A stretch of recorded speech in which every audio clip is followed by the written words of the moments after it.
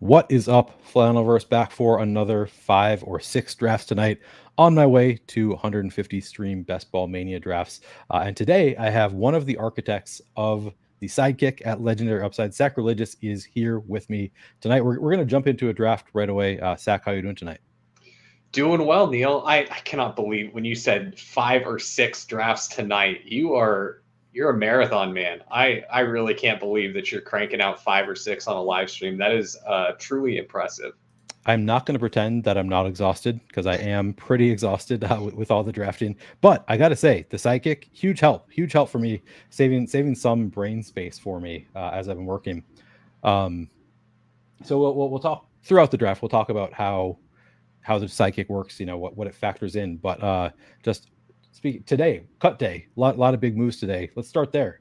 Who are the biggest movers in the leg up rankings? Oh man, I mean, probably the largest one is Jordan Mason. I Just saw with that live. Yeah. yeah, the Eli Mitchell, season-ending IR, kind of crazy because he had returned to practice recently. Yeah. So something weird happened there. Maybe he returned to practice and they just could tell something wasn't right. I'll be interested to hear exactly what transpired to get him on season-ending IR. But we've got him ranked quite aggressively.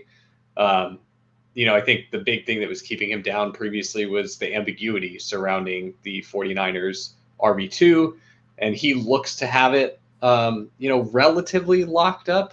I mean, I'm sure there's going to be some Isaac Garendo truthers out there that Yeah. think he's going to be able to steal it. But I mean, Isaac Garendo could not beat out Jawar Jordan in college, and Jawar Jordan just got cut for, gosh, I'm trying to remember the name because it's a real funny name that the Texans have on their depth chart. It was quite literally a learn a name for me today. I'll have to. Didn't see that. Yeah, I'll pull it up here and find it because it's too good to not share. Well, Garendo had like great like RAS score or whatever at the what do you call it? His like physical score was really good, like unheard of good. Yes. Okay. Here you go. Here's the name. British Brooks. Yeah, not familiar. That does No. sound right. Yeah. That's I too was not familiar with the work of British Brooks. Let's go J Jets. Unless this is the Sidekick suggestion is J Jets. Do you go away from the Sidekick suggestion in the first round at all? No. I would go Justin Jefferson here every once in a while because I am a Breesaholic. I will occasionally take Brees over Jefferson here. Like I'll take Brees over Amon-Ra relatively frequently now. I haven't been doing it for the majority of the summer. Like I'm around 7% Amon-Ra, so I'm not terribly underweight. Yeah. But I do want to be overweight on Brees. I think that his chances of finishing the overall RB1 and the overall, skill position player in fantasy this year is just as good as anyone's. So I'm pretty aggressive on him, and we finally actually have that reflected in our rankings. But for the whole summer, we didn't want people drafting off of our rankings to have huge fade positions in the first round and just be hammering Brees Hall. But now that we're here in the home stretch, we're letting our Brees flag fly and just going hard after him. Very nice. I know Pat really was aggressive with Brees Hall last year when he fell to the 4th, 5th round, like kind of fell quite a bit. So yeah, Pat and I were 2 of the top 10 people by Brees exposure in BBM last year. No way. Okay. Yeah. That is pretty aggressive. Yeah, I think we were both over 30% last year. That's all. Yeah, that is quite a bit. What is up? Who Hames? Crutches says only a few more days of work before different work. Yes, I'm not going to get any less busy for me next week, but it'll be nice to kind of change the pace.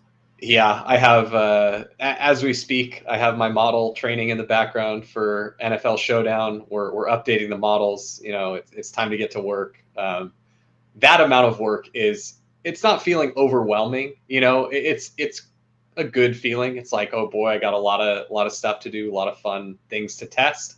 But man, the season really snuck up on us here. It really did. Yeah, especially this with August, I've been just busy traveling quite a bit, so it's just like I have not been at home, and now it's like I get back and it's like, damn, the season is next week. This is kind of insane. Yeah, I last year I made that mistake of having multiple vacations in August. We're on the clock here. So I don't have a ton of Jonathan Taylor. If you want to go that route, that's what's been Yeah, I mean, suggested. JT at 20 seems perfectly reasonable. I'm underweight on him. I have probably like 3%, Yeah, 2%. similar. The other thing I would do here would be Olave. Neighbors I'll take sometimes here, but often, I mean, you used to be able to get Neighbors more in the third round here. He's just been kind of steadily climbing up. Um, so even though the Sidekick's suggesting him here, I want to try to push him around because Yeah. I know I'm not getting Olave in the third. And so there's certain instances like that with the Sidekick where due to the portfolio, just the generative diversification process that we have built in there, it'll occasionally suggest a player where you might be able to push them around. And so I'll make decisions based on that sometimes. Oh, you must be on an older version here because we have the boosted and docked bar has been updated. So Oh no. after this, no worries. I'm glad it's still working for you. Sometimes the older versions will not work, but yeah, your Firefox must not have auto updated. But we'll get you updated after this draft here. All right. Very, Cool. very easy. So are my I guess let's make our pick. DK Metcalf, the suggestion here. Let's see who else is up here. Yeah, DK. I would just hammer. I would just do DK here. Yeah, I like DK. So is the Sidekick factoring in what everybody else has around me? So for example, if I have a Texans player and CJ Stroud comes up and the people who are between me and my next pick, don't have any Texans, is it factoring that in? Very good question. We had some stuff like that where the Sidekick was aware of what was going on in your room that we were testing prior to launch. And it just wasn't always working as intended. There were some behaviors that, were not ideal when we had that feature in. Okay. And so we kind of shelved that one for this year. It is something where I think that we certainly will be incorporating that in the future. Well, I guess no promises, but it's something that we've tried and we have ideas for how to do it. But we wanted to make sure that we got the Sidekick into people's hands for this season. So Yeah. if we were trying to get our dream version of it done before launch, we probably would never have launched it.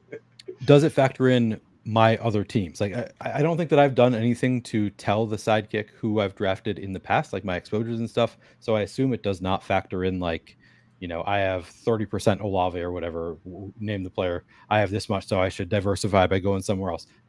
I assume it doesn't do anything like that. Correct. It's not taking in any data from your previous teams and using that to change its decision. However, it does have a generative process for diversification, meaning if you started your drafts with 0 teams and drafted all of them with the Sidekick, your portfolio would be diversified in the manner that we felt was good, based on our ranks, relative to the market. You would have the frequencies that we think are good.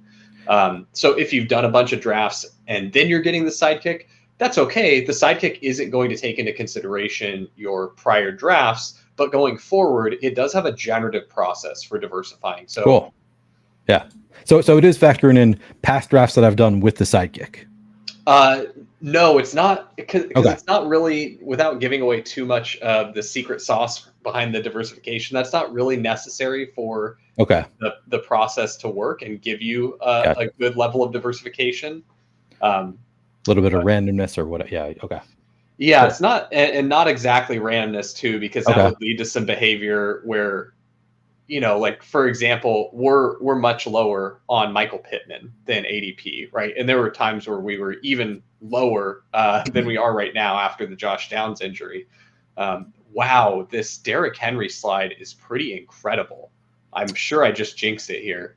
You did not. Look at that. Beautiful. Very interesting that it still wants me to take Josh Allen first. I'm not going to. Yeah, I mean, it's a big slide for both of them. I would do Derrick Henry here though, just because I have like sub 1% Derrick Henry. Yeah. I also and yeah, this is a huge fall. Yeah, we do. I mean, our rankings do have Josh Allen over Derrick Henry, though. And so when you get to a point where there's enough ADP value on both of them, the sidekick is saying, screw it, take the guy we like better anyway. Yep, that makes sense. I suppose that this could have been my opportunity to get a share of Josh Allen with Dalton Kincaid, the rare combo that I never get. Yeah, I mean, I guess I haven't been taking as much Josh Allen lately, but it felt not all that unattainable to me to get Allen Kincaid. Kincaid slips a little more lately, I feel like. So if you get Josh Allen basically past, the 6 hole, it feels like you got pretty good chances of grabbing Kincaid. Yeah. Mark Andrews. All right. So no more crazy fallers here.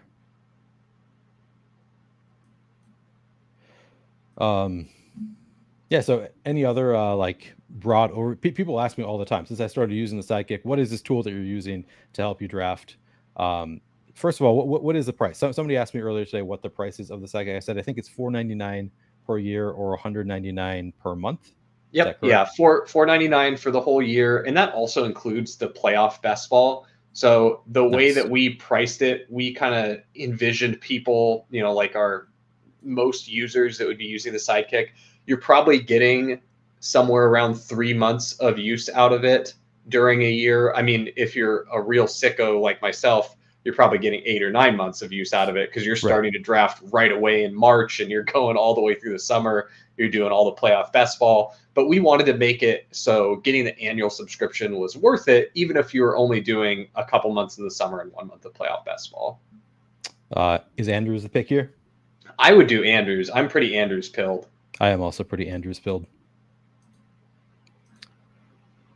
Yeah, this is a fun start with the big Henry slide and Andrews. Yeah, that's got to be pretty tough to get. Yeah, no, this is definitely. I mean, I'm certain that I have not gotten this start yet. Yeah, me neither. Yeah. But yeah, honestly, I'm pretty excited for playoff best ball with the Sidekick because last year our playoff best ball tool, you had to do a lot of manual entry. You were manually entering the picks that everyone in your draft made, and so it was nice. But the feedback I got from a lot of people was, "Oh, I kind of learned how to play playoff best ball using the tool." And then after I got, my sea legs under me, then I was able to kind of do it without the tool because just entering all those picks all the time got to be a little tedious. Now that you won't have to enter all the picks, and I do think we have some exciting improvements to our playoff model that we're going to roll out.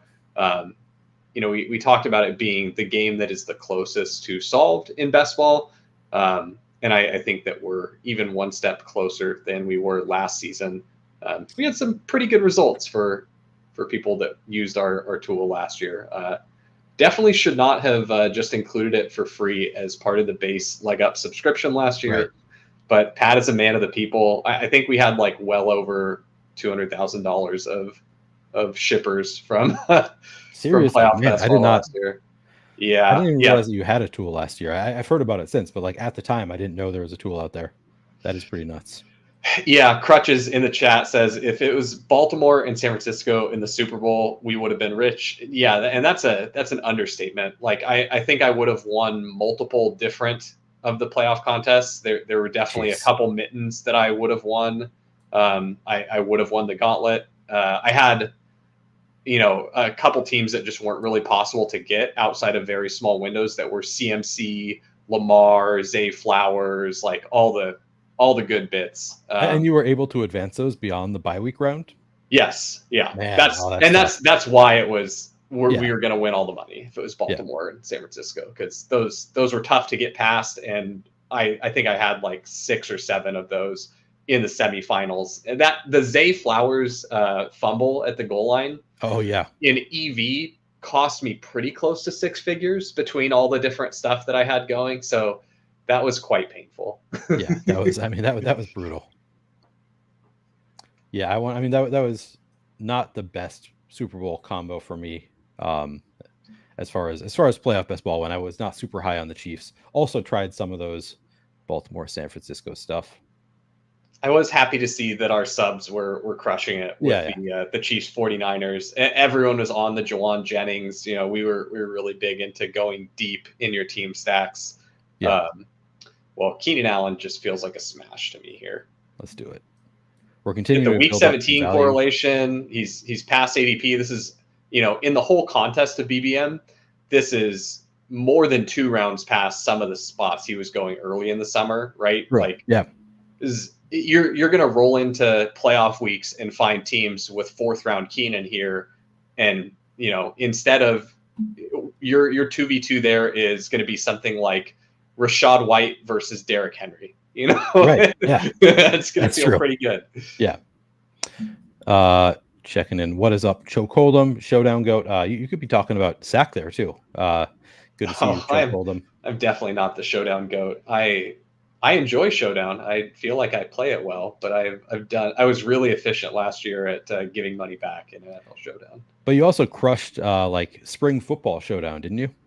Yeah, I did pretty well in Spring Football Showdown. That was that definitely helped to pad the bankroll, take some of the sting off the NFL losses. Yeah, I mean it was really tough for me last year in Showdown too. It was yeah.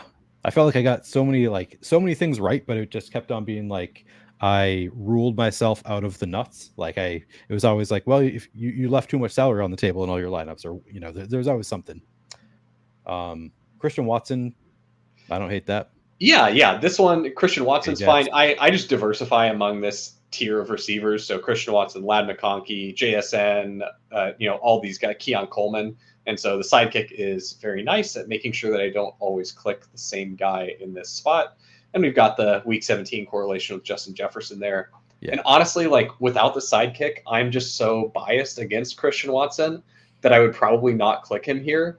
And it's not even that I disagree with our rank. I think he's pretty appropriately ranked. Just in my brain, I have some inherent bias against Christian Watson, probably from being so out on him last season when he was going so much earlier. Yep. But that's, that's not correct to be out on him for what his price was last year. And so it is nice to have something where, the Sidekick is doing what I think is objectively good in drafts. And so It reminds me, it's like, hey dude, Christian Watson's the best available player for you here.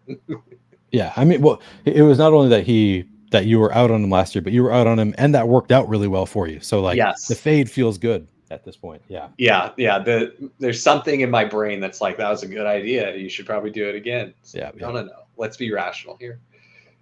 Yeah. I'm trying to get back in. I'm pretty sure I'm still catching up, probably underweight to Christian Watson. So when he falls to me past ADP, I'm taking it. Yeah, absolutely. Yeah, in a correlated spot with Justin Jefferson. Yeah. Yes, we are back after already streaming five drafts earlier today. We're back for another probably 5, maybe even 6. We'll see how late we go. I'm probably gonna be exhausted by the end of 5, so maybe I'll stop. But what up, Bird Doggy, Meatball, Meat Wad? Can I call you Meat? Jesus, wait. My last DK 20, I started J-Jets, Puka, Alan KK. Oh man. Assuming there was a pick in between there too in the 3rd round. That'd be fun. I'm sure there was. I got one of my few J-Jets and Puka combos today on DraftKings as well. And I shared it around to some people and said, I'm rich. Nice. Yeah, I don't know that I have J-Jets Puka yet. But I was talking with somebody in my YouTube comments earlier, who was asking about the Puka combos and whether I think that people who drafted him early are dead because he's going so much later now. And my answer is no, I don't think those people are dead. We have more information now, but also I am basically taking Puka in the 2nd round whenever I can right now because you get a different, unique kind of combo every single time. Yeah, and I mean, you got to think of it the easiest way. It's not like a perfect analogy, but just pretend that it's like a DFS head-to-head, right? It's a cash game. And you flip over the cards and you each have Puka Nacua, but your Puka Nacua cost $700 more in salary than the other guys. And so he took that $700 and spent up. So his punt tight end that you both were going to play, instead of the Stone Min punt tight end, he played one for $3,700. Like, is he the favorite? Sure, by a little bit, but like, yeah, Jordan Love makes sense here. As far as your quarterback options go, the other one that we have on the menu here early is Caleb. Yeah. And so, if you were really wanting to go hard on Jalen Warren and see if, and not let him slide, you could do Warren here. Same with Zamir White, but I think Love is Yeah. totally fine. I like taking Jordan Love here.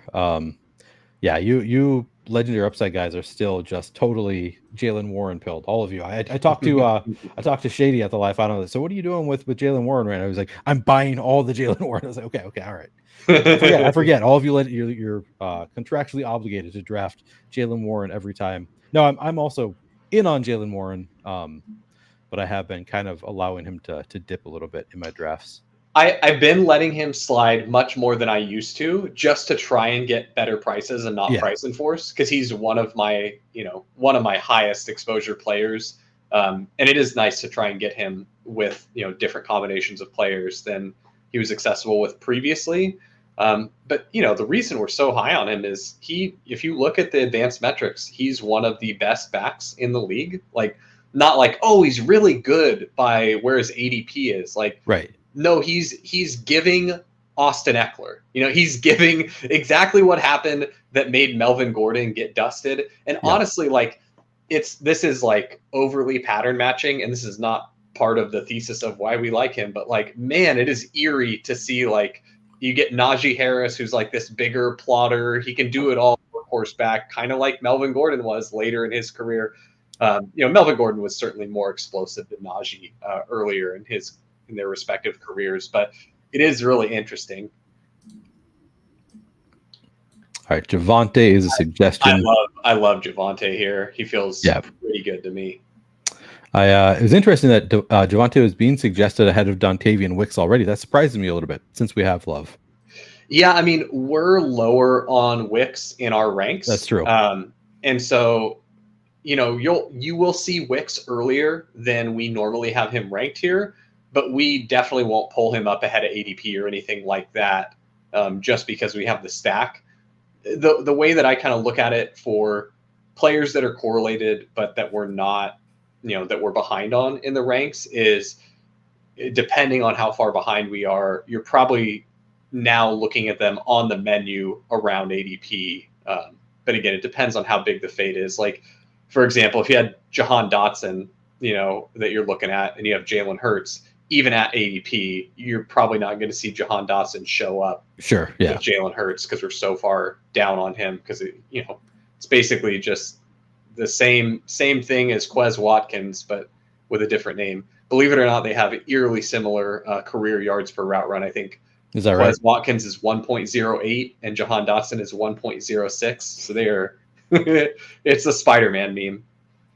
I mean, do you think their situations affect that though? Like, I mean, Quez Watkins was in a pretty good situation in Philadelphia, whereas Jahan Dotson has never had like great quarterback play. So maybe. Yeah, but yards per route run is also bringing in the player's ability to earn targets to that stat as well. And so you would think that with the lesser competition, if anything, to me, it speaks more highly of Quez, because he was able to do that while competing against AJ Brown and Devonta Smith. True. Where you have Jahan Dotson, who was competing with Terry McLaurin and nobody else. So yeah, fair. That is a good point. We got the question, why isn't Neil using the latest version? I thought I was. I didn't know that there was a newer version of the Sidekick. I guess I don't read all the notifications in Discord apparently. We'll make sure you have auto update turned on after this draft, and that way you shouldn't ever have to really do anything about it then. But we do have a little update in there. All right, we will update it. People think that, is this driving you crazy to do just one draft at a time?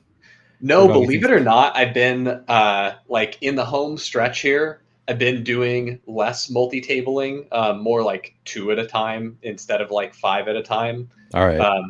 Because I got a lot of my volume in now. I'm leaning more towards doing some of my high stakes stuff, or I have flagship contests left like BBM or the DK Millie.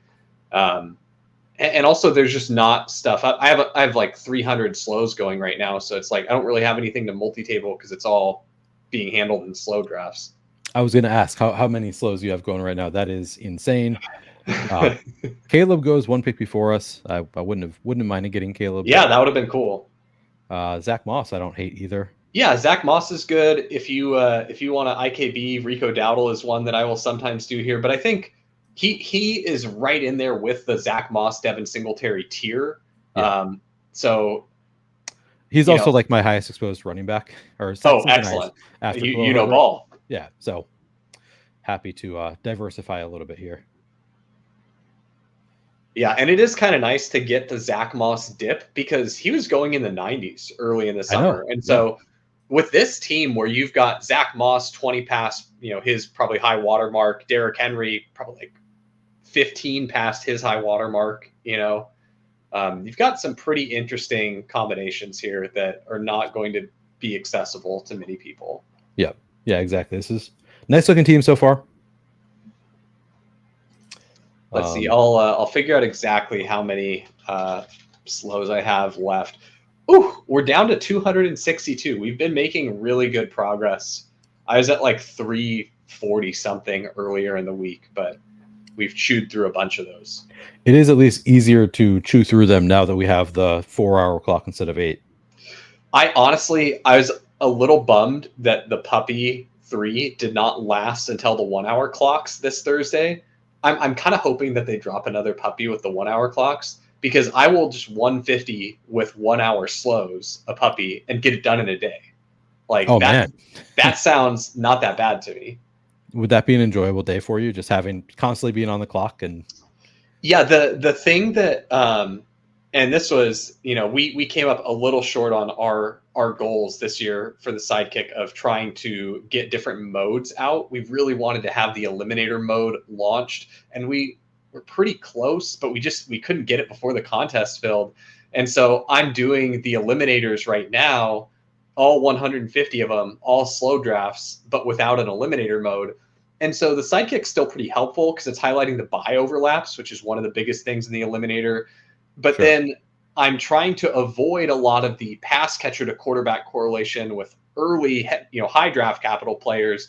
But I'm really trying to lean into the running back and quarterback correlations in that format. So it's still helpful, but I'm having to think a little bit more. I have to actually parse the data instead of just clicking top guy, going through all of my slow drafts. Right. So the Eliminators have slowed me down a little bit. But man, if I had 500 puppies, I could handle that all in slows. Tyler Lockett. So we're getting a third buy overlap for wide receivers if we go with Tyler Lockett. I usually just IKB off Tyler Lockett, but you really don't have. I mean, he's a decent value here. The other players you would pick, like Charbonnet and Chandler, will both likely be available in the next round. This is just kind of a gross spot. So it's probably a take your Tyler Lockett medicine kind of spot. Yeah, a little bit past ADP. Yeah. Feels okay. And that's probably just team stack with the that's internal bias from me on Tyler Lockett. Also the same bye week as Jordan Love. I didn't think of that. I was thinking that we were setting up a Seattle double stack, but it's I think as far as quarterback outs though, you've got a lot that go late. Like you've got the Derek Carr, you've got the Sam Darnold, and then you also already have, honestly, the way that I'm playing the Denver stuff right now is I will prioritize running back in Bo Nix more than I would prioritize wide receiver in Bo Nix right now. Just because, I mean, if you look at the pass rate to running backs last year for the Broncos, they were the highest in the league. Their running backs had over a 30% target share combined last year. Yeah, that's kind of Sean Payton's thing. Yeah, historically. Yeah, he has told us who he is. And so stacking Bo Nix up with the running backs actually feels like you get a little bit more positive correlation than you would with the other, running back to quarterback stacks. And then honestly, the wide receivers are pretty hard to parse on Denver. I mean, there's signs of life for Marvin Mims now with the Tim Patrick being released. It does kind of seem like they were just showcasing Tim Patrick, and Mims is very likely a starter now. But I mean, I wouldn't totally write off Devon Vele. He was allegedly mossing guys in camp. He was getting buzz all through camp. And so, and also I don't think Josh Reynolds is even that bad of a click. So really the way that I want to play the Bo Nix stuff is make sure I have at least one running back. I'm usually not doing two if I have Javonte, but if you got a really deep fall on Jaleel, I would consider it. Yeah. Estimate I view as more of the pure handcuff to Javonte, so I'm very likely not pairing those guys. But yeah, I want at least one running back, and then if I need an extra pass catcher, I can just take a last round Broncos receiver and be fine. Yeah, no, I am kind of buying in on Crutches and I were talking about yesterday. Josh Reynolds being pretty interesting 18th round pick. I have bought some shares of that in the drafts I'm doing right now. I feel like I'm treating the running backs the same way. Like I never really or rarely take Javonte and Audric Estime, but kind of I'm fine taking Jaleel with. I guess I don't take him with Javonte just because they're too expensive, but I do sometimes do like Jaleel and Estime. Yeah, I would take Jaleel and Javonte, but I would require a fall on Yeah, Jaleel, and same. he's become a hot commodity lately. I feel like people are really into him. So Yeah. you know who is a constant follower though, and one that I feel like is gonna you're gonna be happy to have vacuumed up all the fall on this player is the guy who just got sniped from us, Yeah. is Zach Charbonnet. I figured that was who you were talking about. And would have added to our Seattle team stack. Yes, Oh yeah. well. We could take Jaleel here. We could go Zeke. Yeah, Jaleel's fine. Jaleel or Khalil are both fine. I know it's kind of a reach on Khalil, but at this point in the season where we have lots of information, I am just trying to make the clicks that I think are correct. I don't really care that I'm losing, 2 rounds of draft capital here on Khalil Herbert in the 14th round, going from the 14th to the 12th. It doesn't matter that much to me. There are players in that range of the draft that I also want to take. And this, if you had a different running back room, we could definitely consider Ezekiel Elliott here. But this room does not need a Zeke Elliott, right? You got Derrick Henry, No. Javonte Williams, Zach Moss. Like, if Zeke Elliott's hitting your lineup, this team's already dead. Yeah. No, I like. I'm obviously Khalil Herbert. Like I said, is my highest exposed player overall. So very much into the Khalil Herbert click. I guess I didn't have to twist your arm here. Yeah. Nick Chubb. What are you doing with Nick Chubb? Are you drafting any? You scared off from the injury? Not really. I mean, if there was ever a team where you could have felt good about carrying Nick Chubb, it's probably this one. Right. It's just a click I'm not really making. I mean, the guy has had 2 legitimately catastrophic injuries to the same knee, and he's had a third pretty bad, like what would be catastrophic for both you and I. He had a third one of those, Right. It was a pretty serious sprain to his knee, which, like, again, if it happened to one of us, it'd be like, well, I guess I can never run again. But he just recovered from that, no problem. Then had 2 legitimate, what would be absolutely atrocious injuries. Okay. So Chubb here and Jordan Mason are both very good clicks, in my opinion. They're also both likely your last running back, unless you're just getting absurd running back value. Who's your preference? I mean, it's a big fall for Nick Chubb. I feel like it's probably a pretty good spot for Nick Chubb. I mean, your team can definitely withstand it. They're honestly not all that different of plays, but where kind of, if we think of it probabilistically, you're like, what's the probability that Nick Chubb returns to even 80% of his former self and gets good workload? And then you're also squaring that with what's the probability that Christian McCaffrey gets injured and that Jordan Mason is the RB2. The reason he's up so much is we're now much more certain that the probability that he's the RB2 is pretty high. So I mean, when you put them side by side like that, it makes me feel like Chubb is probably the click, especially when you consider the relative cost of each of the players over the whole life cycle of the tournament. But that was an interesting spot to consider. Yeah, no, that was definitely interesting. Like Crutches says, know the workplace rules mean Brooks versus Chubb. I mean, Brooks is pretty young though, right? Yeah. There's that. Yeah. Good morning, Star Kindler. Jeremy wants to know, when are you going to draft someone from Chicago? We already did, Jeremy. This is Jeremy, my friend from home. Yeah, we did take Khalil Herbert. We got our Chicago requirement filled here. And now we're in a pretty fun spot because you're really strong at receiver. You're also very strong at running back. And so basically ADP does not really exist for us anymore. We're like, we need 3 quarterbacks most likely, or 2 more quarterbacks most likely. and we definitely need at least one more tight end. And then we're going to have a lot of luxury picks where I'm assuming we'll add a minimum of one more receiver. But after that, we're pretty flexible.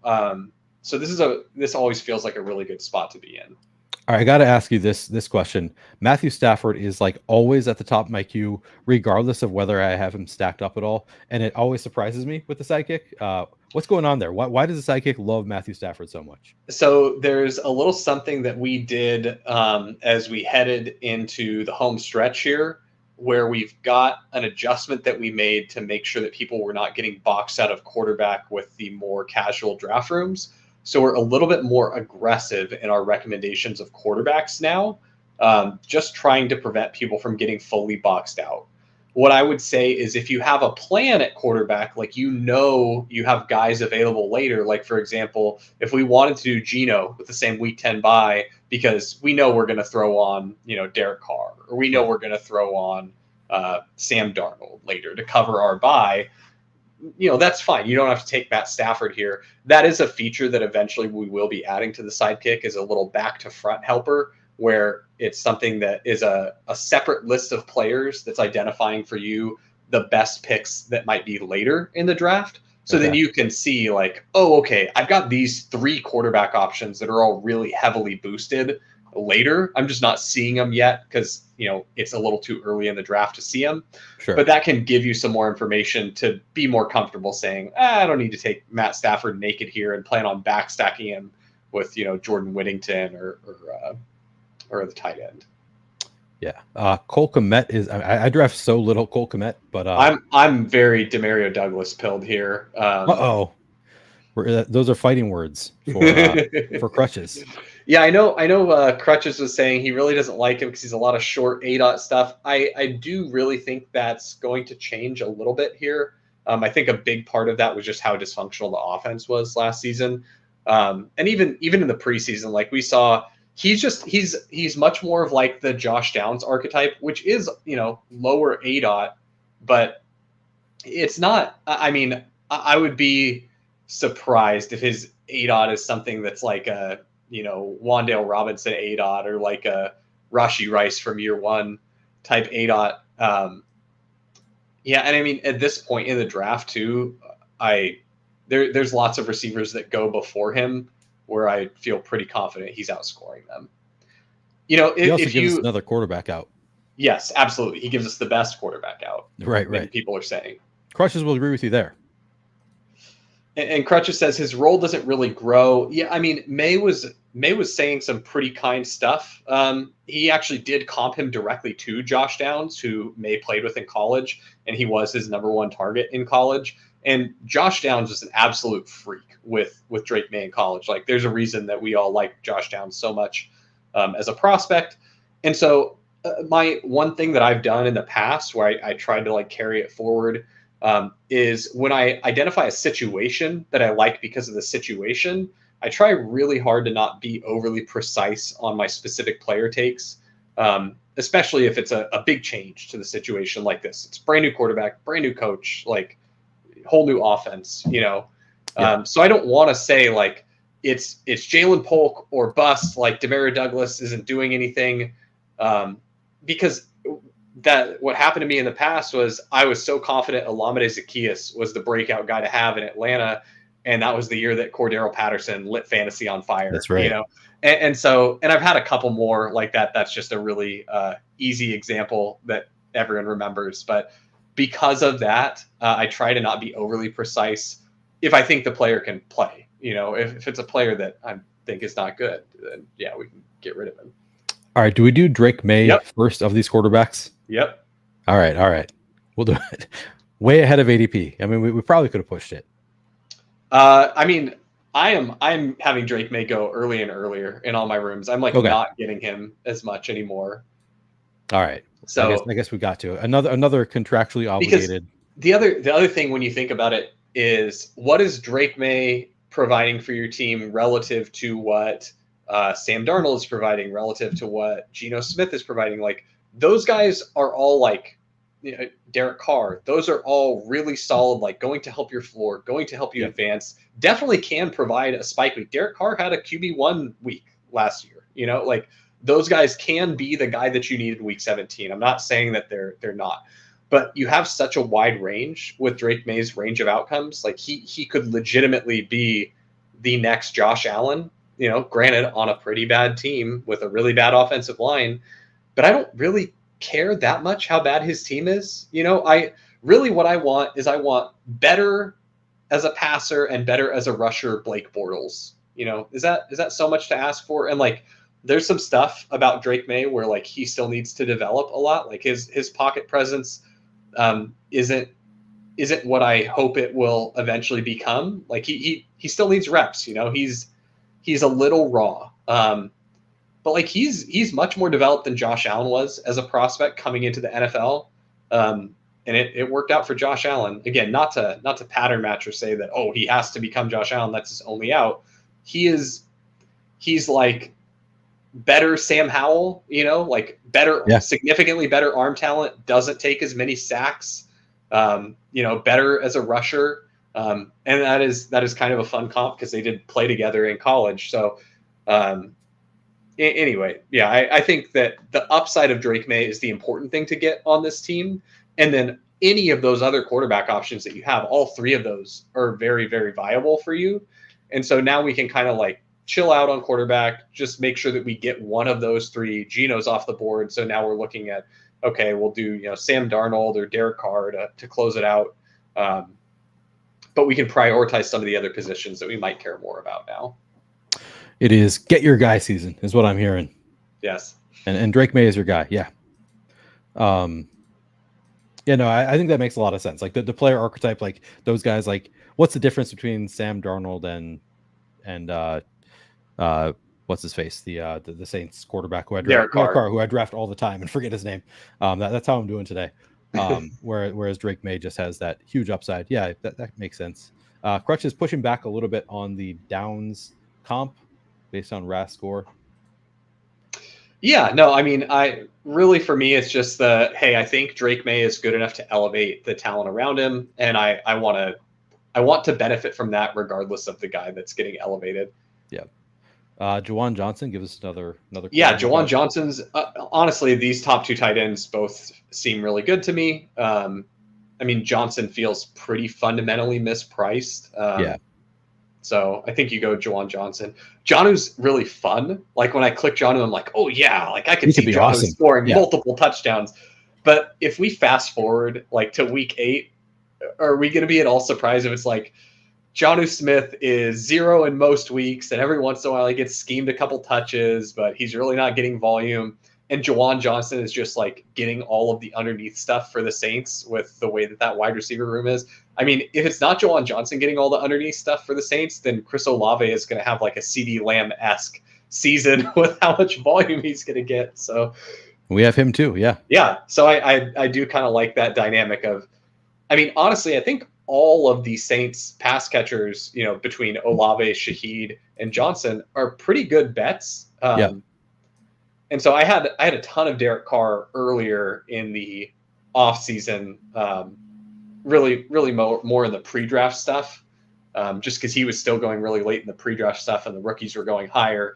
Now that some of my favorite rookie clicks like Bo Nix and Drake May go later in drafts, I get a little bit less Derek Carr. Yeah. Yeah, I mean, when I say I have a lot of Derek Carr, I probably have like 11%. That's it's kind of how my quarterback exposures go. Maybe not even 11%. Yeah, that's a healthy amount for Derek Carr. I mean, really the only quarterback that I am super overweight on is Drake May, and everyone else is relatively flat. But yeah, Drake May is far and away my highest exposed quarterback. How much would the Sidekick be factoring in that I have a double stack of New Orleans versus just one Vikings player, or like the strength of the players I have from the different teams? Is it factoring that in? It's definitely factoring in double stack versus single stack. It's also taking into consideration your week 17 correlation. So you've got 2 bringbacks for Sam Darnold here. So it is considering that as well.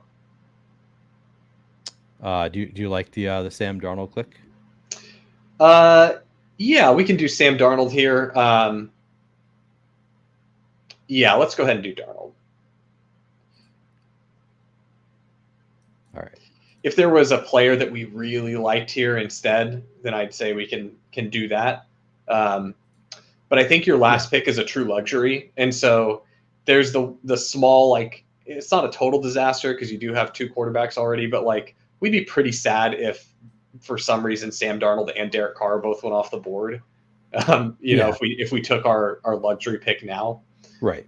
Yeah. If there were a player that I loved there, and I guess I didn't look closely at ADP, I was looking at the top of the Sidekick, which sometimes it can be a little bit different. But I don't see anybody that I'm like sad to miss out on. Yeah, here a couple pretty good picks late. Two of these guys are actually three of these top five are all guys that we have boosted up because of low ownership with Tucker Kraft, Jalen Naylor, and Malik Washington.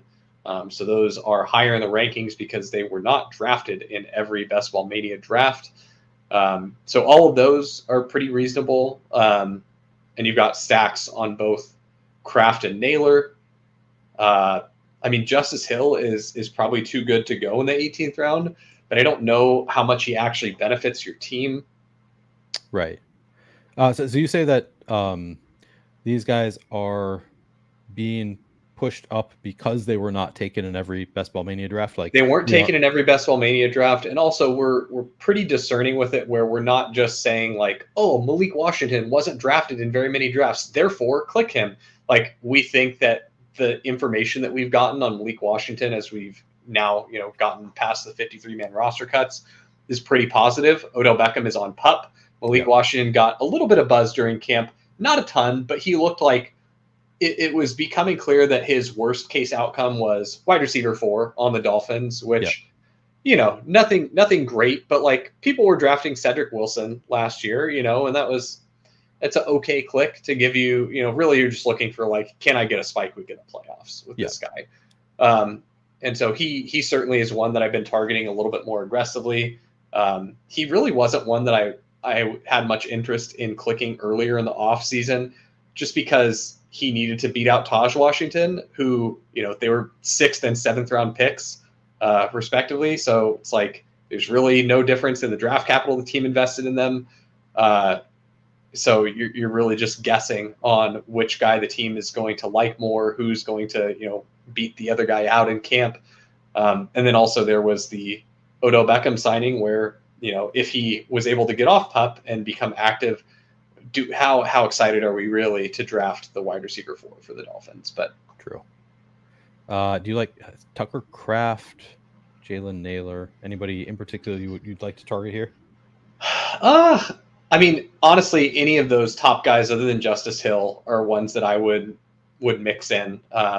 Kraft, Naylor, Corley, any of those three feel pretty reasonable to me. Let's get a Kraft share. Yeah, I like that. I don't have a ton of Kraft. I think the most likely outcome is that Kraft and Musgrave are frustrating for fantasy managers this year. Yeah. But if one of them can consolidate and actually get more target volume, then they were fine is even a little too kind for what Musgrave did last year. Like as a rookie tight end, like sure, yeah, it's fine. But if you get that same level of production this year, you're not going to be super thrilled about it. No, not where he's going now, not at all. Right. And so I think that you're banking on one of them consolidating it and taking a step. And so for me, as someone who was pretty heavy on Musgrave earlier, just with Kraft missing all of camp with a torn pec, and thinking that might give Musgrave the leg up that he needed to really assert himself as the bona fide tight end 1 on the team. Now I'm more in the camp of I probably just should not draft any more Musgrave, and I should maybe occasionally click some Kraft. But really, it's like with Jordan Love stacks when I need a third tight end, Yep. So I'm going to read off our team and enter another one. And you can check out whenever you need to. This team is Mahomes, Herbert, and Rodgers. Wait. Oh, this is your old one. Since your draft hadn't finished, while that draft finishes, we should get you updated to the current Sidekick. So click your little puzzle piece icon on the top after we review this team. Okay, yeah. So this team is Jordan Love, Drake May, and Sam Darnold. Running backs Derrick Henry, Javonte Williams, Zach Moss, Khalil Herbert, Nick Chubb. Wide receivers Justin Jefferson, Chris Olave, DK Metcalf, Keenan Allen, Christian Watson, Tyler Lockett, Pop Douglas. Tight ends Mark Andrews, Jawan Johnson, and Tucker Kraft. So a 3-5-7-3. Talked about this last night with Crutches. He asked me how often I do this, and my answer was like not very frequently, where I get 3 quarterbacks and 3 tight ends. But I kind of like the team. Yeah, this year I've done 3-5-7-3 at a much higher frequency than I did last year. So I think just the landscape sets up pretty well for it. There are some good late tight end clicks that I like a lot. Jawan Johnson or Theo Johnson. Both of those are pretty good. Colby Parkinson. There's a lot of appealing late tight ends. There's a lot of appealing late quarterbacks. And going something like 3-5-7-3, you're stacked at running back and wide receiver now. So that's a pretty good spot to be in. All right, so I'm a linear upside. You can always read and change. I'm clicking the settings, manage extension. I don't need to remove it, do I? Nope. If you just go settings and then manage extension, and then when you're on that page, that's the add-ons manager, you should see a little settings wheel there. Yep. And then click that settings wheel and just click check for updates.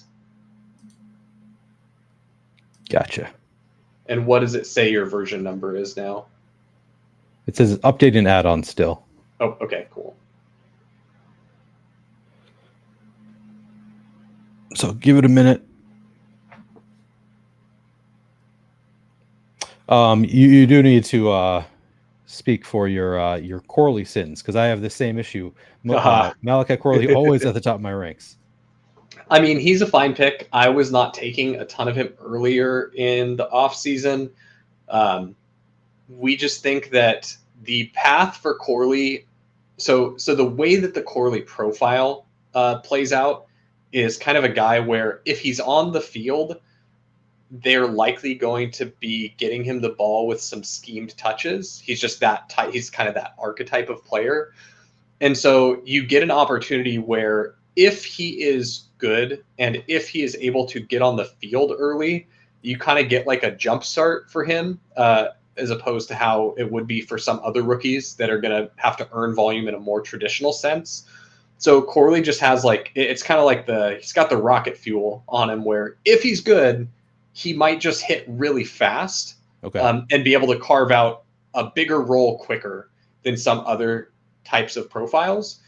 So I really don't mind him there. Also, the Xavier Gipson injury is actually the big reason. And I know that sounds like some people are like, why do we care about Xavier Gipson? We care about Xavier Gipson because it got Corley to get some first-team reps in the offseason, in camp, where with Xavier Gipson active, I actually occasionally would click Xavier Gipson. And when I say I'm occasionally clicking someone, it's because I have 2,000 teams and I click Xavier Gipson once or twice on an Aaron Rodgers team, in the 20th round on DK or something. But yeah, with him getting injured, and the team really did like Xavier Gipson, from everything that they've said. So Corley getting that opportunity to work ahead of him, I think it just opens the door to a profile that could be really exciting. So that's part of the rank. It still says updating add-ons. It feels like should I just refresh at this point? It feels like it shouldn't take this long. Yeah. Or am I wrong? Maybe it does take this long. No, I also check that your Firefox is updated to the most current version of Firefox. All right.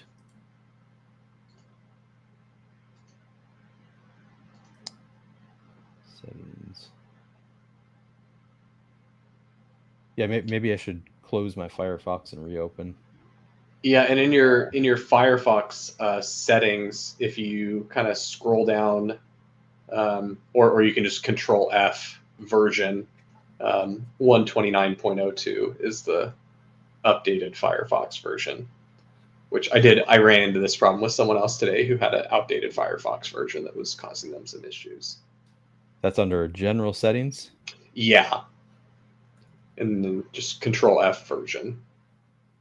Why is it not finding that? Also, if you're having trouble finding it, the settings you can get to by typing about:preferences in your address bar. Yep, I'm there. Okay. Just scroll down to where it says Firefox updates. It's like 70% of the way to the bottom of the page. There we are. Sorry, version 129.0.2. Yep. Firefox up to date, it says. Okay. Here, I right. will. Still says update. I'm just gonna. Should I just refresh my? Yeah, go ahead and give that a try. And if that doesn't work, I also can send you the link to download the most current version. All right.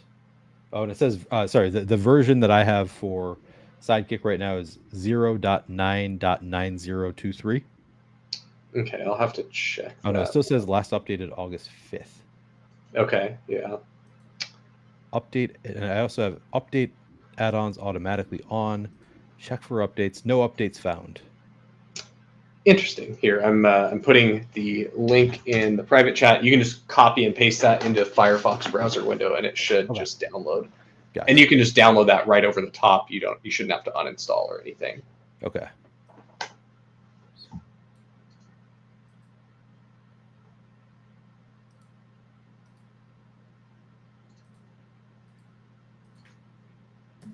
We're gonna get there.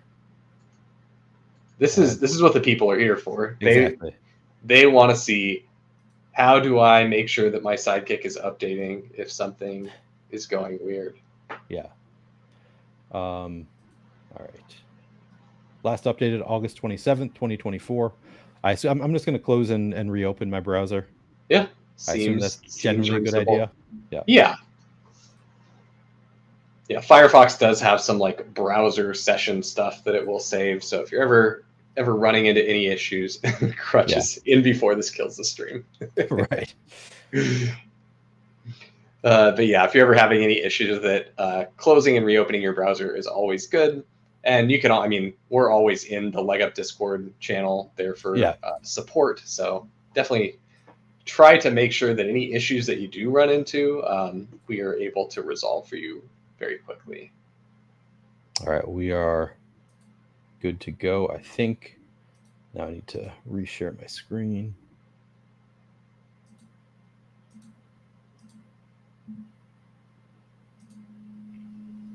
Okay. All right, here we go. We are here, so let's see if we are. Oh yeah, you have the updated version, because we have the little radio sliders now for the boosts and the docks. Interesting. So it'll make it a little easier to read as you go through the draft, rather than just having to read like the hot and cold colors. They'll slide up and down, and then they'll fade or get brighter depending on if they're boosted or docked. Okay, so I've never actually paid attention to that setting. So what's going on here? Hopefully this makes it a little more usable for you.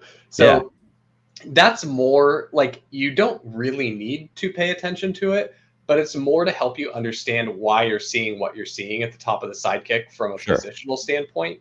So as you take players, you will see the sliders change by position. So if you, for example, started running back, you're going to see a pretty healthy dock on running back. So that running back slider will move almost all the way to the bottom if you go running back, and it'll kind of fade out into the background.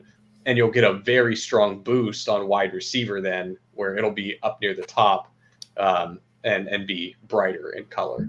So I see. You shouldn't necessarily need to change your behavior based on that, because the Sidekick's already incorporating it. It's just, we found that, in early testing, people were like, why is it showing me all tight ends? That's like, because you do need a tight end here. Right. Okay. So it's just showing you positional docks and boosts. Correct. Yeah. Okay. Gotcha. And it'll be, I assume, after I make a pick, we'll see one of them, maybe multiple, I guess all of them move. Yeah, and in this first round, you won't get a ton of movement. Really, the only thing you get movement on in the first round is if you take a running back. Right. Because that's the thing where it's going to, derail you the most from like what other positional needs you have. But not that it's bad to take a running back in the first round inherently. Are you using the draft buckets from Leone's manifesto? No, we have our own data Okay. science stuff that we've done to Yep. determine, and we don't really want to use. And Leone would tell you this too. You don't want to use the historical data for like Right. this, the amount of draft capital that you could spend that worked really well last year. Right. And so we've got a way that we think is a pretty neat solution for figuring that out for this year and future years. And so we're going with that. Looking forward to seeing what it looks like going forward. Yeah, I'm very excited for how we're able to improve on the Sidekick, because we have so many fun features and ideas that we've either worked on a little bit and just aren't ready to roll out, or things that have kind of been put to the back burner because we didn't have time to do them for this draft season. But it'll be very fun to see it develop. Wow, Jahmyr Gibbs at the 1-8. Do we just go Bijan here? Yeah, absolutely. That's fun. And then see, we get a little running back dock and a little wide receiver boost. Yeah, Off very, of very this slight. running Yep. back. Cool to see it. Looks a little bit sleeker this version. Yeah, and it does give us a little bit more real estate up in that top bar for some future features that we want to add. We did need a little bit more space on the overlay to be able to add some other stuff in. So it is nice to have that additional real estate. I will go back to this comment. Put some respect on Rashid Jaheed's name. And then Christopher says Dan K loves average players on bad teams. Slightly odd. I'm kind of in on Rashid Shaheed. I don't remember what we said that was that it was disrespectful to Rashid Shaheed. I think I was saying something about Juwan Johnson or Olave vacuuming up all the underneath stuff. And yeah, I just don't anticipate the Saints deploying Shaheed in the short area part of the field. But I think Shaheed is good. Like, he's legitimately a good NFL receiver. He comes out very favorably in the stuff that we look at when we're doing rankings for Leg Up. He's quite good for where he goes. And now that he's fallen a little bit, I'm actually pretty happy to get more of him. But I mean, in the big board, I think we were like 20 picks ahead on Shaheed where he started, which he was going in like the 120s, and then he screamed all the way up to like the low 100s. Yeah, and we almost got to shark jumpy on him. I think we did end up behind on Shaheed for a little bit just because the market got so frothy on him. He's been moving back down now. Yeah, which is nice. Would have been fun to get Drake London there to go with our Bijan. But Debo is perfectly fine here. And yeah, this is another part where the Sidekick would, these top four guys, you would see any of those top four here, depending on the draft that you're in, all at different frequencies, of course. But they're all pretty close. Yeah, it is going to mix those guys up here. I mean, I think if you, there's probably like a 1 in 10,000 shot that you see Malik Neighbors get pulled up here. But interesting. That's kind of high. So do you think the Sidekick gave a boost to Drake London because we had drafted Bijan? Yeah, it did. We do have teammate level correlation on there. One of the things that is like, I think we've talked about this enough to where I'm not like spilling some state secret, but one of the edges that people are not properly accounting for is when you're thinking about correlation, a lot of people are thinking about the single game correlation from the standpoint of what you would measure for DFS player. Yeah. And the way that you would measure that is, you've got these players' projections and you're looking at the coefficient of correlation between them, or the R squared between those players, right, when they score points. And so there's a little bit of information in there that people are taking for granted when they do that analysis, and that is the player projection. And so what is feeding that player projection? If you've ever done projections, you know that the game total is feeding that line, right? Like, the game total is heavily influencing what that player is projecting for. And so, Neil, if you had to guess, how accurate do you think a week 17 line right now might be? You think there might be a little movement between now and then? Tiny little bit, yeah. And so you're not only benefiting from the correlation that those players have, that you would see in a DFS type contest, right? Where we have the game total, it's known, and we know that, hey, based on their projections, this is their coefficient of correlation. You're also benefiting from the game total being incorrect, right? So Yep. if it just so happens that Atlanta and Washington in week 17 has a total of 51.5 for the over-under, well, you're going to be pretty happy that you correlated players from that game, because even if Drake London was, projected for worse, he was lower projected than, say, Marvin Harrison most weeks, but Marvin Harrison's in a game with, a 43 over-under, and Drake London's in one with 51, well, you might prefer the guy in the higher game total there, and obviously that flows through to projection. But yeah, it's something that seems so easy, but a lot of people, I feel like, aren't really considering that when they're thinking about correlation in the lens of best ball. Yeah, that's really smart. Last year, I remember the example of, I did drafts with multiple people who were like, I really love the Jets Browns stack, and it was like a super easy stack to get based on where it lined up. And my thinking was, why would you want to stack that game of all games? Like, that's going to be a really low scoring game. Of course, that ended up being the game that you needed. So it's kind of like, I feel like people are doing it just because it's easy, and I'm gonna fade that because I think it's gonna be a really tough game. But then it ended up being absolutely the game you needed was Jets Browns in week 17, or was it week 7? Yeah, I think it was week 17. Yeah, that was the Thursday night game that kicked us off with the big Breece game. You got a big Jerome Ford performance. David Njoku had actually, did Njoku have a good game there? I think he did. I think he did have a good game too. But yeah, I know that Breece and Jerome Ford, because one of my big board teams that was in the finals had Breece, Jerome Ford, and so I think I shot up to top 5 after that game. It's like, oh boy. Very nice. All right, Diggs, a suggestion. Yeah, I love Diggs here. I'm very happy to get him. Occasionally, just because of the way that we have the players tiered, we will sometimes see Tank Dell flip Steph Diggs here. But most of the time, if you're using the Sidekick, you'll get Diggs over Dell. But I do really like that occasionally it does mix that up, just because we have Diggs ranked better and we believe in that rank. We believe he is a little bit of a better pick than Dell, but not by so much that we think that you never should have Dell with combinations that you would typically have with Diggs. And so that is that's kind of one of the main points of why we made the Sidekick. Very cool. Yeah.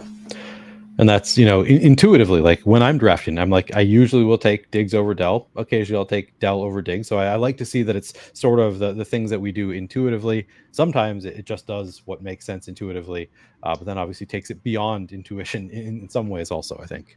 Yeah, the hard part is that my lizard brain sometimes is like, but I know that I want to mix these combos up, so I want to take Tank Dell here. And it's like, dude, just chill. And I swear, the couple times that I've actually done that, where I'm like, I'm gonna IKB this Sidekick. I know how to diversify. I'm doing it. And then the next draft that I am in is one where I've gotten the diversification, so it's flipped those players. I'm like, oh, I'm an idiot. I should have just been patient and and not that not that you can't ignore what it's saying or IKB it. You certainly can. But it's just like, if you're doing it because you're trying to diversify off of something that should probably happen at some low frequency, it's really hard to do that correctly, just going off of your brain. And so it's nice to have something where it's kind of calibrated to, hey, this is about the frequency we think you should mix this up at. Yeah, that's pretty cool. I don't hate either of these current suggestions for our team. Yeah, I'm a strong lean towards Flowers. Just since we started with a running back in the first round, I really want to make sure that we don't get buried at wide receiver. So this would have been, if Flowers had gone here, we would have been in a really interesting position where it's recommending Allen and then Kelsey and then Higgins.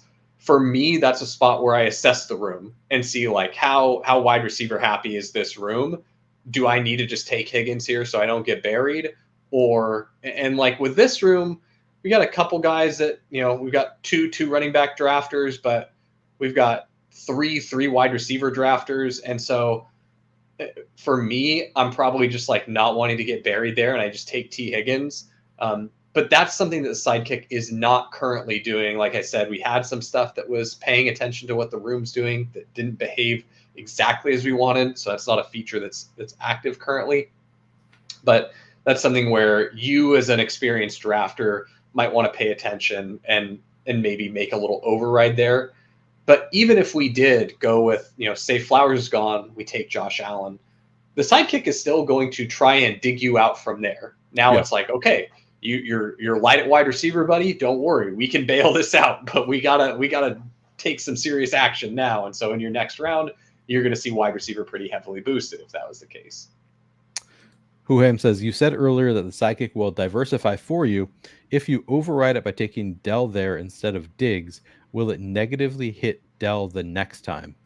Good question. And no, it will not. It's trying to tell you a frequency at which you should be doing things based on the situation you find yourself in the draft. So for this specific spot, it was saying, hey, when you have Bijan Robinson and Deebo Samuel, you should probably draft Steph Diggs here X% of the time. And then Tank Dell is some smaller Y% of the time. And then you probably have Zay Flowers some even smaller, Z% of the time, where it's really not going to recommend that often because it thinks that he's going to be there at your next pick. But I hope that answered the question. I think it did. I think that answers it. By the way, if any of you have any other questions for Sack, get them in now. I don't know if you're going to make it for the rest of the draft. You're going to have to sign off at some point, but having you here live to answer questions. And I know you're also always in the Discord, so I guess this is not like your only opportunity to ask Sack questions. But if you want to hear him, so sometimes it's easier to ask these questions when you can hear from somebody rather than just reading what they're saying. Yeah. Always happy to answer questions. And, I am very active in the Leg Up Discord and the Deposit Kingdom Discord. You can pretty easily find me in either of those places. I do not have a Twitter, though, or any other kind of social media, anything like that. So Discord is really the only place you're going to find me outside of reading my content over at Leg Up or catching me on the occasional stream. Yeah, but easy to find you in Discord. Yes, and it will be easier to find my content on YouTube as the football season kicks off here, because I will be hosting Stat Chasing again with my co-host Drico. Definitely looking forward to that. So we'll have those over on the Ship Chasing channel live after week 1. Very cool. All right, Christian Kirk Christian Kirk at 57. Yeah, Christian Kirk's a great pick. I mean, yeah. Do you remember when Christian Kirk was going in like the mid to early 40s? Like, yeah, very well. Because I was drafting him there quite a bit. Yeah, me too. Yeah, I feel like people freaked out because in the preseason he didn't run in 2 wide receiver sets for some of it. But could it also be that they might have wanted to get more reps for their newly acquired receivers in Gabe Davis and Brian Thomas Jr.? Maybe, perhaps. Maybe. And we saw this same stuff last year, right? People were, oh gosh, Christian Kirk's not running in 2 wide receiver sets. Oh no, Calvin Ridley's gonna dominate him. And then week 1 happened and people were so concerned about Christian Kirk. Week 1 was bad. I believe Leone issued a public apology. I was about to say that. I remember that. Yeah, yep. But honestly, a veteran savvy move by Leone, knowing that all he needed to do was issue the public apology to unjinx Christian Kirk, who went on to have a pretty fantastic season while he was healthy. Wish he was able to close that season out fully healthy. But yeah, he unfortunately exploded his testicle. Yes, I think that's what it looked like. I don't think that's what the injury actually was. No, we were all speculating. I do believe that's what it was. I mean, he had something like maybe not testicular torsion but there was something, a problem that you don't want to have. He had to have like a lower abdominal surgery. Just usually means something not terrible, something like that. What if we just drafted all the players at the cheapest all draft season? There's 2 good options here that are the cheapest that they've been their whole draft season, in Keenan Allen and Jaden Reed. Both of those are awesome clicks here, in my opinion. Do you have a preference? Oh gosh, I mean, For upside, Jaden Reed. Yeah, it's a personal. Yeah, I think either one's fine. I have a ton of both of these players. They're two of my higher drafted wide Oh, receivers. I do not have that much Jaden Reed. So that was the tiebreaker for me. Is I think I have a lot of Keenan Allen. I don't think I have a Okay. ton of Jaden Reed. Well, I'm glad that glad you got some Jaden Reed here. I've been playing the value game with the Packers receivers. Yeah, I mean, I really like that with Dobbs. I think Dobbs is a pretty good value. I think Watson is pretty appropriately priced, and I just have to get over my internal biases against Yeah. him. I think Wicks is also like reasonably priced ish. He's a little high right now. If he had stuck in like the 140s was probably too cheap for him. Yeah. The early 130s, late 120s, that was reasonable. But now it's just like it's gotten to be a little much. Where he goes, there's just too many good running backs to pick. Where it's like it's going to be week 5, and you're going to look at what all those running backs are doing in that range, and you're going to look at Wicks, and you're like, oh dang, yeah, okay. Now I get why this price was a little much. But I think Jaden Reed is a pretty strong candidate for this season to be one of those classic second-year breakout receivers. I mean, guy broke out as a rookie. He crushed as a rookie, and he to me seems like he's the best receiver on the roster for the Packers. I would not be surprised at all if this is the season where Jaden Reed just asserts himself as the dominant wide receiver 1 for the Packers, and we all wonder why we drafted him as wide receiver 37 or whatever when he finished much higher than that last year as a rookie. Same except Dontavian Wicks. I mean, because I know that. So. I do have a good amount of Dontavian Wicks in the big board and in the rookies and sophomores contest, actually. And the rookies and sophomores one was actually thanks to you. I think we were talking about our exposures, and you said something to the effect of, I'm surprised you don't have more Wicks. And I was like, no, I told you I'm addicted to drafting Dontavian Wicks. Yes. And you asked me why that was. Yeah. I sent you the coach index thing, and then a little bit of info on Dontavian Wicks. Yeah, that's right. And so yeah, I did come correct on Dontavian Wicks and rookies and sophomores. He was super mispriced there. You were very right. Yeah. So I'm really happy that I got to play that bet that way, because it feels like I got the best of when I could get Dontavian Wicks. Yeah, true. Yeah. We got him early when the price was the best. I think I have 77% in rookies and sophomores. Sadly, only 40 drafts for me there, so not like a huge, and they're not like high dollar drafts, so it's not worth all that much. But I was in fact addicted to it. Yeah, we've got this. I really like this start here. We're in a pretty good spot here where we've afforded ourselves a lot of flexibility by really hammering wide receiver after the Bijan click. And having, I mean, I feel this a little bit more on DraftKings and Underdog, but having that hero running back start just makes me feel so much comfier pushing running back when there's other good clicks available.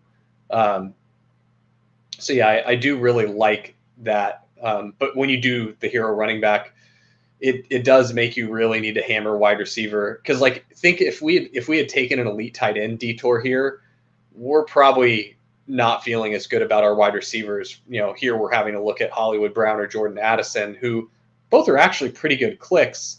But I think the click that we would prefer to make here, I'm going to wait for Rona Survivor before I say it. What a name. Yeah.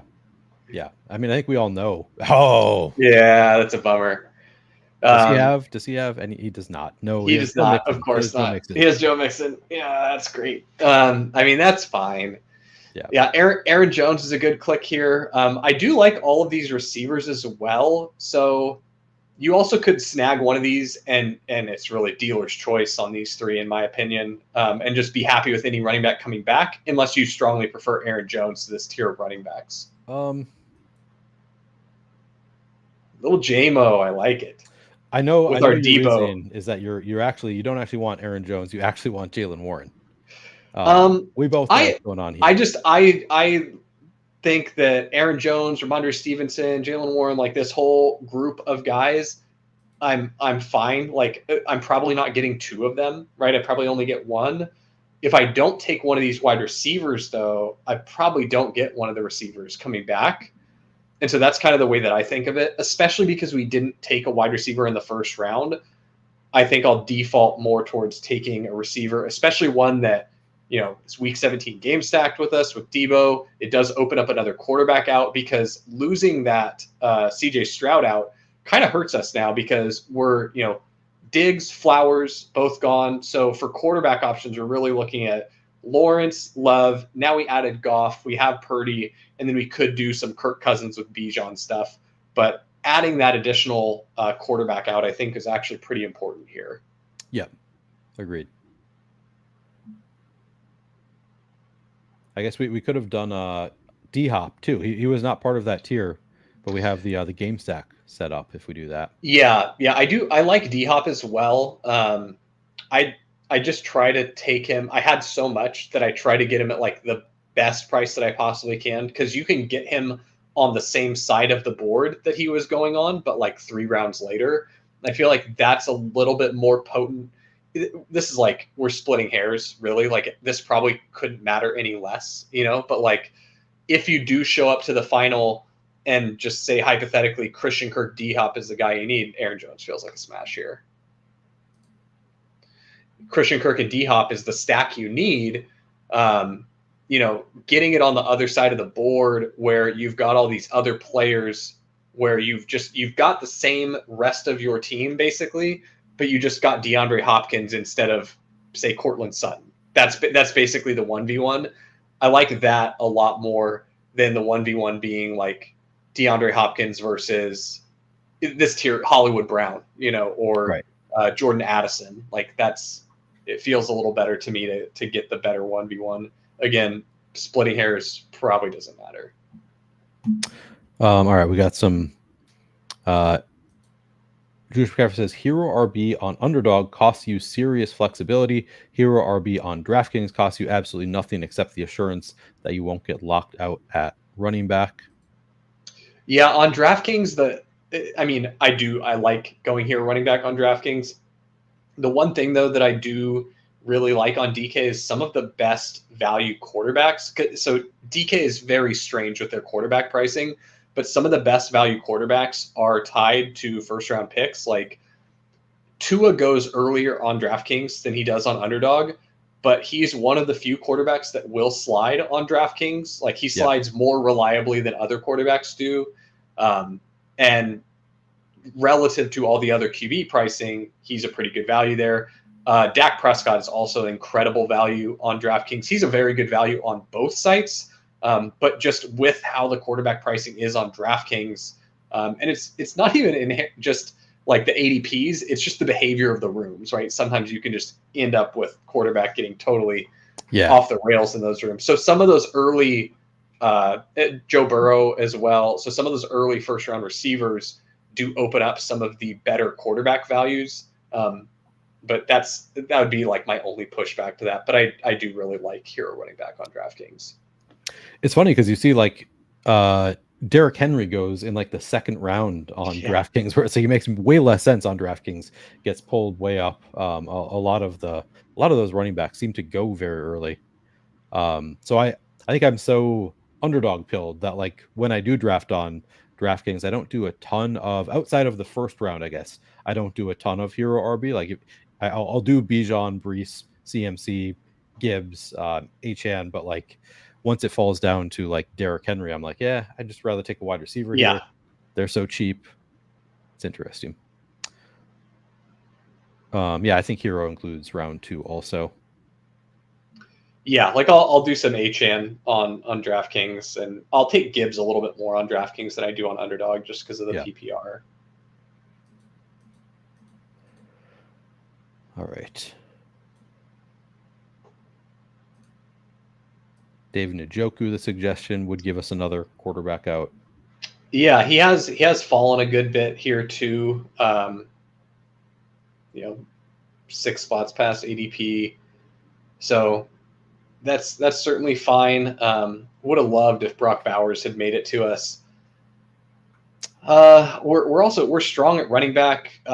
We're very likely going to be doing, I would assume, like Trevor Lawrence in the next round. Yeah, So I don't hate doing like Tony Pollard here or doing doing a running back, just knowing that we're not going to take one of these running backs in the next round, and this is a pretty good spot for them.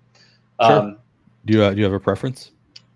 not particularly. I mean, Brooks is we've got a spot where we could do Brooks just because of how strong our running back room is early. We can probably True. carry him, and this is much later than he's gone in the majority. He was Yeah, in the 80s for a while, in BBM. true. Like I wonder if he's going to keep moving down, but he's still going to be like this is still going to be relative to the majority of BBM. It's going to be late. Right. He can't. He also can't move down that much just because there's not a lot of time left. Yeah. And moving down on underdog happens very slowly. Yeah. Just because the way that they calculate ADP with the 2-day rolling averages, you need 2 days of him falling for him to get the full fall in, and even then you have auto drafters that kind of artificially prop the price up. So Yeah. really, like if you're trying to see how much a guy will fall, and it's going to be a precipitous fall, it takes multiple days on underdog. Where on DraftKings or FFPC, it can happen pretty immediately. But just the way that ADP works on underdog leads to a little bit more tethering to prior ADPs. And I did not know the way that ADP works on underdog. That's Gotta interesting. gotta get deep in the weeds, Neil. We gotta grind out all those little micro edges. Yeah, for sure. I like that.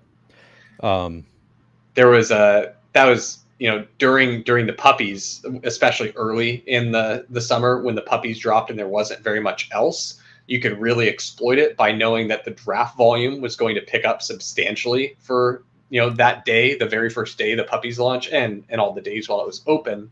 And you could use that to kind of know, okay, hey, all the receivers are going to move up, these running backs are going to fall. Hmm. And because the volume, it's a rolling average, the volume is so much higher on drafts in that day, it has a disproportionate effect compared to the previous days. Say you're getting 10,000 drafts completed compared to maybe 5 the previous day. Huh. So a couple good options here. Purdy's a good click. Lawrence is a good click. I'm the way that I try. I mean, I'm fine with. You can take your. I would be taking a quarterback here, but I would just Yep. take your favorite one. For me, the way I usually play the Purdy and Detroit stuff is I will try and play it through Detroit or get Purdy to fall. Hmm. Just because Goff usually goes in the same spot of the board, and so you can kind of just say, hey, I'm getting one of these quarterbacks. Either get Purdy at a crazy value, or I can get Goff here. What I'll do to pay attention to the room, though, to try and make sure that I'm doing that in the right spots, is figure out where the Laporta drafter and the Amon-Ra drafter are. If I don't have Right. one of them, if I'm trying to do it with Jameson, and just making sure that they're not going to be scooping it before me if I'm passing on Purdy, especially if I have a small number of quarterback outs. Like if I'm very if I really need these quarterbacks or I'm going to not have stacks, then I wouldn't be passing on Purdy.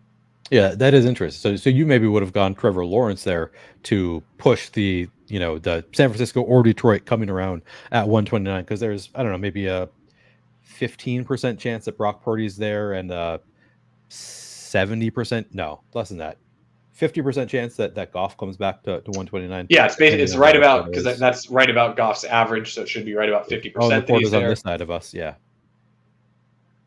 So maybe greater than 50% that we could have gotten Goff there also with Laporta being on this side of the board. Yeah. Yeah, where was the Amon-Ra drafter? Oh yeah, the Amon. Yeah, that's a good point. I was thinking. I just looked at Laporta. Amon Ra. But he has Josh Allen, so he might not be so inclined to. Right. And he has Caleb Williams. So yeah, this is a spot where I would not be surprised at all if Goff makes it back to us. Now, at this point in the summer, you never know with quarterback. It's kind of Yeah. the Wild West. But You also look at the number of badges in the room. You always have to look at the number of badges because I think that's pretty indicative of how casual the group is in general. Yeah, absolutely. Jewish McCaffrey has a couple good comments here. He says he's removed Deshaun Watson from the ranks for the past month. That's kind of how I've been treating it too, buddy. I mean, I prefer my quarterbacks able to throw, and it seems like he's having legitimate trouble throwing the ball. Like I don't know that he can play a full game. I or didn't at the realize it very, was that bad. Damn. he's not throwing in lots of practices. They're having him simulate passing with a towel still. So that's concerning. The shout out to ETR. They had a really good injury podcast with Stefania Bell, and Yeah. she talked about the recovery for Deshaun Watson from his glenoid fracture. And the way she described it was that it was like a displacement of a little bit of the bone in his glenoid. And so apparently you can't really do the type of repair on that. Well, we can pick this up after. Oh man, couple options I really like here. Corum and Polk are both good. If you do Polk, we're probably done at receiver. Yep. I think this is just dealer's choice here. I think they're both really good. The only one I'm not as excited about is Eckler. Let's go Polk. Open up that Drake May stack again. Yeah. But yeah, apparently the repair that you normally do for the type of injury that Deshaun Watson had, for like a normal person, if you or I had this fracture in our shoulder, they would put in some stabilizing hardware. That's fine for you and I because we don't make millions of dollars, by throwing a football or throwing a baseball very, very fast, right? But this stabilization that they do really can have negative impacts on the range of motion for this specific injury. And that can really mess with throwing mechanics, allegedly. And so they're saying, yeah, we aren't able to actually do what's necessary to fix this injury that we would do in most people because it could mess up your throwing motion. And so now he's dealing with a not ideally repaired shoulder that's still giving him issues. And he didn't look great last year either. So I'm just like, the path to him really, really burying me feels pretty thin. Like if you're going to fade a position, quarterback is probably the one where you can fade it and get away with it the easiest. Like it'll bury you the least. So. Right. Yeah, no, I seems fine. I wish that I had finished that Levitan Stefania Bell. I listened to it and I've actually cited it several times because I listened to probably the first half of it and I've apparently never finished it because I definitely did not get to the Deshaun Watson bit of that. I consume too many podcasts. This is a great spot for us where we're getting bailed out on tight end. This is like such a very obvious pick for our team. It correlates. It's he's right about at ADP. We definitely needed it. Yeah. So I like that. Getting a guy like Dalton Schultz just makes me feel a lot less yucky about what our inevitable tight end room is going to look like. We're going to have a couple late round guys on there, and so Dalton Schultz is just helping to raise our floor a little bit tight end there. Yep. Way back we got the question, Aaron Sandy, what's this Sidekick app? First of all, he's using PPR Tyler's profile picture, I think. if I'm not mistaken, is that not PPR Tyler? Maybe it just looks like him. Maybe not positive. Like it could just be a doppelganger. Yeah, the Sidekick is our dynamic rankings tool over at Legendary Upside. So it's powered by our rankings over at Leg Up. And then it is taking into consideration what's happening in your draft room and modifying the rankings based on what you've already selected. And so it's just a way to help you with week 17 correlations, roster construction, team level correlations, all of the things that you should be thinking about during a draft. It's just, think of it as kind of like a handy little cheat sheet to have along for the ride with you. It's not telling you have to always click the top guy at the draft. But for me, I really like it because it allows me to do multiple drafts at once, or it allows me to do like 350 slow drafts at a time without losing my mind, because I go into my slow drafts, I've got the Sidekick kind of reminding me where I was at in each draft. It's like, hey, you're light at wide receiver, bud. We boosted wide receiver a bunch. Here's the top wide receivers you can take. So I would say it's certainly not for everyone just the way that we have it priced. I know that there are people that are not drafting enough to make it worth it. But if you're drafting a lot of teams, I would highly recommend giving it a try. It's $199 a month or $499 a year. And it also will be functioning as our playoff best ball tool, which we had pretty fantastic success with last year. and we've got some big improvements to that model that I think is going to make it even more potent this year. So Yeah, very very cool tool if you're doing any kind of volume drafting. I would definitely recommend it. It saved me a lot of frustration, I guess. Draft. I don't know if frustration is the word, but just you don't have to think quite as hard because it does a lot of the thinking for you as you're drafting. So particularly for me when I'm in like slow draft hell, sometimes I'm like, man, it doesn't do like eliminator, so I'll just like clear out my eliminator drafts, just have these ones in it, and I just go up to my computer and I'm like, all right, I'm going to use the sidekick for a while on those drafts because it saves you a lot of thought, which is pretty nice sometimes. yeah, absolutely. Without it, I would not have gotten anywhere near the amount of volume down that I got this year, which is going to be pretty close to 2,200, 2,300 teams when it's all said and done. So we are gearing up for sort of. So last time we had the Nick Chubb and Jordan Mason decision, and we might be headed for something similar here. Yeah, for me, this one, I mean, I don't really, again, does this team really need Ezekiel Elliott? You know, like we've got Bijan, we've got Aaron Jones, we do have Brooks. So that's the only part that makes it maybe a little appealing. Um, Now, Jordan Mason has a lot later ADP. The guys Yeah, behind you don't have badges, so maybe we can play the game and do Elliott. But you know what? I think I prefer like Jordan Mason, Bucky Irving to taking an Ezekiel Elliott, right? yeah, Like, yeah. not that Zeke is a bad pick. Like, pretend if you didn't have Bijan here, I'm Right. slamming Zeke. Just Aaron Jones, Bijan Jonathan Ingram. Yeah, Brooks. Yeah, yeah, then I'm taking Zeke 100% of the time here. But it's just that, with Bijan, we're basically only filling one roster spot at running back is the way that I kind of think about that. And so then it's all right. If Aaron Jones isn't filling my roster, then I need someone to do that. And so then you're like, all right, Zeke is filling it when Aaron Jones doesn't. But I think that from the other higher upside running backs that we're going to have access to here later, we'll be able to kind of make that decision and not have to go the yucky Zeke route. yeah. Ultimately, Although, I want Jordan Mason on my team more than I want Zeke on my team. yeah, I think. Jordan Mason is a fantastic click right now. My biggest regret is that I don't have more BBMs left to jam more Jordan Mason. Yeah. Yeah, he became a much better pick today. Like I was already drafted him, but it was a like intelligent minds could differ, but now it's like with Eli Mitchell gone for the season, I feel like it's just like you got to get him while you still can, while he's still relatively cheap ADP wise. Yeah, he will not be able to rise enough in these last few days to where it'll be a price that is a spot that I basically think that from now through the end of BBM, there will never be a time you could click Jordan Mason, at his ADP, whatever it is in whatever day you're drafting him, where it would be a bad click. Yeah.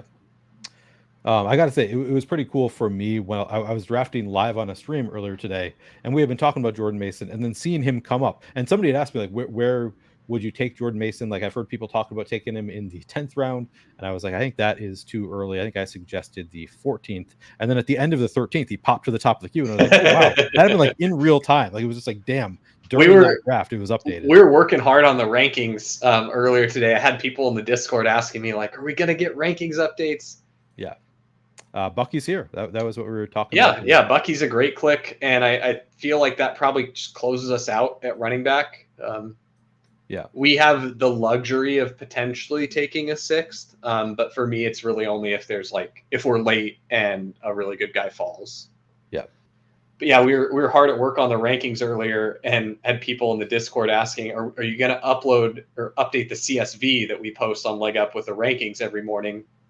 And usually we just do the one post a day. We update the rankings, we get them posted in the morning first thing, and then you've got those for the day. But we had people asking if we're going to send a new CSV today with all the changes that were going to happen with the 53-man final rosters. Yeah. And I said, we're hard at work on the rankings right now. They'll trickle through to the Sidekick as we make the changes, because those rankings are directly feeding the Sidekick. For the CSV that we upload, we want to be done. We want to finish the rankings. We don't want to, like, every single change we make be like, all right, just so people have the most up-to-date information. We Right. haven't finished everything, but here you go, like upload it one at a time. Like that was not going to make any sense. So I wasn't positive we were going to get this done, for East Coast people before they went to bed. But we managed to grind our way through them and get the rankings updated. So they are available on the site for CSV download. If you don't have the Sidekick, if you do have the Sidekick, you're pretty much literally always getting our up-to-date rankings, because when we make a change, it gets pushed to the Sidekick. So Pat is notorious for this. Like, we've got our rankings group, and we'll digest news and different pieces of information and share that and discuss how that should impact our rankings. And every once in a while, we'll be talking about something, and Pat will say, "Oh yeah, I moved that guy already. I looked at that guy. Yeah, he's already moved up." Oh. I always enjoy listening to Pat on shows, like having conversations with somebody smart, and they make a good point. He's like, "Yeah, no, that's a really good point. I should move him up." And then like they continue the conversation. He's like, "Yeah, no, I already moved him up." Just like while he's on a show, moving around the rankings. It's which I really appreciate. Just like accepting where like, oh yeah, I think I was wrong to have him that low. Like being able to adjust to new information, to me is like that's what I want from somebody doing rankings. Pat is really good at adjusting his priors and not overcorrecting either. Yeah. Like Pat I thought Pat was a good ranker prior to me joining Leg Up. I used Leg Up was the primary ranking source I used prior to joining there. But now getting to see how the sausage is made, like Pat has a very data-driven opinion about every player that we have ranked. Like yeah.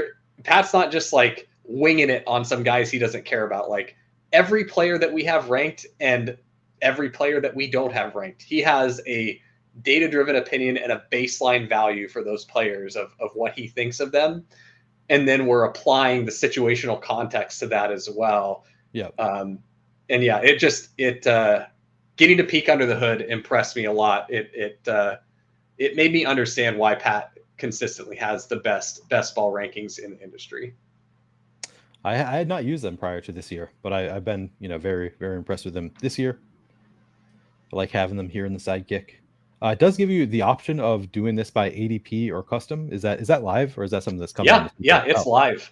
Like here, you can go ahead and toggle the ADP. Just click where it says leg up. Oh, there we go. And there you go. So if you decided, these leg up clowns don't know what they're talking about, I don't want to have Drake May on all of my teams. I think the market is efficient. So I want to just draft off of the market basically, but be taking into consideration correlation and roster construction and diversification. I think the pick's pretty easy. We'll do it. Let's do it. We need a second quarterback. We need a second quarterback badly. We're running out of stacking options, so this is one where it just makes sense you got to take Drake May so your team doesn't get blown up here. That's right.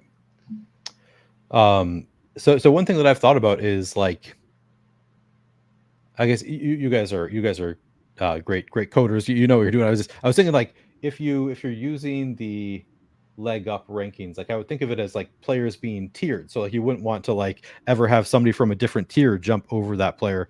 And how does that work when you're using ADP instead of using the leg up rankings? And that to me is kind of a complicated, like, really, yeah. I don't know how to solve that. Super good question. And that's one where we've got some very cool secret sauce that I do not think other people will be able to copy unless I did something dumb like talk about it. Okay. I think that one, if there's ever a competitor out there that's trying to do something similar to us, I'll go out on a limb and say they will not be able to do that part. It is really hard. And it took us an astroparticle physicist to figure it out. So right. Okay. Unless you got one of those laying around, I think we've got the only shady advice out there. So yeah, he is not easy to replicate. Yeah, that was one of the, as we were, it's been a real treat getting to work on the Sidekick, with Pat and Shady Advice and our wonderful developers, because it's really neat to see everyone's specific expertise kind of get reflected in the different parts of the project. So this one, as far as our quarterback stacking options, I think Jawan Johnson is a great option here because he's going to open up Derek Carr for us. Yeah. And we're really, we really don't have anything else other than No. setting up other back stacks. So I would definitely do Juwan here. Yep, I like that. Still getting a little bit of a dip from where he was pre-injury. Yep. I think I made this smaller. Yeah, you should be able to drag it from the side, like up at the top bar or the bottom bar. Yep. Okay. And it'll snap to certain sizes. So like if you want it 1x4 like that, you can have it. If you want it, 2x2 like this, you can do it that way. And you can also get it super skinny and have it be 1x1. Gotcha. Or nice. 1x4 instead of 4x1. That's cool. No, this size looks pretty good. Yeah, as you it looks, as you've used this, it looks like the real estate that you've got on the underdog page is a little small, or do you find, are there any pain points with using the Sidekick where it's like too large for you? Like would a more compact version be helpful? So only when I go to this screen, then sometimes I'm like, I guess I'll just pull it out of screen, which right. I think was it you who gave me the advice of if you don't want people sniping your players, just put it out of view. That's a streamer view. Yep. Yeah. Here's a streamer view. But no, not. I don't think it's really been an issue. Because I got a good question from Noah Rosen about if the Sidekick weights player stacks more than ADP. Very good question. It's taking both of those things into consideration. And we believe that there is a tipping point at which, ADP value is more impactful than the correlation that you're getting. But there's a lot that goes into the specific recommendations of a player, including but not limited to, the player rank that we have on them, their ADP, the correlation that you have with their teammates, the correlation you have in the playoffs, their bye week overlaps, if it's a quarterback or a tight end, the draft capital you've allocated to other positions, all kinds of stuff like that is all going in and being considered to make the player recommendations. Very cool. All right, I do want to talk about Kyren Williams a little bit because the news that he's being used as a punt returner to me is kind of bullish for Blake Corum. Like, I think it's marginally bullish for Blake Corum, right? Marginally, exactly. Yeah, I'm not. If anything, you get the increased injury risk from a guy doing punt returns, right? I also think it happens sometimes where like a kick returner returns it, and then like if they do a good job, if they like run for 40 yards, they're exhausted, and then the other running back comes in for just like a little bit of a bump. The way that I'm parsing it is Kyren is just legitimately their best kick returner or punt returner. Yeah. And they feel comfortable enough with Blake Corum that they're willing to get him out there now. I honestly think what it is Sean McVay would love it if Kyren Williams could touch the ball almost every play. He just loves his guy. So he's like, you can return punts now? Like, is that good? And so I think that actually I don't think it's necessarily bearish for Kyren, but I do think that it says a little bit about how they feel about Corum. Yeah. So really thinks we need a tight end here. We can get our tight end in the last round. I want to take Derek Carr here because that is our last stack that we have set up. Yeah. And I just want to complete that. I think in this build, we didn't get a ton of early quarterback draft capital. So I really want Derek Carr to help us out there. We're extremely strong at running back when Jonathan Brooks comes on. Like we have a juggernaut of a room, and then we've got the huge upside swings of both Mason and Bucky Irving. So you could very much see a world where you're in the playoffs and this running back room has 3 or 4 of the top 6 projected running backs on the week. Right.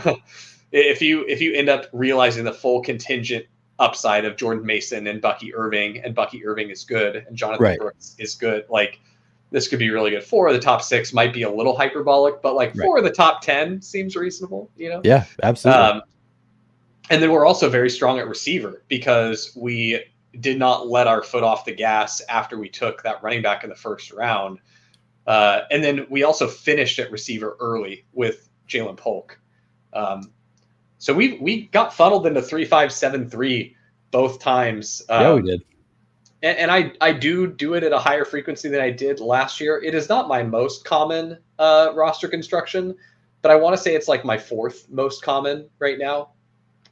And it does work very nice for the Drake May build. So Yeah, no, I mean it's looking nice. I guess I'm buying in. I'm starting to buy into 3573. I mean, it's never been a construction that I've been opposed to. It's just like depending on what my team is looking like, maybe it'll come to me. And I do so much elite quarterback and elite tight end, I think, that I end up not doing a ton of it. But yeah, it and when you depends on do the have team. the elite quarterback or elite tight end, you're probably not going to take 3573. Right. There are times I sent a draft with Pat the other day where he took Lamar Andrews and he ended up with three quarterbacks purely so he could take Drake May without having to worry about the Week 14 bye. He Yeah. ended up with Drake May, Derek Carr, Lamar Jackson as his three quarterbacks just so he could take Drake May.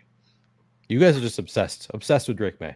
I mean, it feels like a pretty good bet. We're getting the Josh Allen archetype that's a little further along in his development as a player. He's still raw, but here I'm probably Theo Johnson.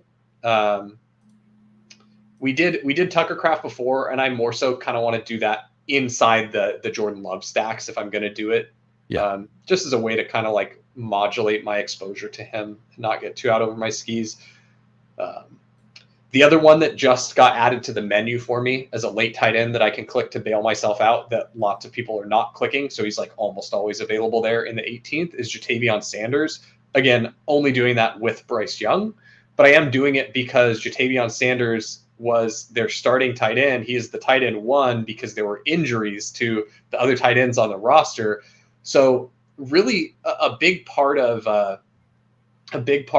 some of these rookie players is just getting the window cracked open for them to sneak onto the field.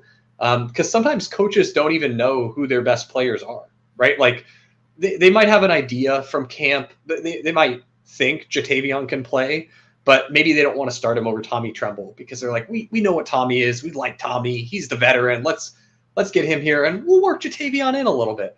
But when you force a coach's hand and make them play a player who could potentially be their best player at that position, I do really like that for rookies just because it gives you a cleaner path and gives you access to even more upside when you think of it from the context of the game that we're playing. Like pretend Jatavion Sanders is insane. He's really good, right? Pretend Laporta season would be a little ridiculous to say like, what if he does that? But even like a 70% Sam Laporta, pretend he's that, but you're getting it for the whole season instead of the Panthers figuring out in week 12 that Jatavion Sanders is their best option, right? Right. Like that upside of having this increased tight end, you just bought tight end production that should have been like a round 10 or round 11 pick, but you got it in the 18th. Like that's a huge boost to your advance rate. So I do really like it's kind of like how we talked about Malachi Corley getting that window cracked for him so he could get on the field. Same with Malik Washington, where like,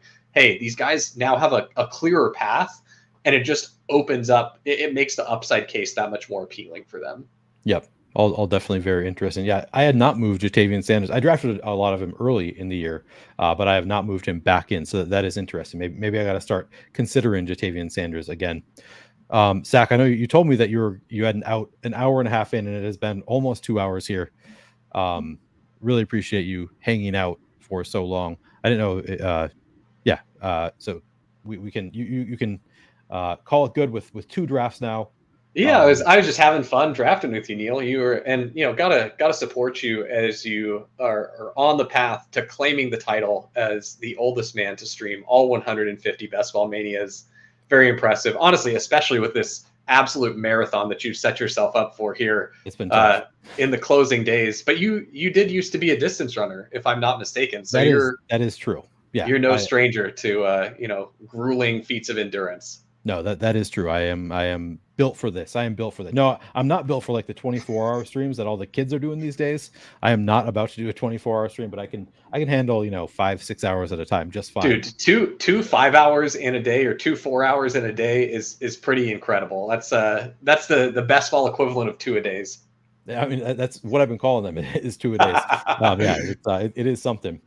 No, this has been a lot of fun. Is this the first time that you've been on a best ball drafting stream with me?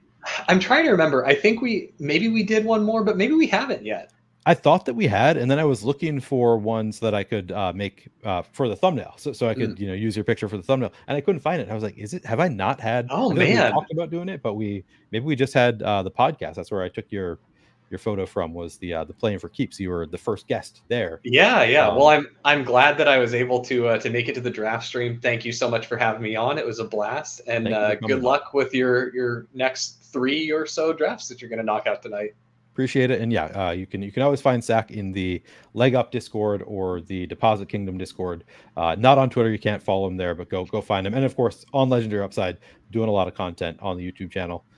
Really appreciate it. Thanks, Zach. Thanks, Neil. All right, I am going to continue drafting. Apologies, I know some of you had questions for Sack that maybe did not get answered. But I am going to move on because he already stayed on for half an hour longer than he had told me he was going to. So need to move on.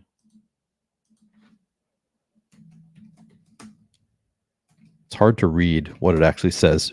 Purdy May Carr, if I forget who I drafted. All right. Continuing on. Third draft of the stream. And maybe I'll see if some others are around here. I had talked with Drew about coming back on tonight, but I don't know when he is going to be available.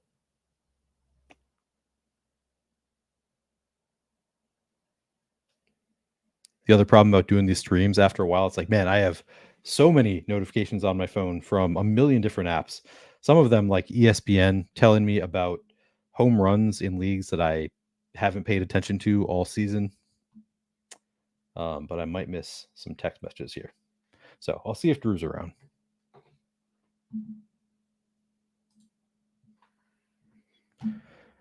Yeah, I did not get to ask Zach about his flag plants, but I think you can find them in the leg up rankings. There, you'll find Zach's flag plants there.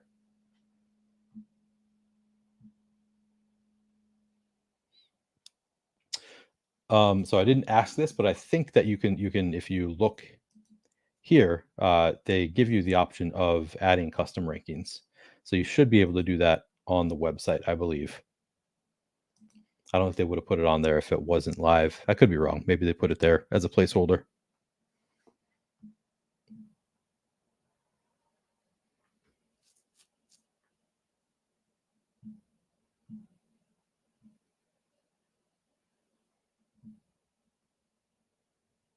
Yeah, I mean, it always happens in late August that the 18th round does become very interesting. I mean, this is when people were slamming Kyron last year, and Puka to some extent.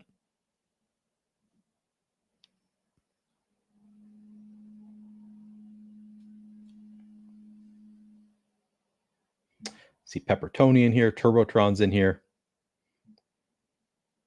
Anybody else drafting with me? CLN, I think I know. Forget who it is though. All right, Jamar Chase, come on down. This is D-Bros 101. I've drafted a lot of them, so that was good to hear. Although I have more Jefferson somehow.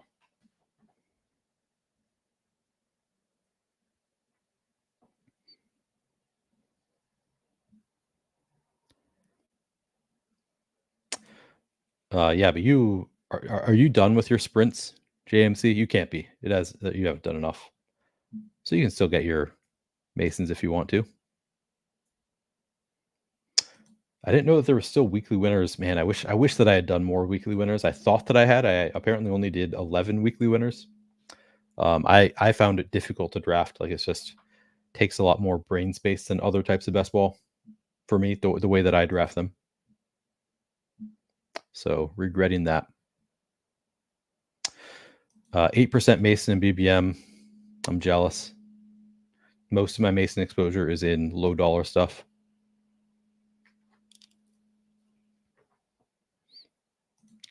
Yeah, I don't like that Kyron is returning punts. I think that it's It honestly doesn't really affect his value for me, but if it were going to, it would be slight slight downgrade, if anything. But honestly, I don't think it really, like, I don't. Yeah, I guess he has, like, he could score touchdowns on punt returns, but like that doesn't. I think the potential injury risk or just like missing plays because he exerts himself too much, more than offsets any potential punt return touchdowns for me.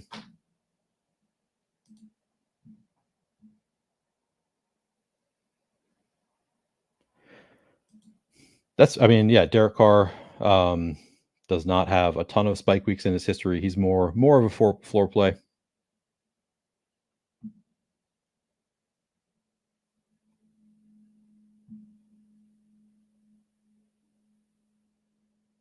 Yeah, I mean, if there are fantasy points for return yards, definitely give him a boost.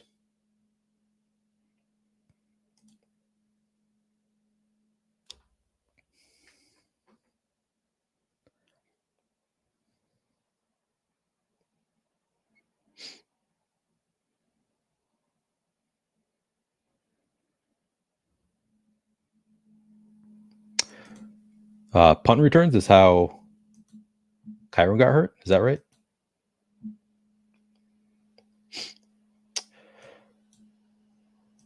So one question that I did not get to ask Sack that I was meaning to ask was the specific example of Tyreek Hill and Jalen Waddle, whether Waddle gets any kind of boost.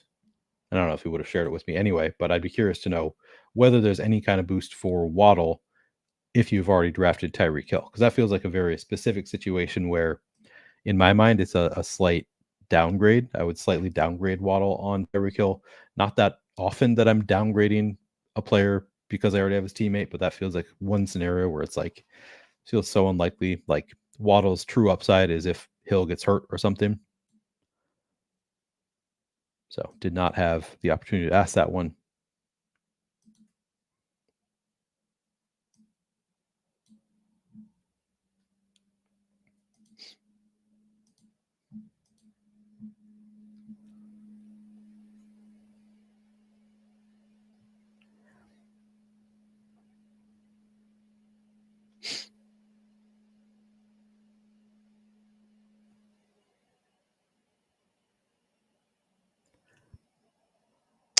That is true. I will, if I do it every year, I'm just going to get older and older.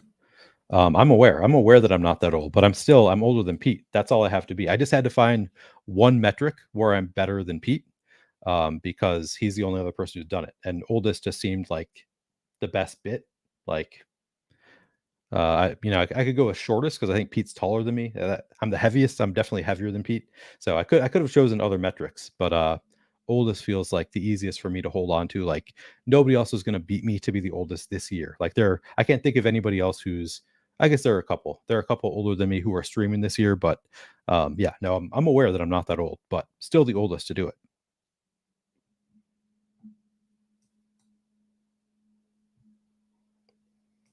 All right, Kyron Williams. Oh, damn, he was not the top. I'm going to do it anyway. I think. Man, I like Metcalf. I feel like I should maybe be buying the dip on Ayuk.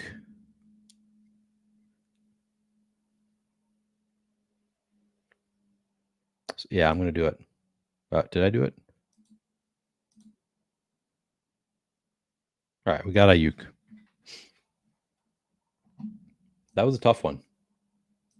Ayuk was a mid second rounder, falling to the mid third round, and I have not been buying the dip a ton because I've been hopeful for a potential trade. But I think got to build out some lineups that make the opposite assumption. And if he stays on the Niners, he's just a really good pick here.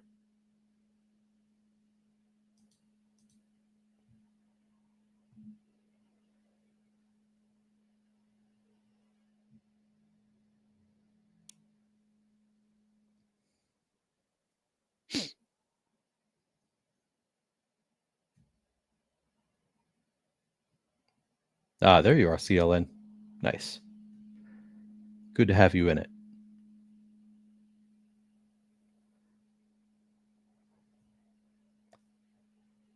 Okay, so it is live. You can upload your own rankings into the Sidekick. That's pretty cool. I have not done so. I'm just using the leg up rankings. I kind of like having a different ranking set over here and then comparing it to the leg up, I think is how I like to approach it. Easier to just have leg up in here.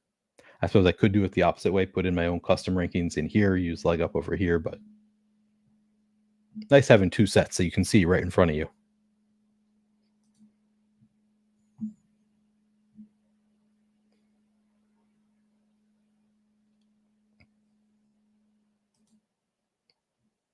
Wait, Meatwad is in here? Where are we?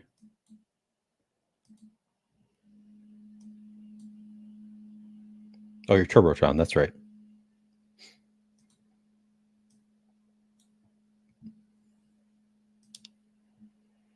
Well, at least you're going to know exactly who I want to take.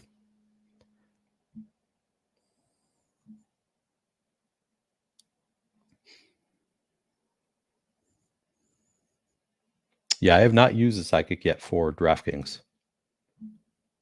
I should do that.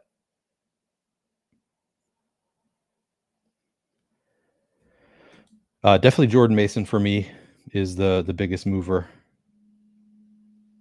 Also like Marshawn Lloyd better because he did not go on IR and AJ Dillon did. But yeah, Jordan Mason I think is the biggest mover today.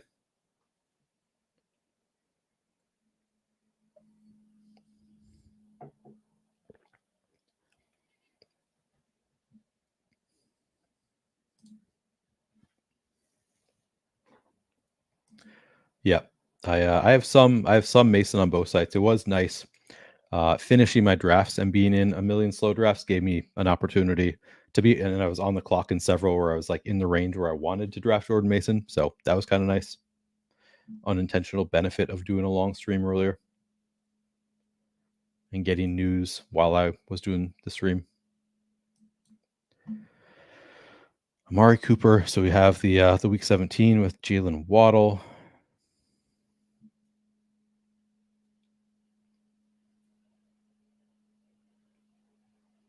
I feel like it's risky taking Mahomes here. I am usually a Trey McBride stan here. I think I'm going to do that. Even with the Cooper correlation, I like McBride there. I'm just buying into McBride as the potential tight end one of the season.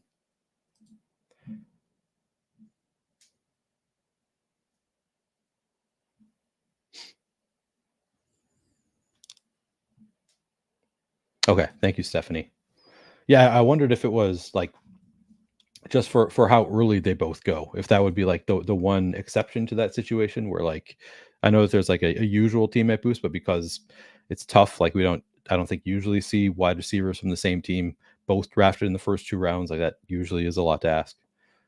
So I thought maybe there's like special correlation exceptions.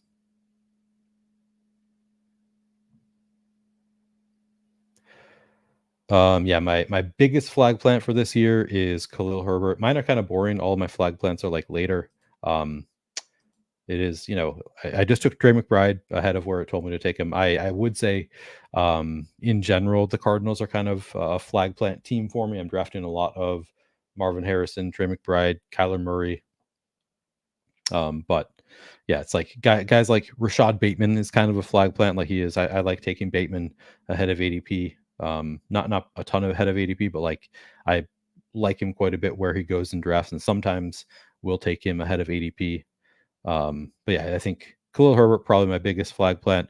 Jordan Mason, I mean, if he doesn't move up quickly, is going to end up being one of my bigger flag plants, just because I like that situation so much.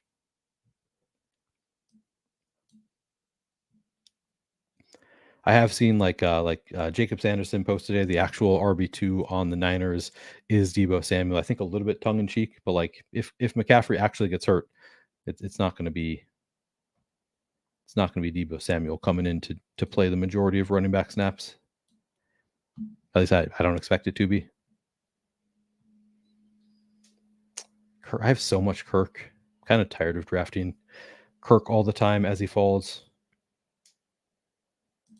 So I'll do a little different build with James Cook here.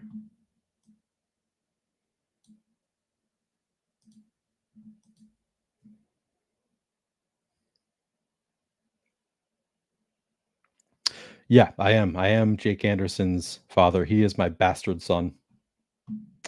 Well, I was his father. He is not my son, though. He is no son of mine.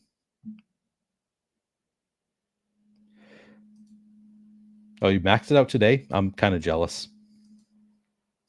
I mean, only because I'm streaming all of them, and it's kind of work for me right now. I am enjoying it. It's been fun doing these long streams. It is both fun and also like I finish and I'm like, oh my god, I need a break. It's and I'll probably finish this one midnight-ish, and there's no way I'm falling asleep within like an hour and a half of finishing the stream. Like I'm just not gonna fall asleep. Like my brain at that point needs to kind of unwind for a bit. I'm I guess a little bit of an introvert in that way, where I need some wind down time because it is sort of like socializing because I'm talking and can't just like turn your brain off while you're streaming.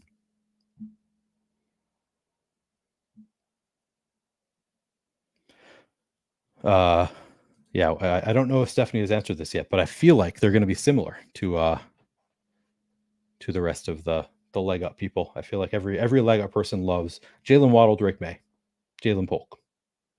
Stephanie probably has her own. I saw Stephanie got a shout out on Twitter today for being in on Jordan Mason as a waiver wire pickup, and that has definitely been a great call. So I don't know if the rest of the leg up team was there prior to today. Obviously, they are now. I'm curious if Stephanie has answered. Oh, nice. Yeah. A lot of overlay brewing on drafters. Yeah, Chase T. I don't know if they paid off first and second round price tags.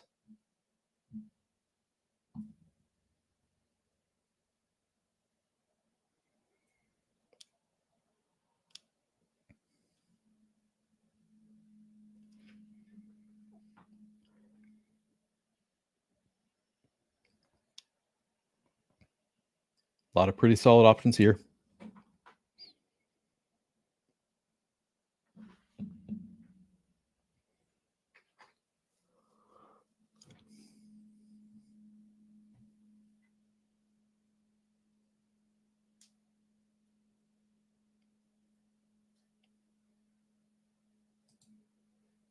All right, we're going slow. Oh, Rico Dowdle in there. All right.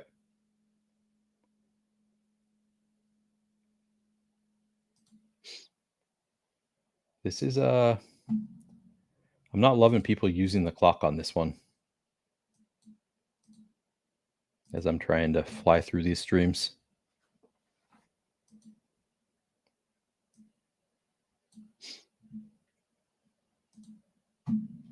People doing the JMac thing, just like mass entering. Is that what's going on?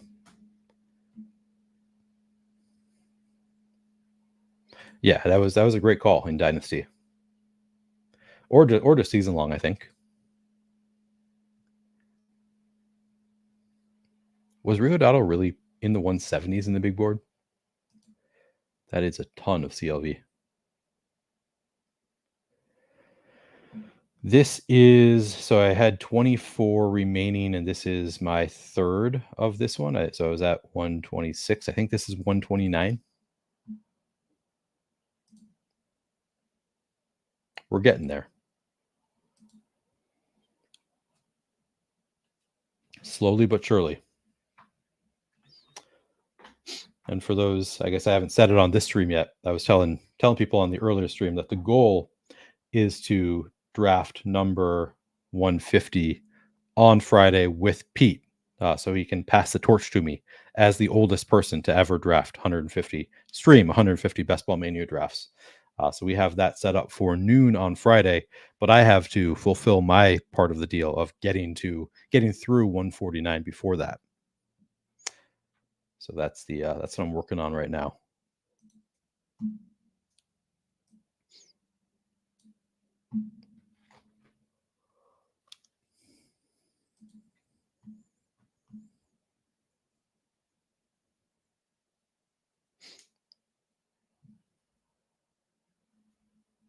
Yeah, CLN asked if I'm going to do a marathon. I mean, essentially, yeah. I'm not doing the 24-hour marathon, but if I break it up the way I have been, I'm going Kyler here all day. It's my guy. A little bit past ADP, stacked up with McBride. Love it.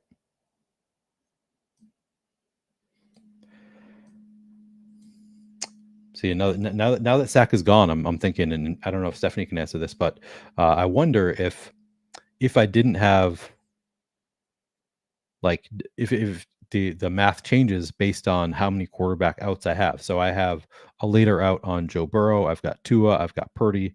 I've got Bryce, obviously. So, like, because all of my current receiving options have their quarterback still available, I wonder if that, or to what extent that changes the math of, should I be taking Kyler? Should I be taking somebody else and pushing quarterback because I have so many outs remaining on the players that I've already drafted on my team? I would hope that it factors that in. I know it's something that, like, Sack will factor in while he's drafting, but I don't know, like, if that is factored in with the Sidekick. Easy enough for me to factor it in even without it. Okay, there is some setting that does account for it. Ooh, 142. So Steph could be done by tomorrow. Are you doing any slows, Steph, or are you just doing fast drafts?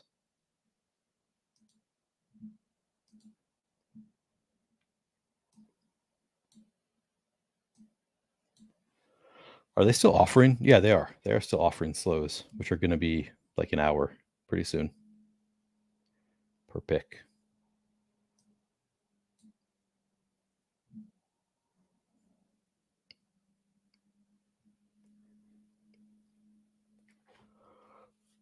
I'm sort of surprised that that the leg up rankings have not moved DeAndre Hopkins up further. Now that they're saying he's going to be ready for week 1, because they were very high on DeAndre Hopkins prior to the injury. I guess maybe still some concern about re-injury.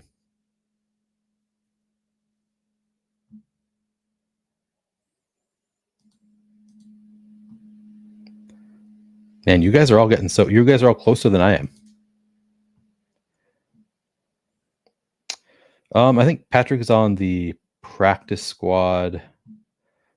I'm not drafting him with Detroit, I don't think, because I think he just got signed to the practice squad. He's obviously behind Amon-Ra, J-Mo. Khalif Raymond has some pretty good efficiency stats, so kind of think he's a little bit more buried on Detroit than he was on Cleveland. I mean, I definitely think that, I guess.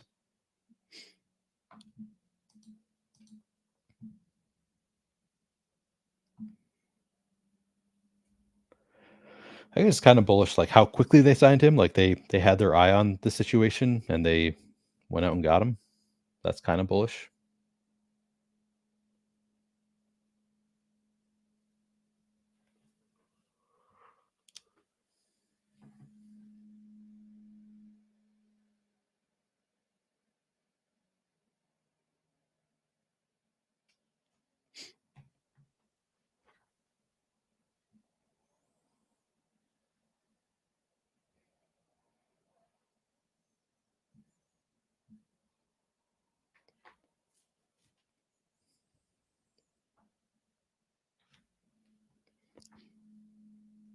Love it. The one running back I know that I don't want is the one that goes. Get some Jalen Warren.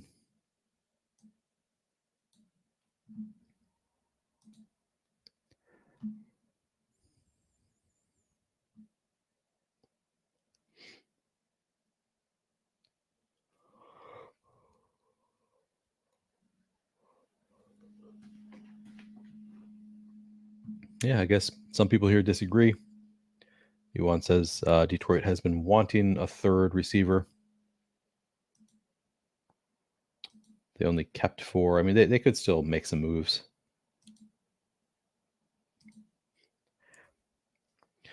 This is my friend Jeremy, who drafted with me at Buffalo Wild Wings last year after our season-long draft, and his team made it into the top 10,000 leaderboard. And he's tried giving me credit for it. I'm like, you drafted 2 teams and got 1, and I drafted 150 teams and got 1, I think. So I can't really take credit for that team.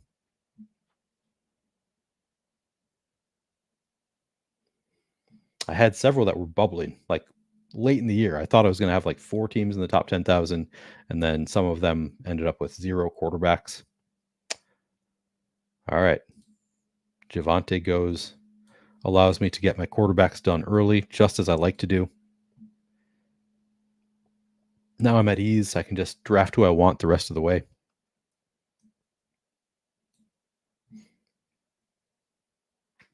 I actually think they're a pretty solid pairing. It's kind of a lot of draft capital for quarterback, but I think Kyler and Joe Burrow, like just being able to close it off at this point. I suppose maybe as I get more Drake Mayfield, I'll be less inclined to close my quarterbacks early. Just leave myself that out instead.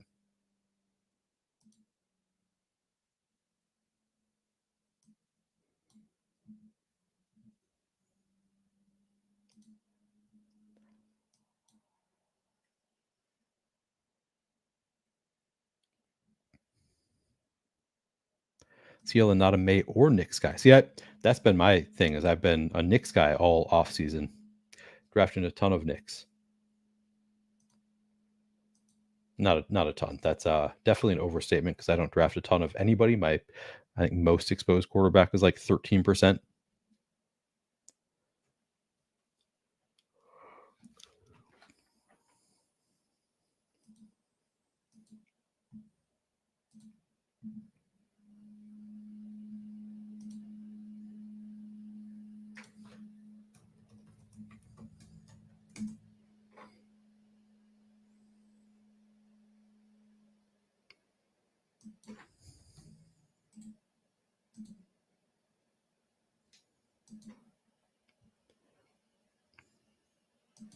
All right, gonna go in, send a link.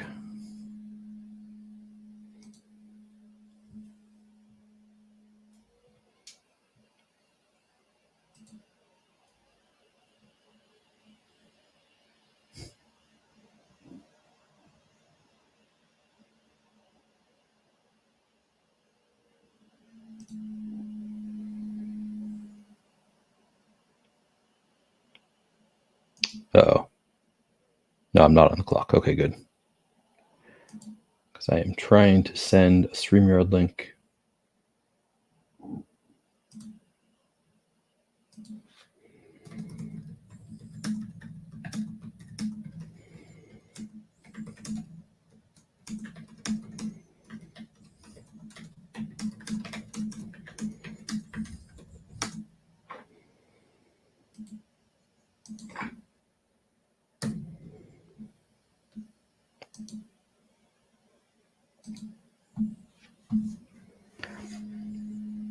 I mean, you're not that far off.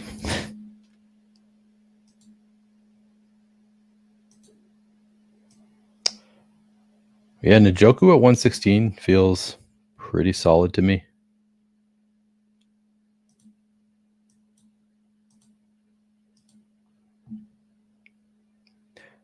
Maybe this is where I take my 18th round Jameis. I saw Adam shit my money. It's pretty into Jameis as a last round pick. And I mean, if Deshaun Watson like can't throw, Jameis would be fun. Could be a fun pick. I have not been in on it, but starting to wonder.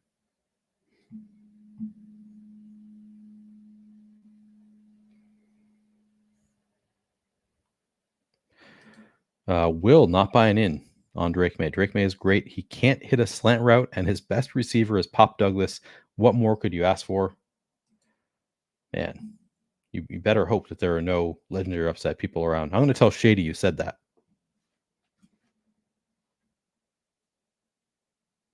Oh, you're asking if I was. I see. No, I am. I've been a Knicks guy all off season, and I am starting to buy in on Drake May. I think the leg up team has finally convinced me. Not that I was completely out, but I had some concerns that we just might not see him this year. I guess I bought in on the coach speak too much. But seems like almost every sharp fantasy football guy I know is basically like, no, this is just coach peak. This is the way they talk about rookies. Sometimes they're not going to sit their early round pick the entire year. So I am believing them now, and he's obviously like uber talented. Took him second overall, so I'm buying in on Bay now too, and he might even start the year. It sounds like there is a, I don't know, probably a greater than 50% chance now that he's starting week 1.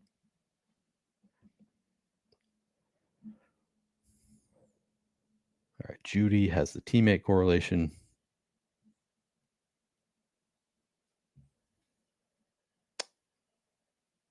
Jacoby Myers is there.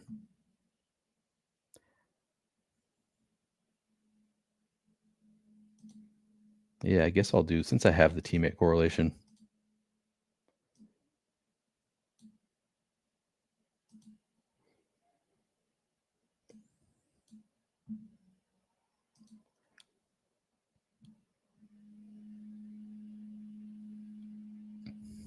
%16% Knicks. That's pretty damn good, because he's apparently looked good in the preseason.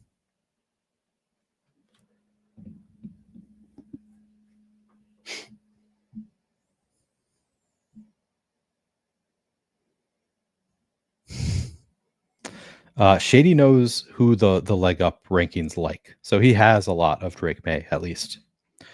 Crushes is glad that people like you exist, Will, keeping the price down.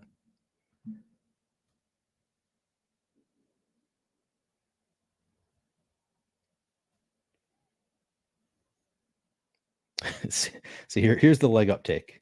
He's like Josh Allen, but more accurate. I mean, that sounds pretty good to me.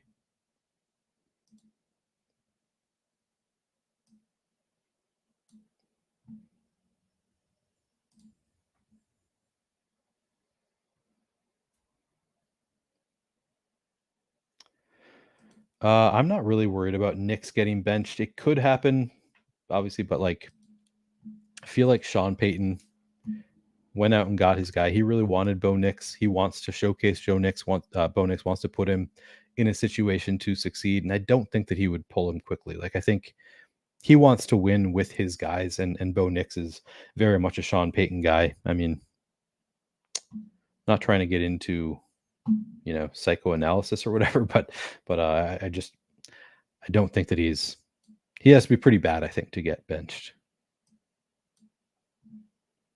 especially for Zach Wilson.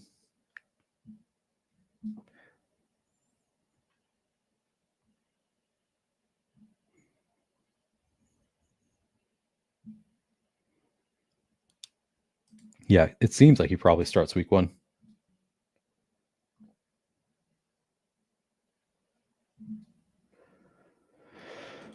I'm a scrambled eggs guy. I do like over easy, over medium, I think, is how I eat it on a burger sometimes. We go to a dive bar after softball games, and we've discovered the perfect burger. Get the bar burger with an over medium egg on it, and some bacon, some jalapenos, and some fried onions. It is just incredible. But yeah, if I'm just eating eggs by themselves, I do scrambled. Jalen Wright.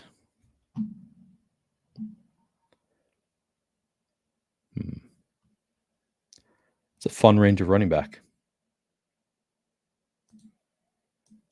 I'll go with the top suggestion.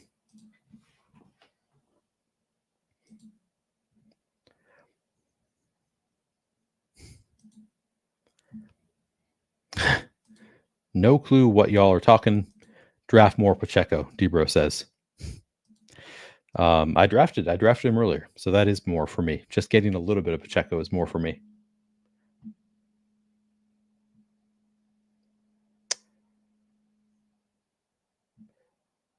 Yeah, this is also kind of what I think. Like, it's bad for the quarterback if you bench him after starting him.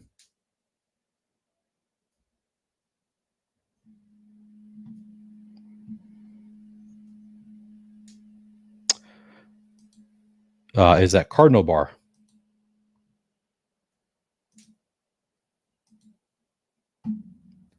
Which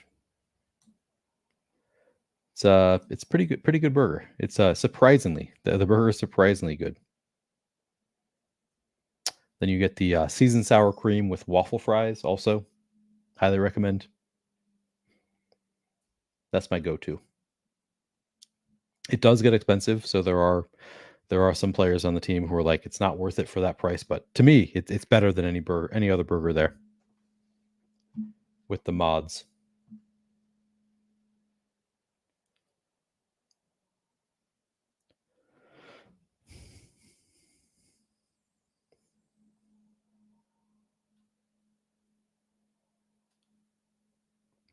I see you thinking about it, Mute Wad. Oh, goes Aaron Rodgers. See, at this point, I'm just hammering Jordan Mason. I like Bucky, I like Braylon Allen, but I feel like I like these three all about the same. And I think one of them makes it back to me. I think Jordan Mason is the one who's least likely to make it back to me here. I could be totally off on that. I don't know. What are you guys seeing in your rooms? Like, I feel like he's screaming up the draft board pretty quickly.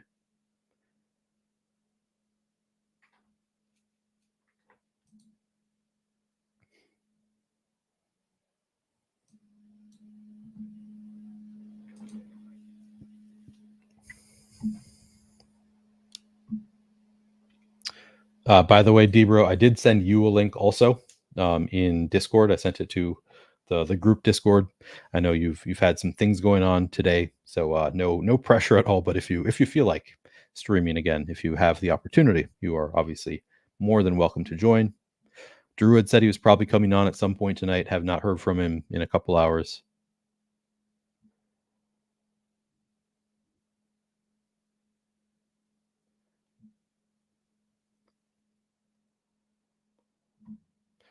This is my third, so I think I'm just doing 2 more, maybe 3 more. I'm going to go until I am too tired to continue, I think. So probably 2 more after this, potentially 3 more. At this point, just trying to get these drafts done. And sometimes, like once you're going, you got the momentum going. It's easier to just keep going, getting them done, make fewer thumbnails. I might after this draft probably go have to refill my water. If you see me yawning a lot, it's because I think I need more water. That's often that's when I start yawning, is a little bit dehydrated. And maybe pick up a beer downstairs also. So I'm gonna leave the stream running, but take a 2-3 minute break to go fill up.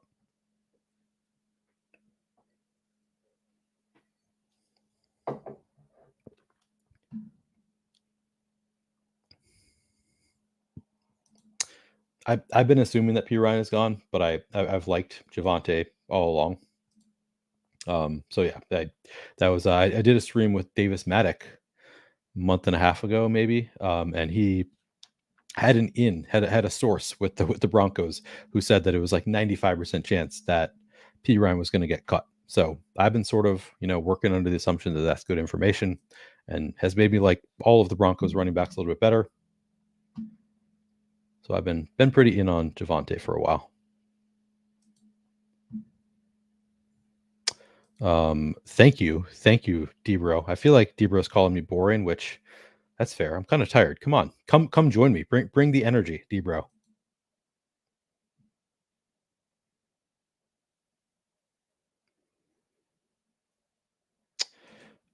Are you talking about using the Sidekick, giving this data to the Sidekick?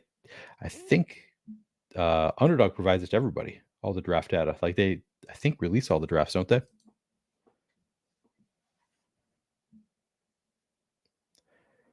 Yeah, I mean, if you can get Mason to fall due in the 170s, I have not tried to push it there.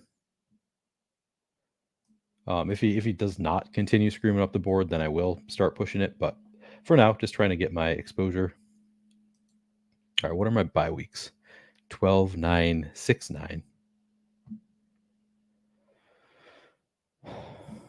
Do I take Khalil Herbert just for the screenshot to be like, see, I do take stands. I sort of feel like I should. Just like, see, guys, I take stands. I swear to God.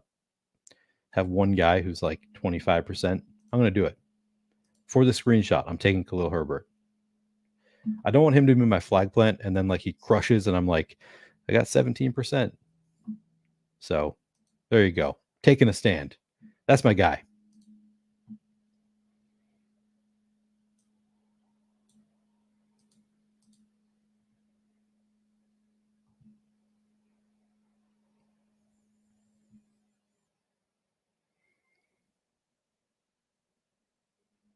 Yeah, I will. Maybe it'll be a 4-5 minute break. I'm not going to try and take too much time, but gotta refill the water. I'm gonna get myself a spotted cow from Wisconsin. I'm not gonna go to Wisconsin. I already have a spotted cow in the refrigerator, but you can't buy them in Minnesota.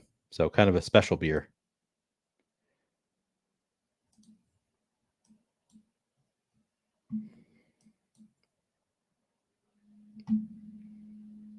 Hmm. This is tough.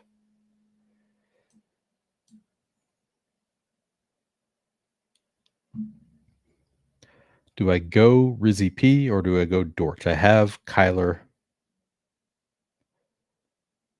I've got a Yukon Mason, so we do have some teammate correlation with Pearsall.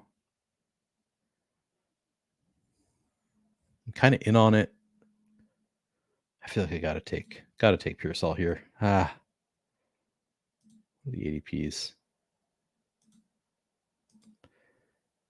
All right. That was a tough call for me.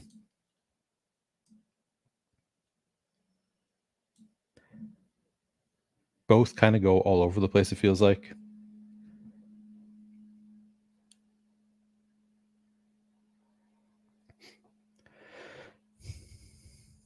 All right, that clears that up. UD releases all the draft data after the season starts. Leg Up doesn't collect any of the draft data and aggregate for anything. That's against UD terms of service. Okay, that's helpful. Yeah, let's. I wish that I could go back because I was not drafting it and I have some big regrets.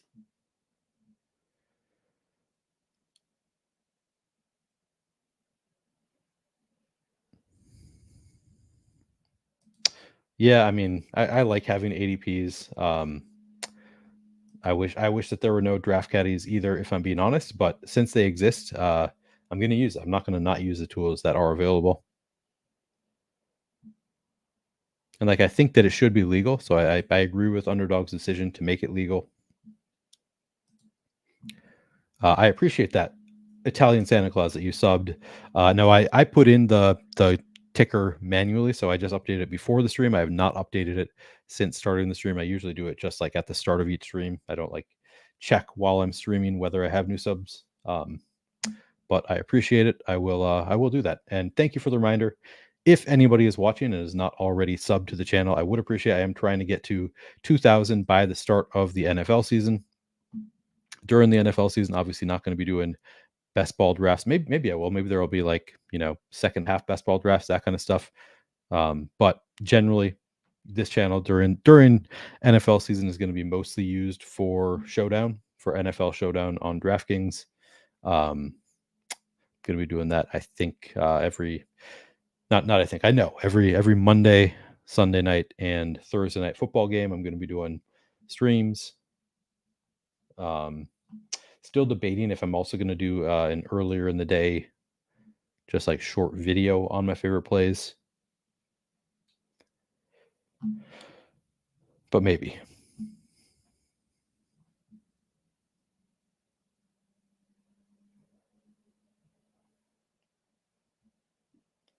Do I go Yoshi here? Oh, Jermaine Burton is there too.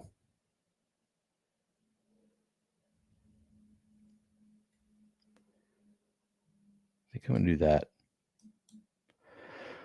Debro told me he's been watching Burton. Looks great. So I had drafted a lot of Burton. Recently, I have not drafted as much. I'm getting back in.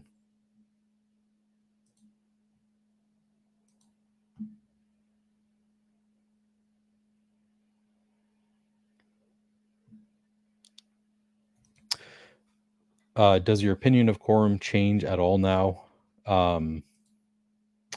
You mean because we have Kyron returning punts, or something else? I like Corum. I think Corum is a very strong pick.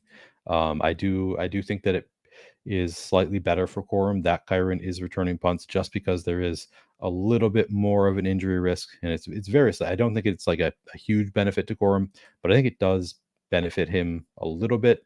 In terms of his full range of outcomes, it gives Kyron a little bit more of an injury risk, and like I said, like there are just times where the returner gets gassed, uses a lot of energy on the return, and then they bring in a backup running back. I feel like it benefited. Who was it? Was it CEH came in sometimes? Like I don't think CEH was returning punts, but like he would get more run because is Pacheco the punt returner? Some one of the Kansas City running backs. I remember in Showdown a few times. Like they have a big long run back, and then that running back is taken out, and the backup comes in, for the start of the drive at least. So I feel like gives him a little bit more opportunity potentially. Just Kyron gasses himself on the return.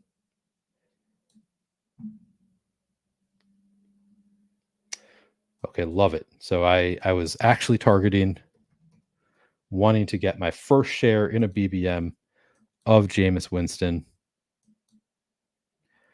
This one is for you, Dean. This one is for you, Shit My Money. Both advocates of Jameis Winston. Let's do it.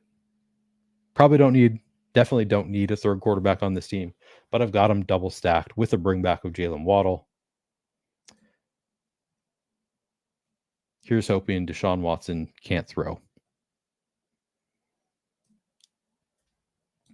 And I don't usually wish injury on a player. Like I, say like, no, I don't want anybody to get hurt, whatever. But it's Deshaun Watson. If he's not able to throw, I'd be okay with that.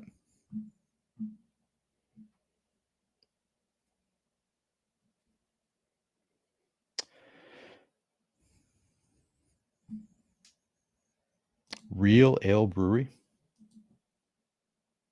Sounds good.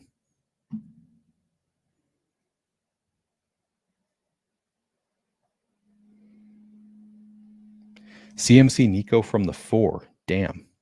I'm guessing that CMC Nico has been done before because Nico's been kind of all over the place. There was a while where he was being drafted a little bit later, like maybe not during BBM season.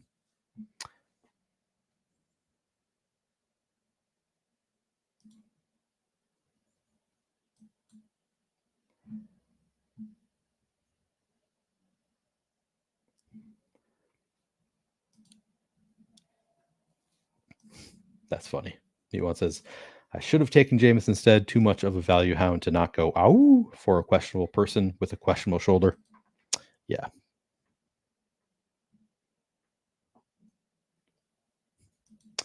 Merry Christmas indeed. No, thanks for stopping in, hanging out.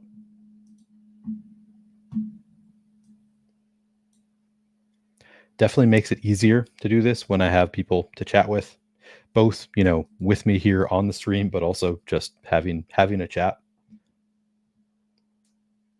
Very helpful. That's the other thing. Like when people are doing this for 24 hours, like, are there people chatting with them at 3 a.m.? Do we have that many like late night degens? We probably do. Probably when half people are drafting.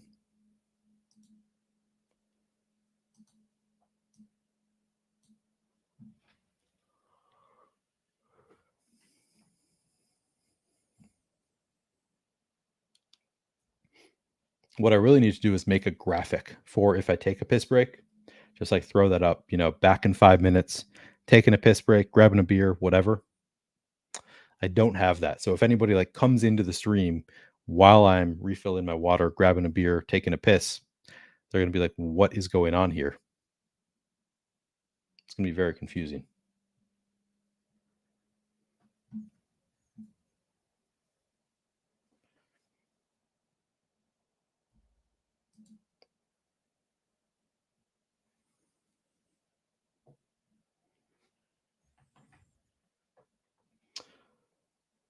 Debra, I don't know if you have been paying attention, but nice W for Steele tonight. Only 5 innings, but 6 strikeouts. Got the W. Team supported him. Love to see it.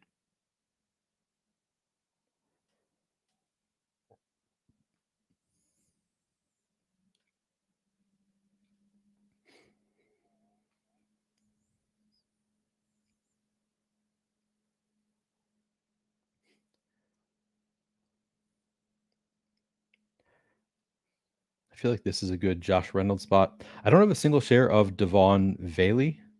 I don't really know who that is.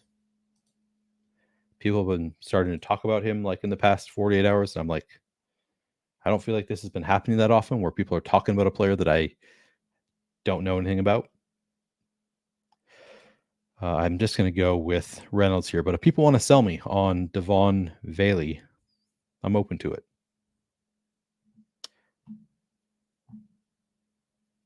Sort of open to it.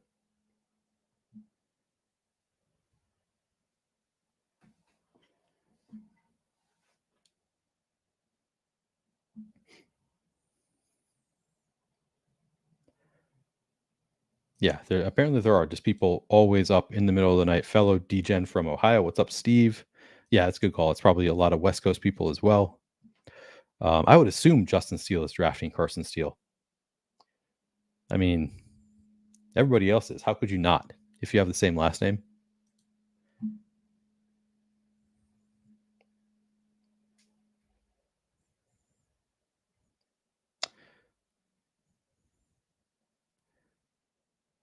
All right. Debro says no Vele. I looked into him a ton, not a ton with his profile that popped to me. Uwad says he was playing ahead of Franklin. That's interesting. Yeah, Sutton Reynolds. So I already have a good amount of Mims, packing my Reynolds bags now.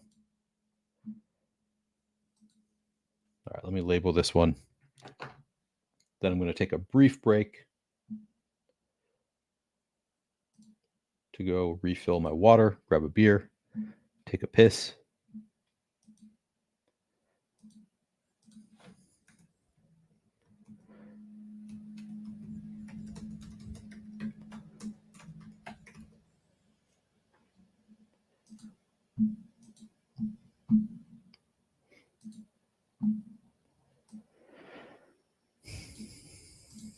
So I'm going to throw this up here. Not gonna enter until I get back, but I will be back momentarily. So yeah, I'll see you in a minute.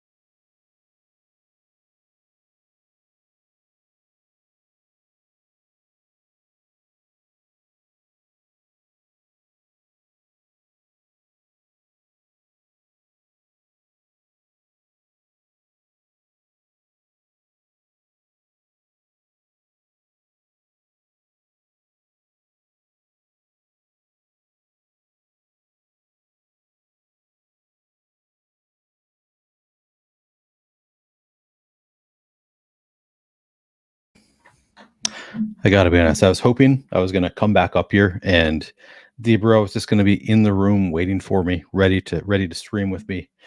Not the case. Gonna continue with the solo stream.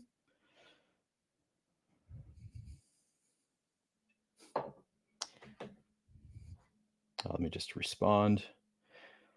I told the gang that I sent them a link in Discord. If anybody feels like streaming, Steel asked, "What are you doing?" So maybe he'll join.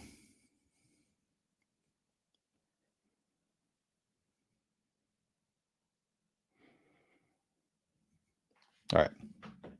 But I'm going to jump in. If anybody feels like drafting, now is the time. Drafting with me.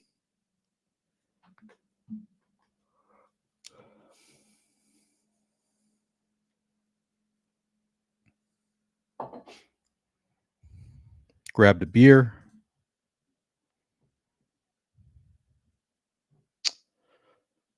It's just one beer. If it fits in your beer stein, it's just one beer.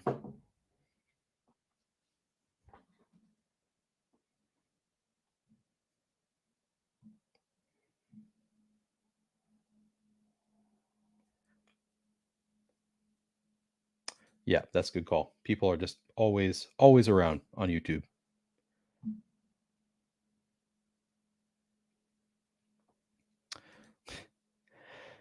Italian Santa says, at 4 a.m., I'm usually watching two dudes build underground pools in the middle of the jungle using only a bobcat tooth in under 12 hours. That's cool. That sounds like my brother, who watches a lot of like camping streams, like dudes just out camping, showing off camping equipment, etc. What's up, CLN in this one again?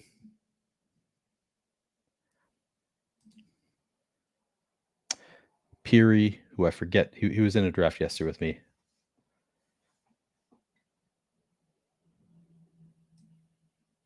Good to see you both. Anybody else in here with me? Drafting with us. Is this about me? 21 drafts left with like 5,500 lobbies left. Are you saying that I need to pick up the pace? You saying I can slow down? What do you think? 5,500 lobbies. I've just been tracking like the fill rate, and it seems to be filling still like all day. It's been basically 0.1% per hour. But I think it probably speeds up at the end. Not tonight. I'm probably not going to do any. Maybe I'll do a big dog once I'm done with all my BBMs.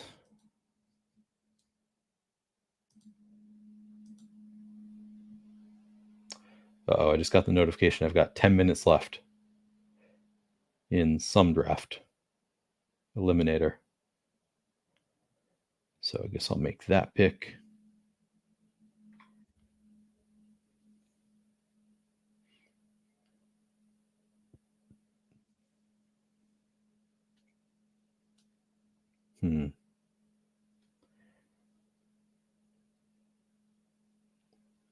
All right.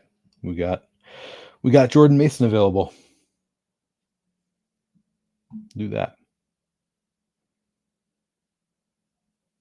Oh, good. We're getting to the point of the night where there is an overnight clock, so I'm not going to be on the clock in a bunch, or I will be not urgently on the clock in a bunch at least.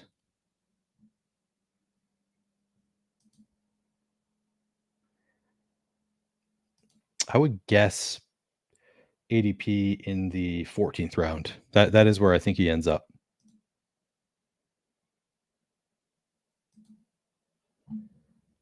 All right, get another share of Garrett Wilson.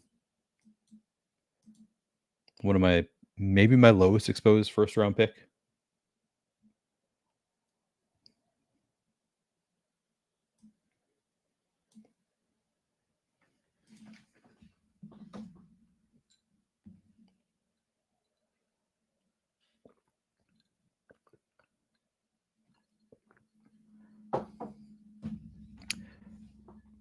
Wait, Raise it says refresh screen. Am I behind? Can you guys see?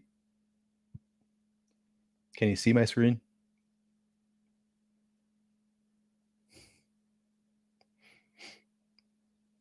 Okay, I was behind in chat. Apparently, you guys were all chatting, and I totally did not see that you were talking about my piss. Thank you for recognizing my great piss. I was also opening and cracking a beer that happened to come in 2 bottles. So it takes a little bit longer when your beer, for whatever reason, they split it up into 2 bottles. All right, Garrett Wilson. Let's do it. Let's do Wilson HN. I think, again, I don't remember if it was Hodge who was saying that that's his favorite end of round 1 start. Somebody was saying that on Twitter. Not necessarily that I agree that that's my favorite start there, but it's interesting. I haven't done it yet. Should be relatively unique.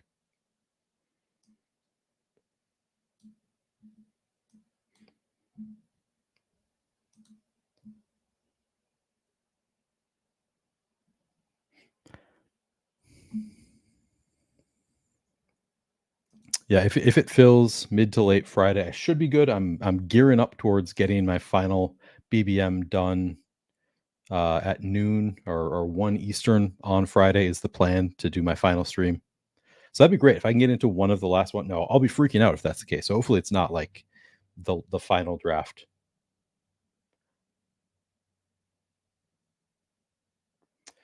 Oh, did Chase fall? Let's see. Yeah, Chase at 8. Damn. Should have been me. Should have been me. No fall for me.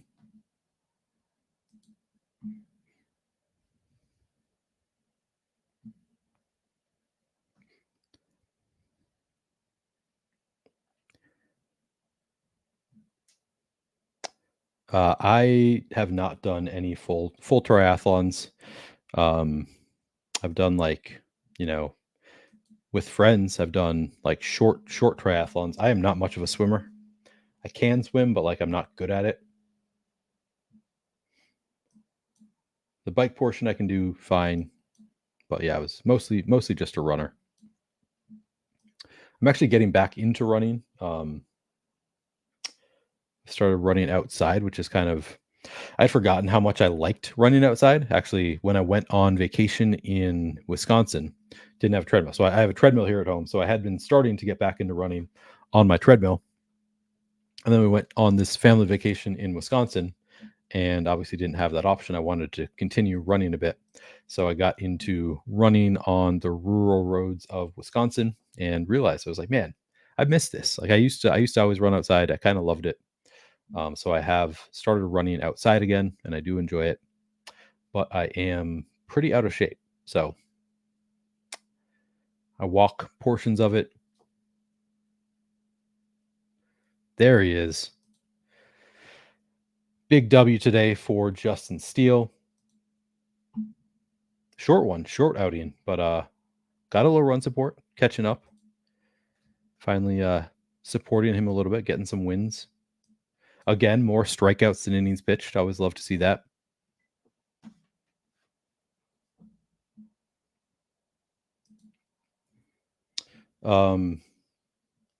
We got to get the crew in for it to help me get through these late night streams, Justin. Both Drew and Debro earlier today were saying, come on, we'll be around later tonight. We'll join your stream.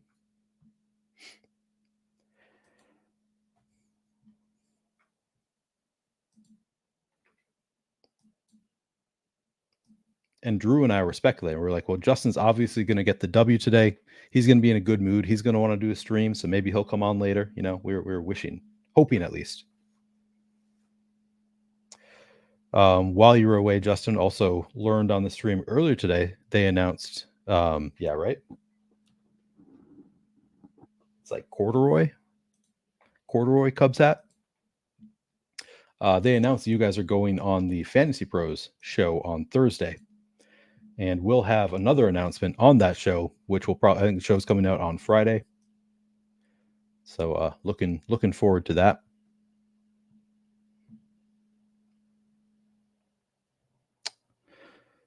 Do I go Sam Laporta here since Steele is here? I feel like I should. That is one of Steele's guys, or should I push it to my guy that Steele also likes? I'll do it. We'll do Laporta here in honor of Steele.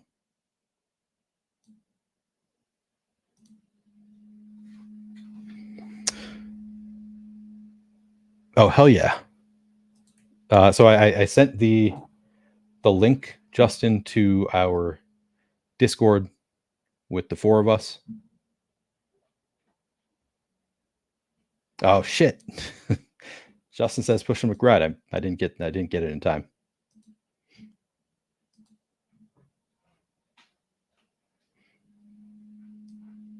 But I think that's probably the right call because I like McBride just as much as Laporta.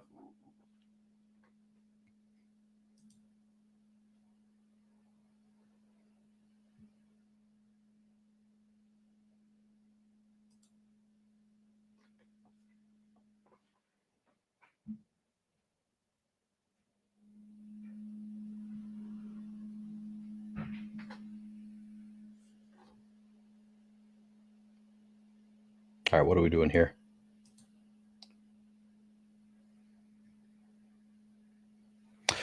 Steele, people were asking, I don't know if you're still in chat.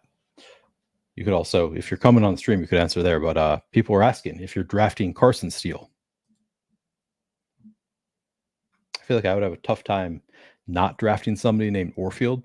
I don't think there's any Orfields that are in or near the NFL, but man, Amari Cooper.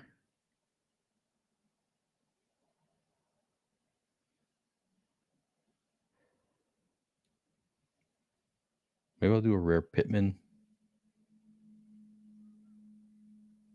Let's try that.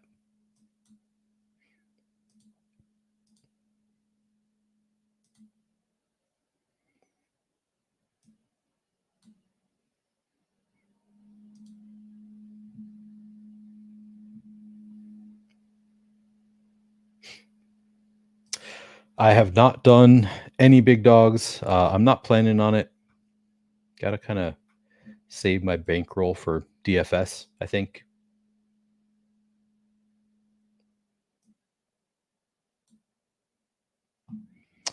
Super tempting because, if I'm going to be doing best ball streams next year, like giving myself the best chance to win a big best ball tournament makes sense from like a marketing perspective, but don't think I'm going to. But maybe I'll do one. Maybe I'll try and play a little DFS in the short term. Try to win a contest, build up that bankroll.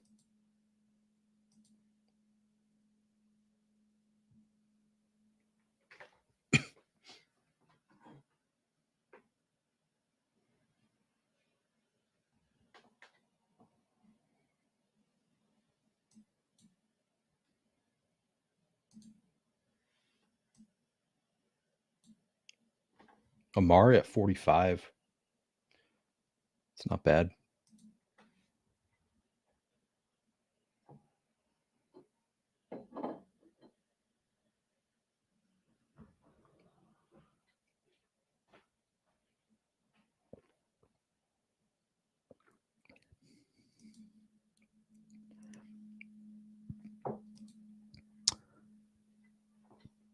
I don't know Chow Chow. I really liked the Chow Chow. Oh, that was one of the. Okay. I don't know if I played the Chow Chow. Yeah, I was not expecting the Tim Patrick cut with you there. Definitely agree with this. Neil says it's been too long since you won the Millie. 100% agree there. See, Shady Advice wins one, and then just like 3 months later wins another Millie. Why couldn't that have been me?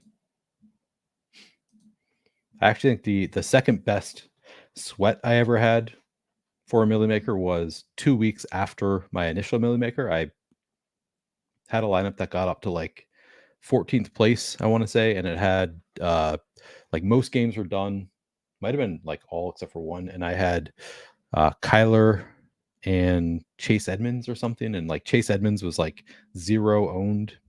It's like if he busted off a long touchdown run, had a shot at winning 2 in 3 weeks, the large field Millie, but was not meant to be.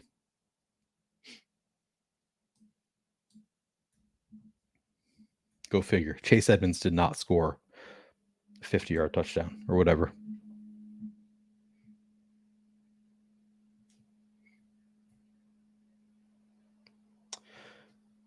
Plenty of time to get more Josh Reynolds.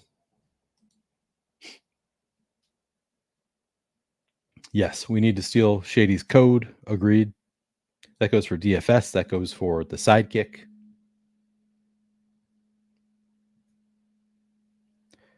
Guy knows what he's doing.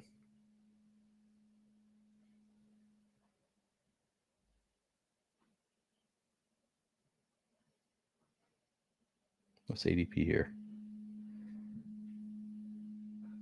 All right, let's go Jaden. Or Godwin. I do like Godwin quite a bit. No, I'm going to go Jaden.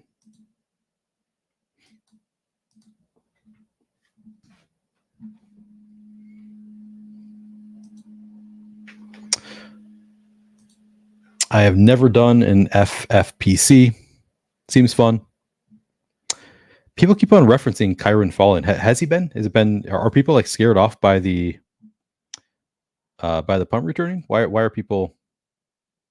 I guess I haven't noticed. Maybe I just haven't been paying attention.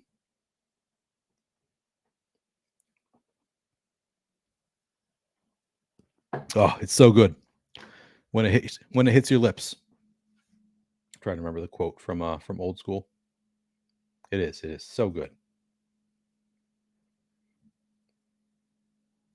How many BBMs? This might be 130. I think this is number 130.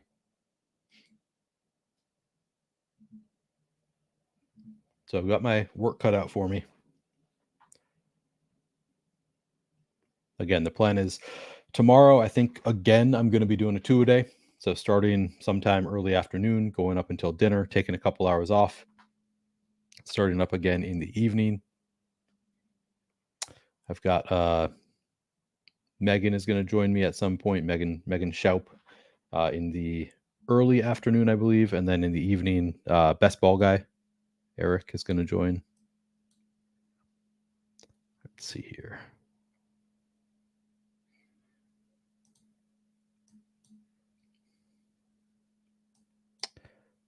Let's go Rome.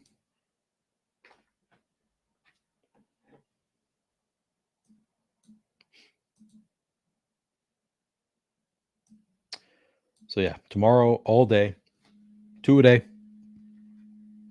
Thursday, just one long stream. Not going to take a break for dinner because I'm doing I have three fantasy football drafts for a season long on Thursday night. I have a friend who's having people over who lives like 2 miles from me. So that's he just moved nearby me in St. Paul. So I'm going to go to his new place for a little draft party, be done for the night. And then hopefully at that point, I will be done with 149. And then on Friday, mid-afternoon at noon Central Time, going to do my final draft with Pete Overzet. That is the goal.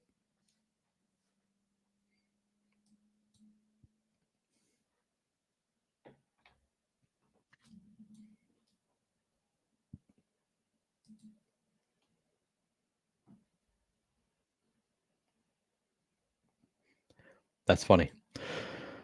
Twitter freaking out over Kyron. Kyron fell almost a full round in the DK Millie I'm doing. Man.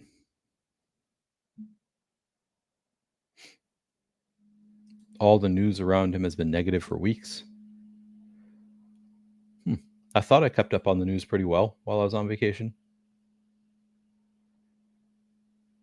I didn't see anything that damning for Kyron.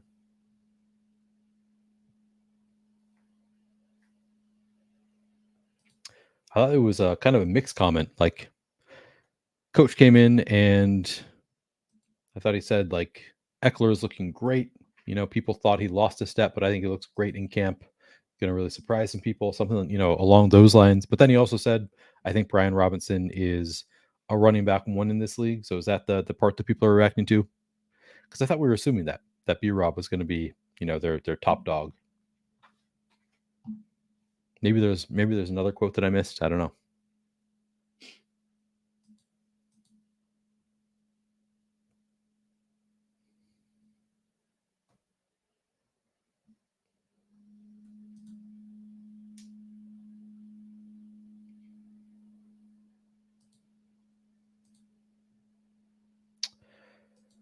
Yeah, I probably should buy the Chiron dip.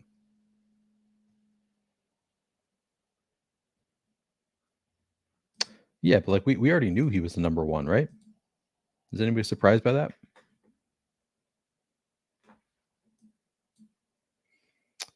But like, is he the number one getting 60-40 split?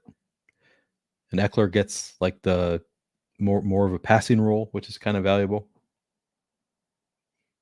It's kind of what I've been assuming. I know B Rob, I think they talked about him getting a little bit more involved in the passing game too, but I don't know. Eckler's always been a pass catching running back.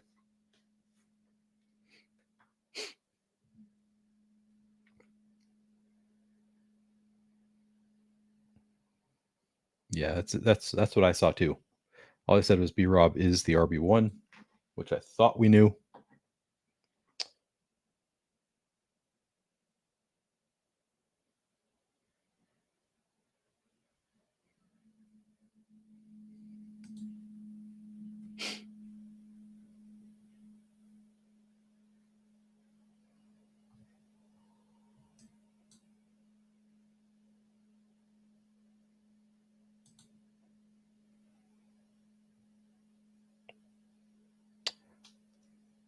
Lad falling.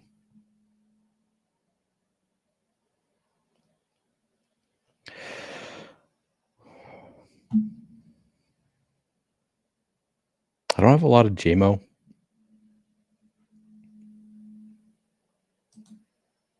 I feel like I should continue to pack my bags a little bit on JMO, just like try to catch up.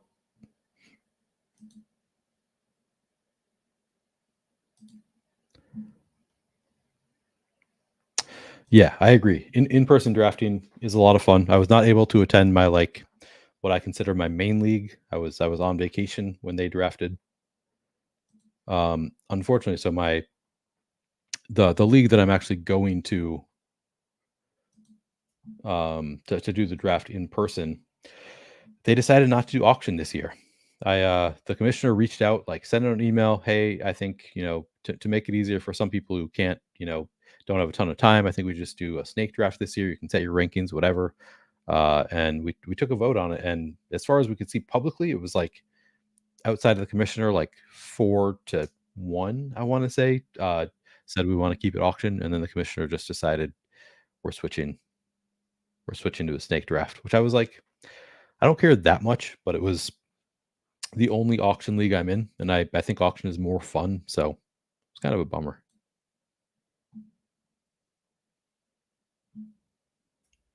Man, Lad is still there.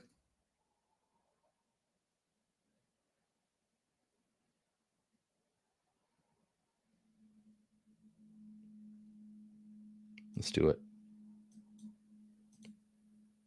Where did Anthony Richardson go? I thought I'd be able to get him. Oh, he went a couple picks before me. Okay. That was the hope.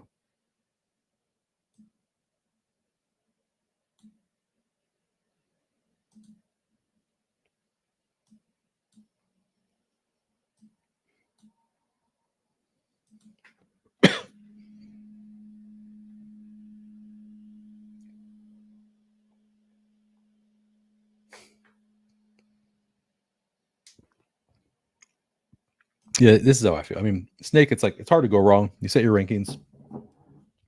You're gonna draft a fine team, but you can like I enjoy the chaotic aspect of like how much how much money salary do I need to save to like stop people from getting amazing deals? I never do. I spend all my salary on like three players. I do stars and scrubs in auction pretty much always. In part because you can always count on people just doing it poorly. So that's part of what I love about auction is even like people who come in with like they've done all their research, they have a great strategy, they just can't execute it and end up leaving like $20 in salary on the table. I've seen people that I knew who came in with a ton of experience, who had given it a ton of thought, left like $50 on the table because they just kept waiting for a better deal, kept waiting like, oh no, that's too expensive according to my sheet, he's too expensive, and then they end up just screwing the whole thing up. I've always liked to do the, get your guys, 3 or 4, like 3 studs, add in, B-level player, and then just take the falling value. Whoever's available for a buck, doing a ton of those guys has always been my auction approach, and I've had pretty good success with it.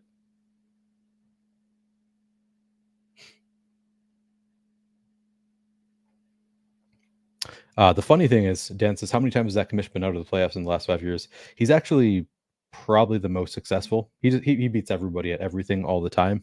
I'm sure it was just somebody requested to do a snake draft, and he was just like, that seems easier. We'll just do that. No, he's nice guy, great fantasy sports player, very very serious about it. Yeah, I don't know. I don't know why he made the decision. I think just thought auction, like it's a fairly casual league. It's my law school league. Like people are just they have busy jobs. They don't really want to spend a ton of time on fantasy football. There's like a few of us who are like pretty into fantasy football already, so we don't like have to prep for that league. But there are people who just like show up. They've done no research. They brought a cheat sheet from ESPN, whatever. I think those people probably prefer the snake draft. Maybe they messaged him in private requesting it.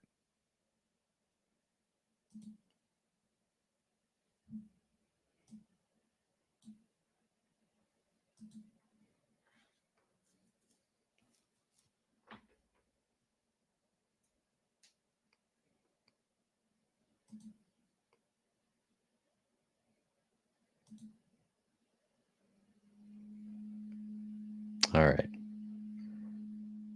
Getting a quarterback. Already locked out of Love, locked out of A-Rich. So getting one here feels good. I do have that Hero RB, which helps.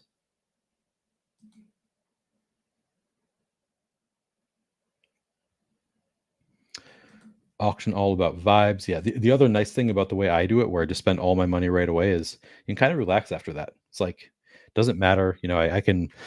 I can when it comes my turn to suggest a player, whatever you call it, put a player up for auction. I can put up a player that's like I know he's never going to make it back to me for $1, and I don't really want this player. Like there's some strategy involved in that, but for the most part, you're just chilling after you get your guys, which I enjoy.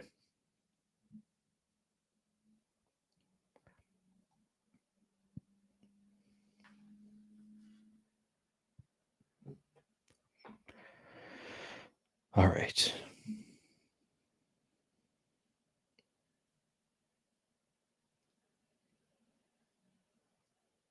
Do I do Singletary or Tyj here?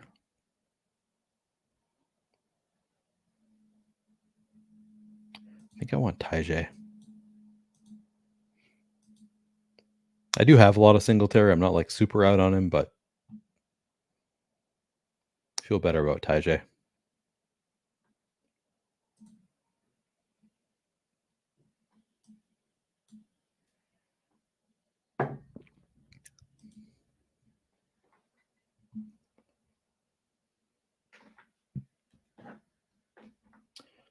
All right. I have to make a pick.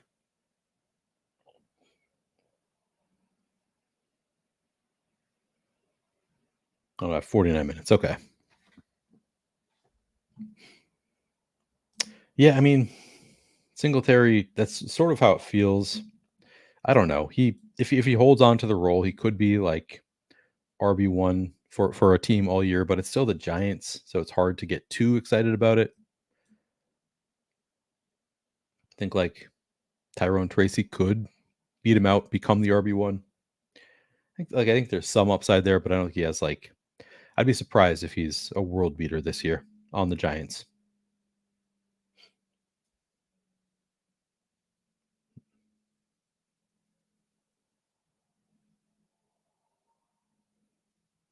Sad. I'm no longer getting those sweet late shares of Jordan Mason in my slow drafts.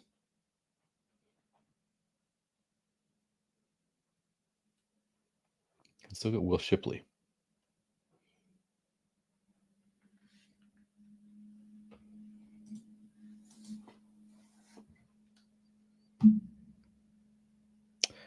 I swear, all three of Drew, Debro, Justin, at some point today, all said they're gonna hop on this stream.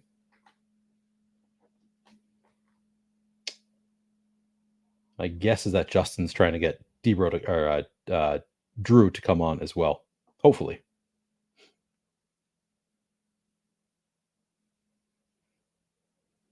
I did message them. All right, Debro's recording a video. Bit busy. This is Al Boogie asks how many I've done so far. This is my second stream of the day, and this is my 9th streamed draft of the day. Gonna do at least one more after this. Maybe I'll do 2 if I have the energy. I am admittedly dragging a little bit. It's pretty damn hot in here too, so I keep on drinking water and then still feeling dehydrated. But we soldier on. Appreciate you here showing support, keeping me entertained. You think it's my job to entertain you, but no, I'm just drafting. You guys are here to entertain me.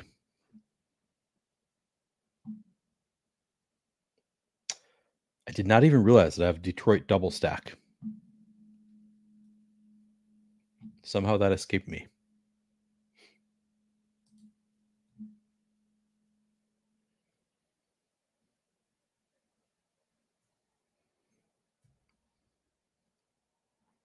Yeah, floor helps. Sometimes you just need. I agree. Like, floor is not the enemy in best ball. It's probably underrated in best ball a little bit.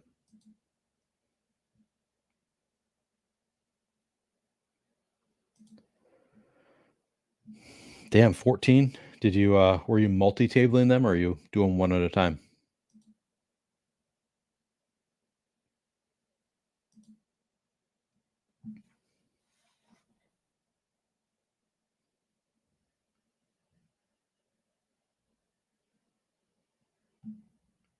All right, good. I don't have a ton of Goff, but when I've got them double stacked, feels good.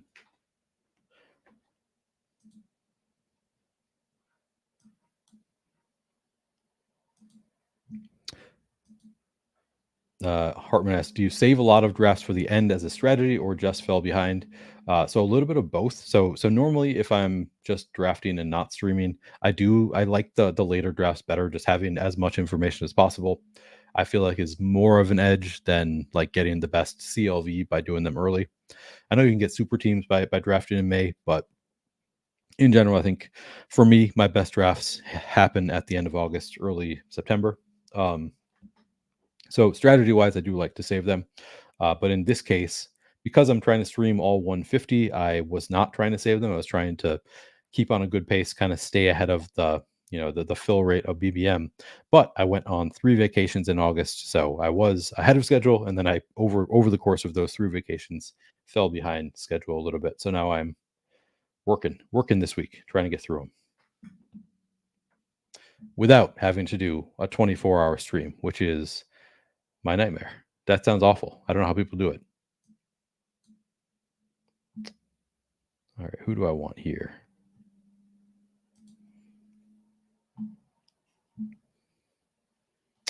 Chandler the same buy as Zach Charbonnet.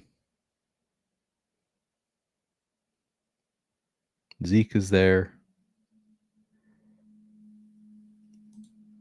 Yeah, I guess I'll do Zeke. I don't feel great about it.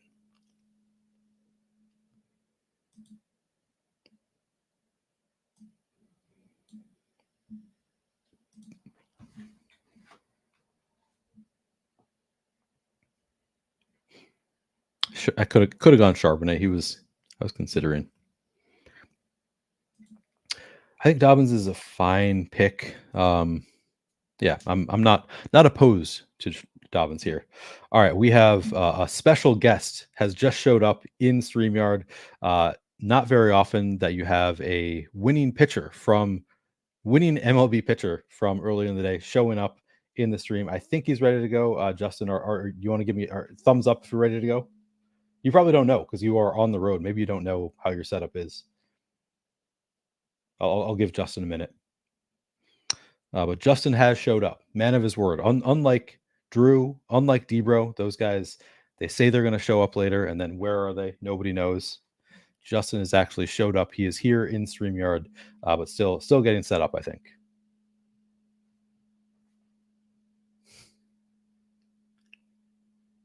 I don't know if he can hear me. Can you hear me, Justin? Okay, he's talking to the camera. Give me a thumbs up if you are ready to come. Okay. Yeah. No, you could say. Sorry, I didn't know you could see me.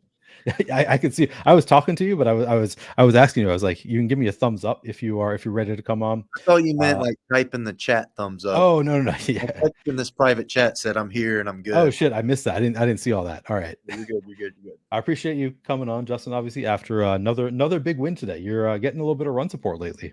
Thank you, I appreciate it. It was nice. It was a sweaty one out there today. While you were on the road, did you open up your hotel window and see like banners of me? Did that happen for you also? No, Because I was outside Wrigleyville. I opened my window. There's a banner of Justin Steele out there. That was pretty I know. cool. I saw that. You sent that. That was actually pretty cool. And then you was like, I think the Cubs are on the road. that was funny. People, I mean, that was a funny moment. That was a funny moment. Yeah. How's your team looking right now? What do we got so far? Yeah. Let's take a look at it. It's looking pretty good. So have you been up on all the news today? Have you been like keeping up with the cuts? The big news I saw was Elijah Mitchell season ending IR. So Jordan Mason's gonna pick up the team. Rocket ship. Yep. Rocket ship. So we got a 2-3-6-1 so far. Caleb Williams, Jared Goff at quarterback, running backs Devin Achane, Tyjae Spears, Zeke Elliott, wide receivers Garrett Wilson, Michael Pittman, Jaden Reed, Romo Dunze, J-Mo, Lad McConkey, and then tight end Sam Laporta. Mm-hmm. So in a pretty good spot. We got our two quarterbacks at least. Got the hero RB with Devin Achane. It takes me a second to get used to the underdog look. I know. I'm also using this this tool here is called the Sidekick, made by Legendary Upside, that like gives you like intelligent recommendations. They actually have it on DraftKings as of like last week. Yeah. It's $500 for a season. So it's an expensive tool, but very helpful. The DraftKings might have sent me a promotion or something for that in my DraftKings wouldn't have. So this is the Legendary Upside is the company that sells it. Okay, so you can use it on DraftKings, but it's not like affiliated with DraftKings. Yeah, gotcha. But it's pretty cool. Like it factors in like your all the correlations, like your team correlation. You know, the week 17 bring back all that. That's useful. That's a good idea, honestly. Whoever started. Yeah, it saves me some as I'm doing 10 stream drafts today. It saves me a little bit of thought. Oh man, Jordan Mason goes. I was kind of hoping for that. What round is it? What round's he going in? That was 13th. 13th. I figured it'd probably be earlier. I was expecting like 10 to 12. I mean, it might be going in that direction, but yeah, I could definitely see it doing that. But the ADP is kind of slow on underdog to shift. All right, so the suggestions here at the top of the board: Khalil Herbert, Pop Douglas, Antonio Gibson, Xavier Legette, Cole Kmet. Anybody interests you here? It's not the best range. I think I like Cole Kmet. Yeah, we got the correlation. I do like the tight end quarterback correlations. All right, and then we're coming. My overlap times one's not good, right? Yeah, I mean it just means, but like sometimes it's like it's a teammate. So like the by overlap, it's just like showing you have their teammate too. Yeah, I think. But in general, it's a negative. I think I like Cole Kmet, and then I like Marshawn Lloyd. Maybe Vidal, whoever's there for you. Yeah, Marshawn Lloyd. I mean, that was the other, like, not obviously not as big, but like with AJ Dillon going on season ending, 100%. Yeah. You when is your Cubs League draft? Tomorrow night.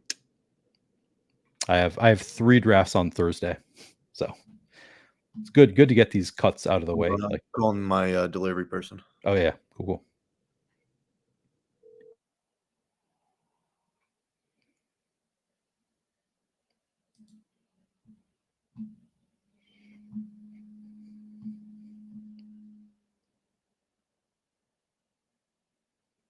The question is, when do you have to reach for Marshawn Lloyd right now?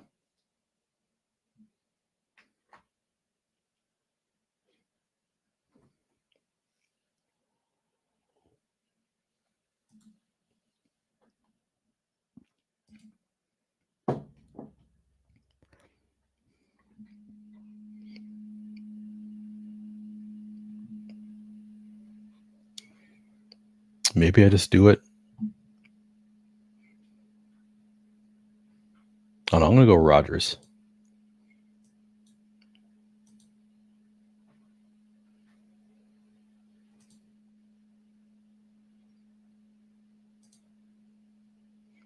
Because I think a running back I like will probably still be available at the next turn.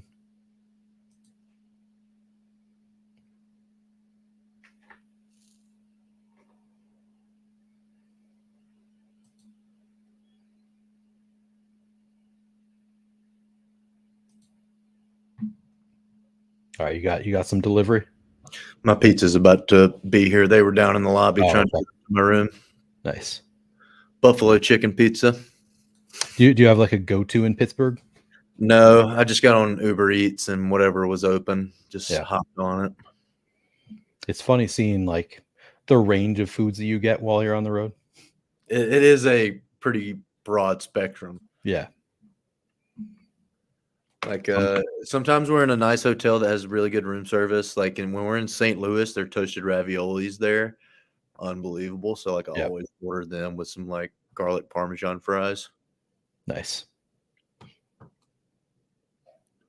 I haven't done any best balls really since y'all probably. I probably stopped at like 50 of them. Oh, really? Yeah, I've been kind of preparing for week 1, starting to hand build some lineups for DFS. Yeah. Do you play on just DraftKings? Yeah, just DraftKings. Nice. Yeah, I've still been. I mean, I was on vacation for a long time, so I hadn't been able to really do fast drafts for a while. Kind of nice to be able to start doing them again. Are you going to be able to fill out all 150? Yeah, so that was I promised at the beginning of the year I'm going to stream all 150 of Best Ball Mania. So that's why I'm streaming like all day today, all day tomorrow, is to get these damn things done. You're a dog. What number are you at? This is, I think, 131, maybe 130. Oh, you got it. You definitely got it. Yeah, but it's going to fill by like Saturday. So I'm trying to finish up on Friday. I don't think DraftKings is going to fill. No, it's not. Yeah. You'll get overlay on DraftKings for sure. I was kind of getting to the point where I was drafting the same players just over and over again too. So I was just kind of padding what I already had. Yeah. All right, hang on. I'm gonna get rid of overt racism in the chat. What happened? There's just some guy keeps doing a bunch of like super racist jokes. Jesus. Which have not seen that before.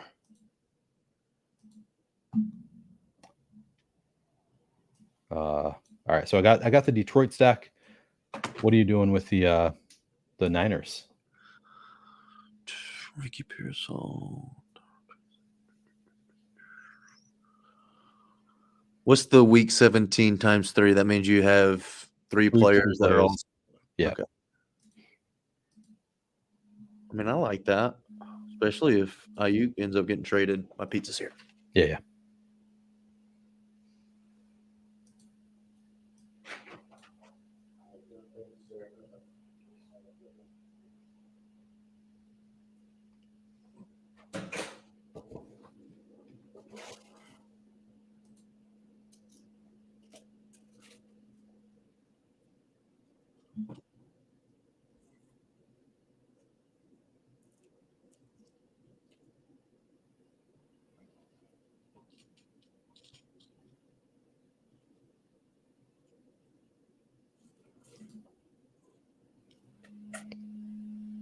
All right, Tyrone Tracy. Love to see it.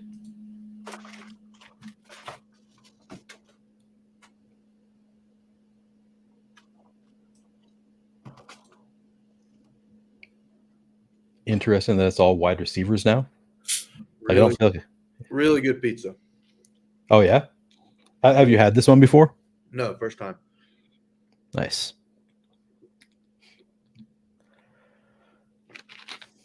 You don't want to eat it. I'm surprised you came on the stream before getting your pizza. I would be like, all right, let me just. I'm eating it right now. Love to see it. Is it you can I don't want to keep asking you questions while you're chewing, but You're fine. Go ahead. are you blue cheese, ranch? What are you dipping in? On a pizza, ranch. Okay. If it's like a buffalo chicken pizza, I'm gonna dip it in ranch. But if it's like buffalo wings, I dip it in blue cheese. Okay, that makes sense. Yeah, I like both. I do too. Like whatever's available. Marvin Mims, I think, might become okay. He goes, but maybe somebody that I'm going to start drafting a little bit again. With Tim Patrick getting cut. Is McCaffrey going to be the third guy in Washington? I think so. Yeah, I could do that. Unless they trade for Ayuk. Oh, Jahan Dotson here in the 16th round. Still not like a slam dunk for me. Were you taking him at all anymore? Here's the thing. I was actually high on Dotson, like coming out of the draft. Like I thought he was a good prospect and whatnot. And not anymore, though. He kind of showed promise, like caught a few touchdowns. His rookie year, yeah. Would make some plays, and then like the next year he's kickoff return and like special teams. So it was like kind of weird. I mean, I feel like the talent is still there. Like it's tough. I know. Yeah, well, I think Tammy Brown is actually the wide receiver 2 now. So it's he would be the 2. If they get Ayuk, Diami would be the 3. McCaffrey would probably move to the 4 and have to like earn some snaps over Brown. Yeah. Yeah, I have been drafting a little bit of Diami Brown now, just with the hope that they don't trade Ayuk. Yeah. I have a lot of McCaffrey. Me too. Yeah, I had my bags packed, and then some of the news started being a little bit concerning, like during the preseason.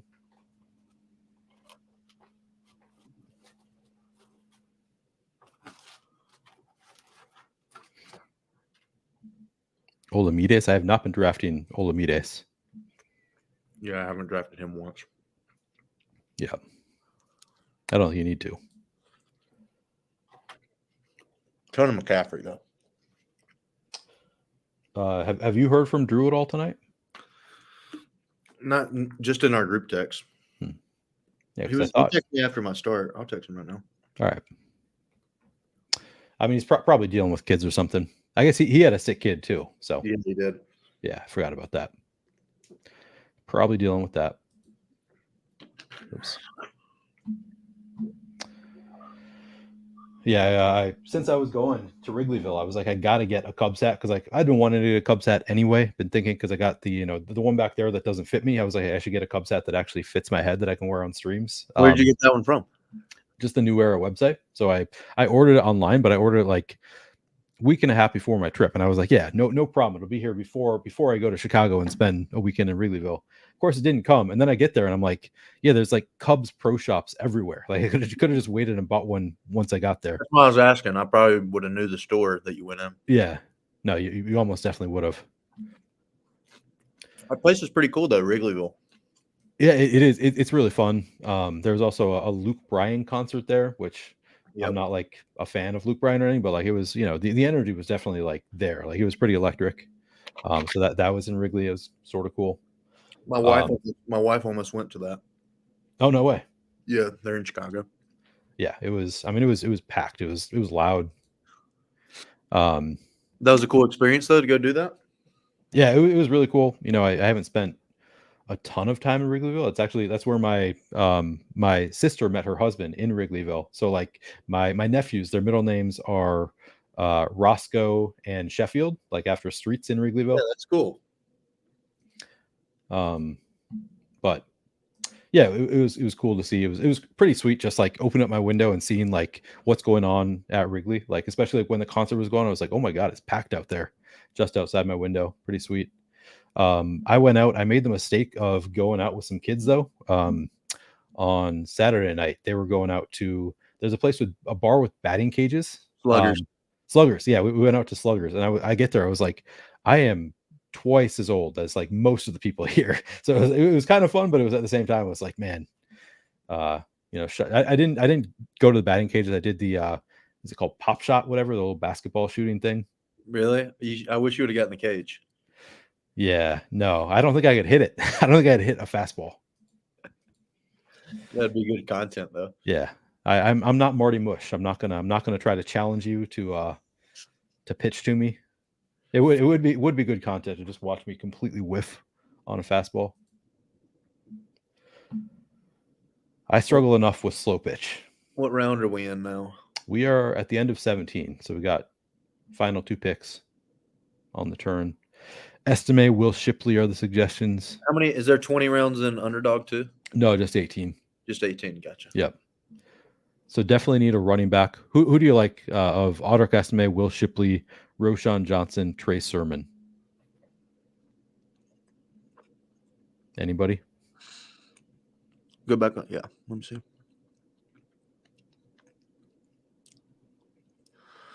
I'll sort by ADP over here too. I say Will Shipley. I was hoping you'd say Will Shipley. Actually, I have a lot of Estime, but I'm trying to get more exposure to Will Shipley because I don't have much.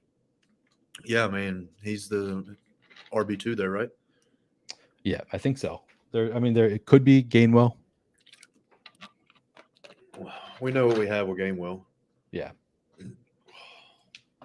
Peppertoni, is this legal? Yes. MLB allows their players to bet on everything except for MLB. They're not like the NFL where they're like super strict for unknown reasons.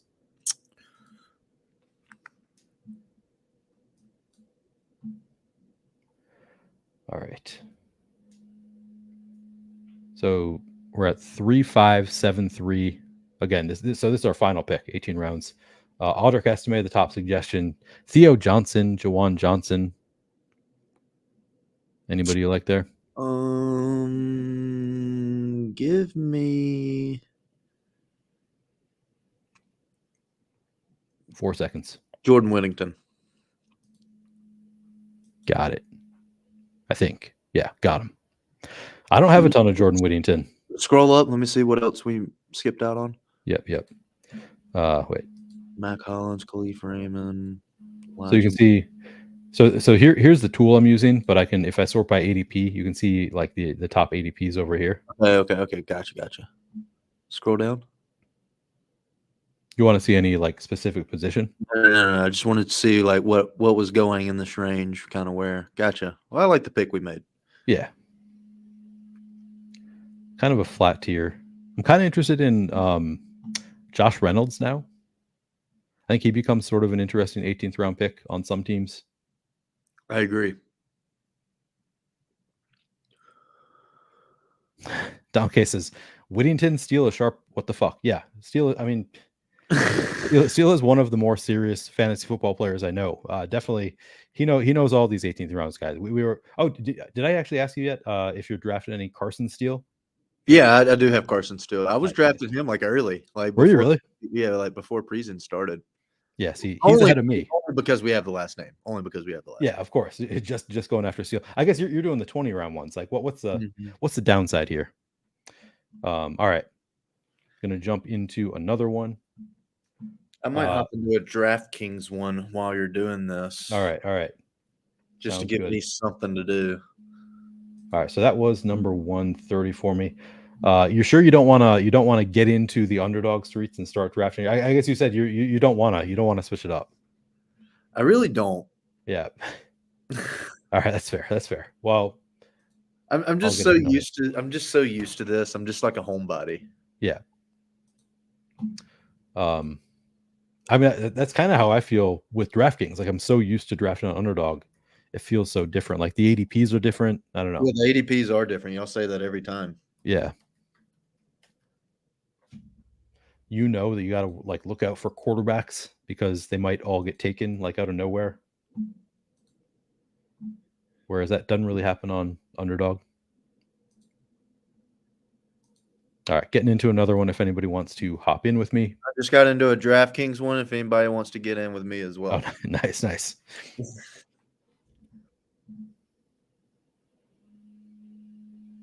I text Drew said we were in here. He might. Cool. 1 second.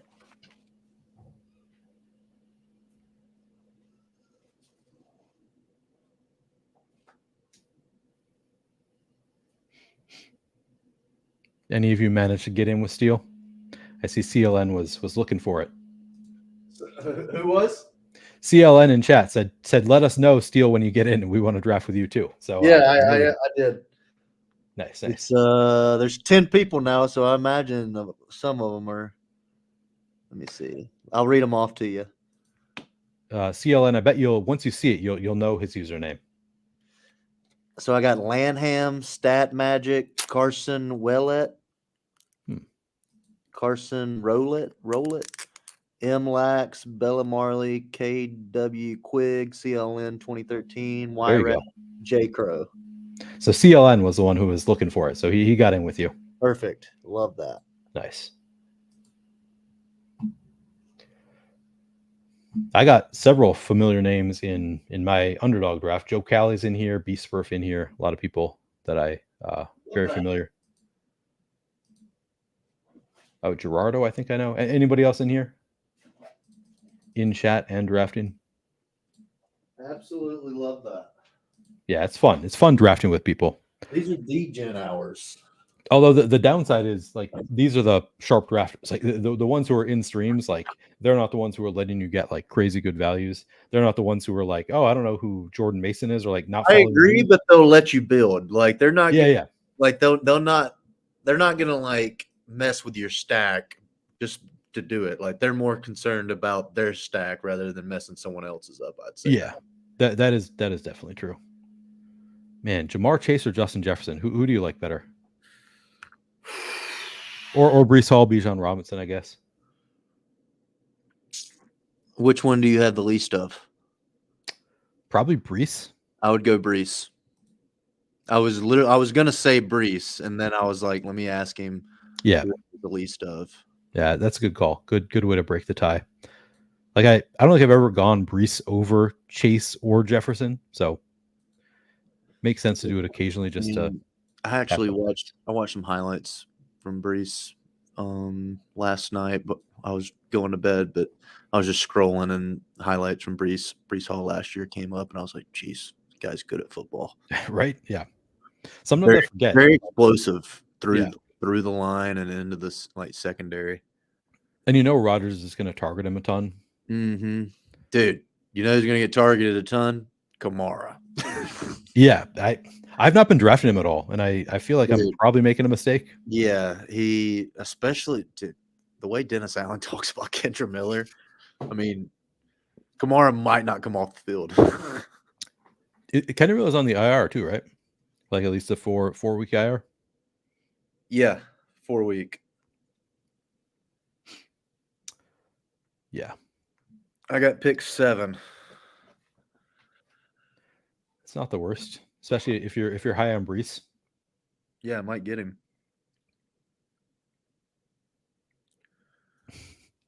Nez says this is awesome. Yeah, Nez does baseball stream, MLB, underdog MLB streams really every day. So yeah, of course he's a Pirates fan. So you love that. How do you like that, Nez? I think I'm going Breece Hall at 7. Nice. What pick was you? 5. So it was a little bit of a reach for Breece, but like kind of in the same tier there, I think. 7 and 18. Who did the Jets play? The Jets play Buffalo. So I could probably get Josh Allen somewhere. Pick 36. I got pick 18 and 31. So I could wait till 31 to get Josh Allen. As long as nobody listening to me snipes me. Ned says that you are his NL Central exception. He's been a fan since day one. I appreciate that. I dropped the so I was the bartender at the hotel that we were staying at was like, we were talking and he was like, yeah, so I'm from here. I used to be a fan of this team, whatever. I've become a pretty big Cubs fan though. And we have been talking about my podcasts. Like other people have been telling him like, oh, you got to go on Neil's podcast. So I was like, I've actually had Justin Steele on my podcast. Like the only person that you would know who has been on my podcast. What did he say? He was like, no way, I love Steele. He was very excited about that. That's awesome. Yeah, definitely lit up.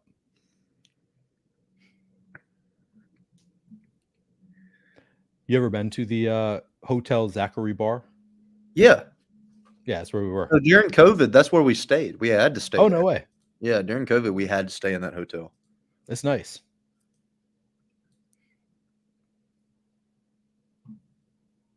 It's my pick. I'm looking at Cooper Kupp, Drake London, A-Chain, Kyron Williams, Nico Collins, Derrick Henry, Olave. I like H-N, I think. Dude, I swear that's what I was going to do. Yeah. And I don't have any A-Chain. I don't have that much either. Yeah, I'm like, I feel like I need to be packing my bag. It kind of scares me that there's 3 legit running backs there. It's like, even though 2 of them last year were like top 10. Yeah. And like Mostert is 32. So I'm like, at some point, he's got to fall off. But I drafted him in my home league the other night. Nice. I was really happy with my draft. Nice. Dustin? I don't think so. What app do you draft on? Yahoo. Here, I'll send it in the group. All right.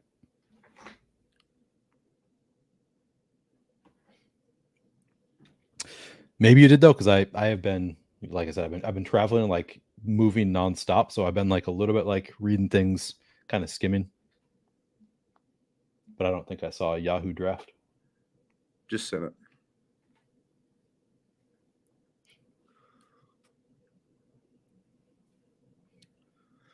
Let me pull up another tab for YouTube so I can see. They put the NA on CD Lamb, the Q tags on like Gibbs and Bowers. That's how sophisticated is your home league? Like, are they paying attention? Do they know that these guys you can still draft them?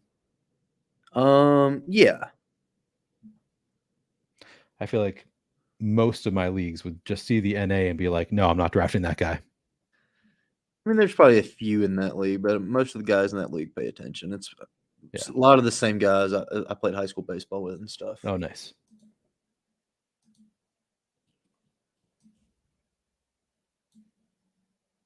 Pull up your YouTube so I can see chat. Well, you should be able to see it in StreamYard also. Maybe you can't comment there. I don't know. Maybe you can't when you're the guest, but it should be like on the right side of your stream. If you're in StreamYard, you can click on the comments tab. Oh, okay. Yeah, you're right. I'll just do that then. Yeah, that took me a while to figure that out. It's my pick again.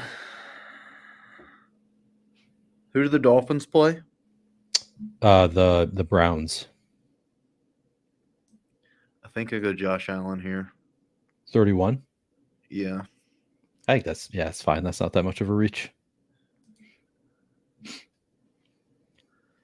No wide receiver yet. Fuck it. Oh shit. You're falling behind. No, I'm all right. It'll be all right. You got 20 rounds. Yeah, you can just take 10. Drew said he'll join in a little bit. Nice. You got to remember, he's in California, so it's like... I know, it's super early. There. Yeah. Yeah, I was in the locker room, and I was like, Elijah Mitchell, like, out for the season, like, made an announcement, and they were like, everybody was kind of like, okay, and I was like, that means Jordan Mason, steam him up. And some of the guys were like, who's Jordan Mason? And I was like, God. Yeah. Get on Justin's level. What's going on? Were you able to like? You probably don't have any like bets to do on Jordan Mason, like his like rushing yards line for the season. I don't know. Mm-hmm. Probably doesn't have a lot of lines there. Yeah, I was just like, hey, I'll take him in the last round of our draft. Yeah. Especially if CMC goes down, he's gonna be the guy. Yep. I did not get him in my like what I consider my main league, my unlimited keeper league. Is the one that I pay the most attention to.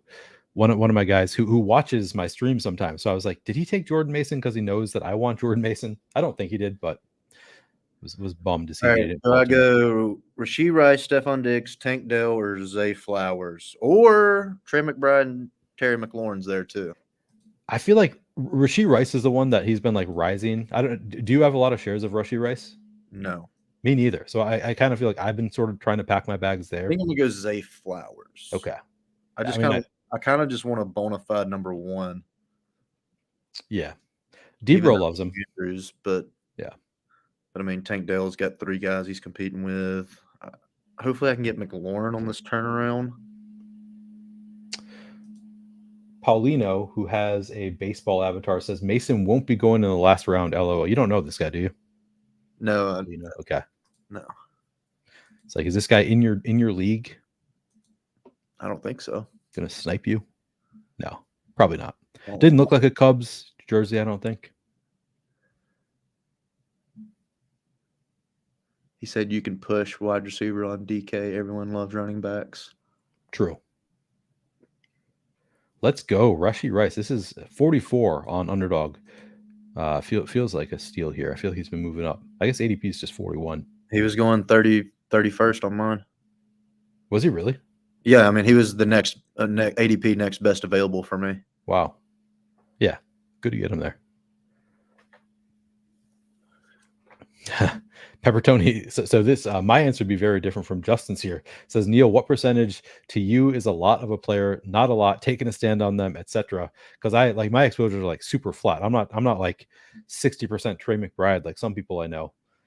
So for me, like 40.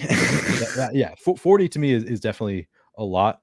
I don't have more than 25% of any player, so that's like how flat my exposures are. Yeah, so I'm like, I took stands on the tight end position. Like McBride and Laporta are pretty much the only 2 tight ends I've been taking in best ball.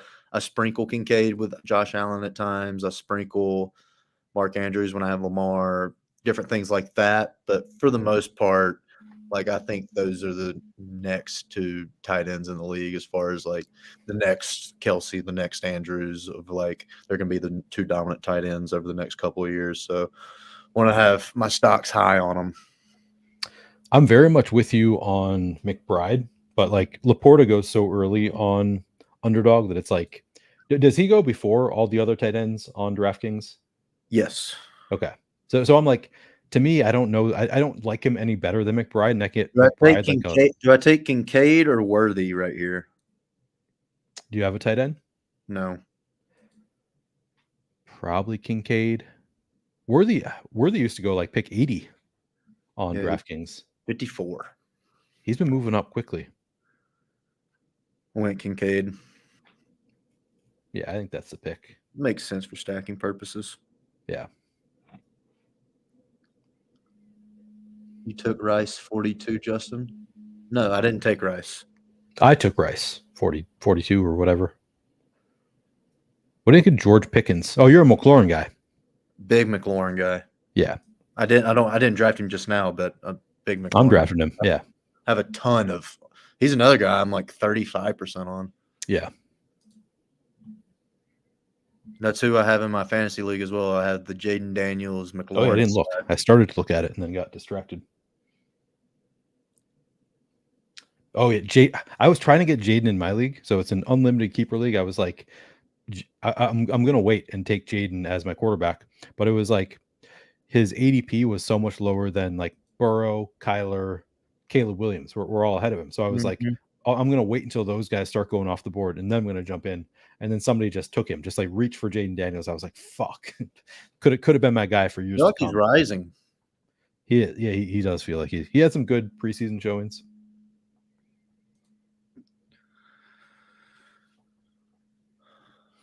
Justin, have you ever had spotted cow? Yes, I have. That's what I'm drinking tonight. Got myself a double. Okay, my next pick's coming up. Do we like Keenan Allen, Jaden Reed, Roma Dunze, Deontay Johnson, or Keon Coleman?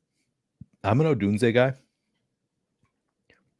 Although Keenan Allen does have the like PPR, I feel like he's just a PPR scam on DraftKings.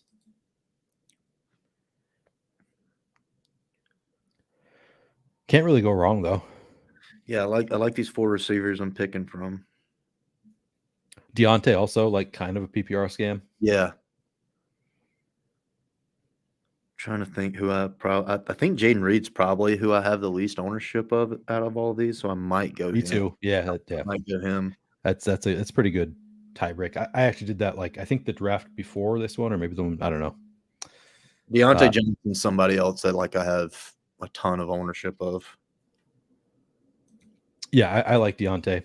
It's funny, early on, all of the sites that do rankings had him way below ADP, and then all of them have adapted and moved way up on him. What's up, Dark Sheep? Brewers fan who lives in Wisconsin says, Justin admitting Wisconsin is better? No, I didn't hear that admission. Is it Spotted Cow brewed there? It is, yeah. It's only they don't sell it anywhere outside of Wisconsin. Yeah, when we're playing Milwaukee, it's in the locker room. That's where I've had it. Nice. I got Evans. Do I double? I'll double stack Evans and Godwin. I think, yeah.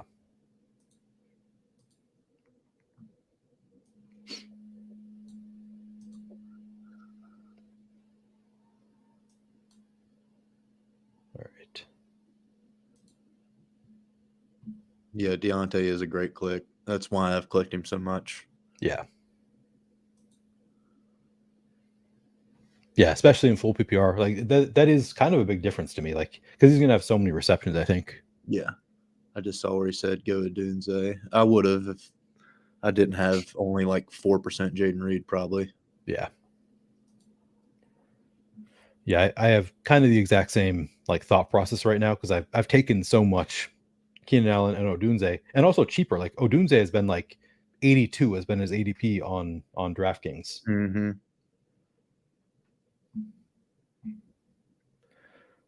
Yeah, kind of what I was saying earlier. I kind of stopped doing it because I was drafting the same players over and over again. So now that I'm trying to mix it up a little bit. Yeah. Yeah, I feel like now we have so much news to react to. You can draft completely different teams than you did a month ago. Yeah. Shakir, Dobbs, Hollywood Brown, or Njigba, or Curtis Samuel, or Wicks. I like it's JSN for me, I think.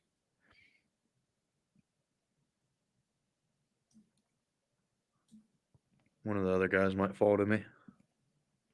Yeah. Somebody asked, do pitchers sip between start? You mean drink alcohol? Yes, pitchers do drink alcohol. I assume position players do too. Yeah, probably not as much because they play every day, but yeah, we do. Baseball drive you nuts. You got to do something. Yeah. 162 games. 162. We only got 28 left. Is that right? Damn. Yeah. Although, 5 games out of the wild card, something like that? Yes. Maybe extend it. Maybe. It's a long shot, but it could happen. Definitely could happen. Do you like Dobbs or Shakir? Dobbs. They like Dobbs so much. Jordan loves Dobbs or Samuel. Ooh, Dobbs at this point just because Samuel's banged up. It was Samuel for me before. Do you like Dobbs better than Dontavian Wicks? Only because of the ADP, because you can get Wicks so late. He's going 121. Yeah, you're right.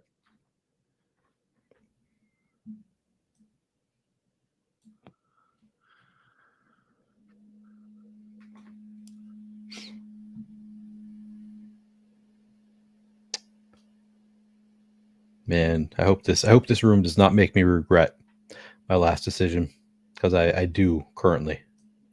What'd you do? I took Ladd McConkey. I feel like there was a better pick for me, which I will not say out loud with people watching until I get sniped on it. Pepper Tony says Jordan Love has a full back tattoo of Romeo Dobbs. Yeah, exactly. And I haven't drafted a ton of him, but I feel like I should have. I'm going Dobbs then. Over Hollywood Brown too? Just because of the injury, he's gonna miss at least a few weeks. I don't know if he's on. I don't know if he went on IR.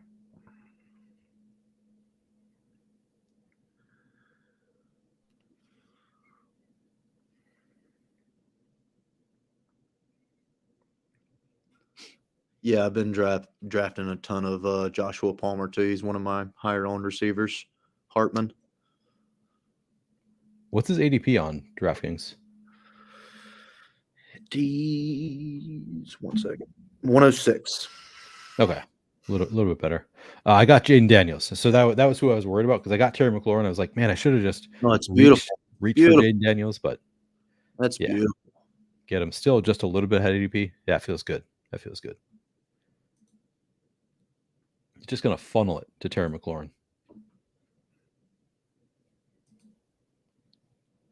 Drew said be on in 5. Hell yeah. I'll hang out until you guys are tired. You guys are gonna have to tell me we're done. We're done, Neil. Well, the days I pitch, it's so hard for me to fall asleep. Like I'm literally gonna have to be squinting eyed before I'm ready to go to bed. Mm-hmm. Jump free, you're a ball knower. I'm not a ball knower. You're a ball knower. He has to be a ball knower to know that you are a ball knower. Game recognized game. You hang out with these guys long enough, it rubs off on you. Yeah. Yeah, it's pretty cool to be able to I think D-Bro is the ultimate ball knower. Like Drew and I are DFS guys. We're getting into it, starting to be more ball knowers. But D-Bro has been doing fantasy football content for a decade, more than a decade. J. Crow, don't do it. J. Crow's in here, right? No, it's CLN who's in here. I don't know if he's. Never mind. I thought it was J. Crow.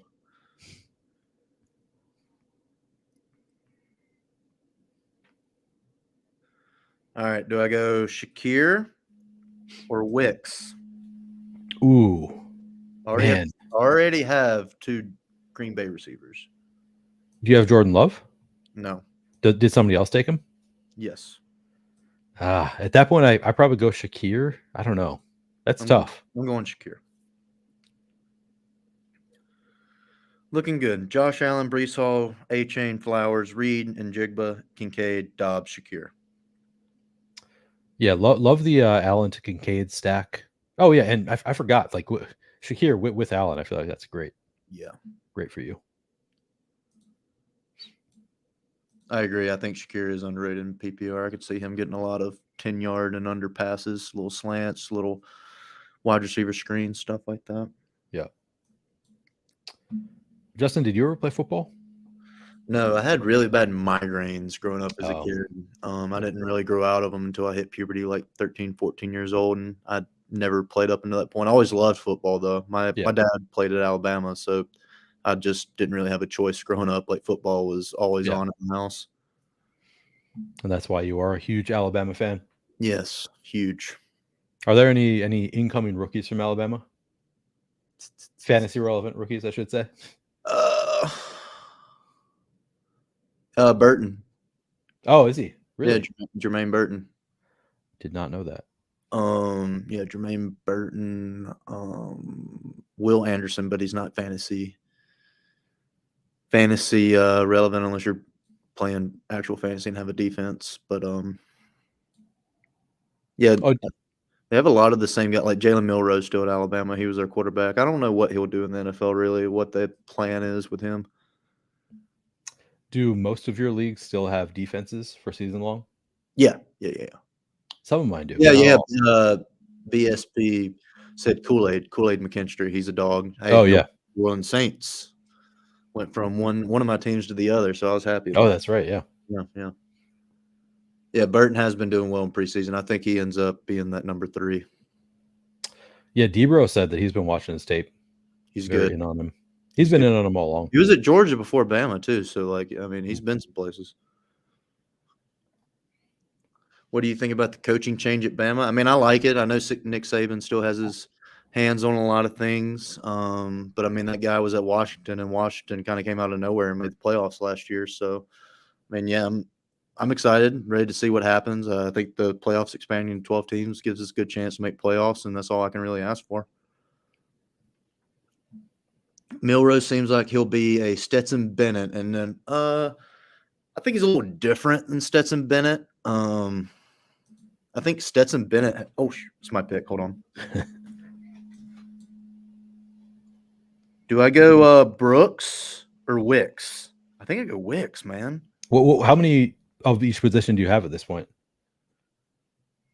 I got 10 seconds. 5 receivers, 2 running backs. Brooks? No, I go Brooks in that case. Okay. I think. Got him. Whew. I love Wicks, but like once you got 5 receivers, 2 running backs. What was I saying?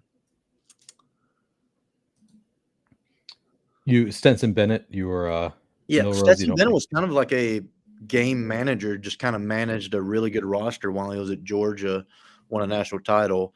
Milrose kind of like I'm not going to say Lamar Jackson, but I mean the way he runs the ball and how agile he is running the ball, and he's definitely like a run first quarterback, and he's pretty good at it.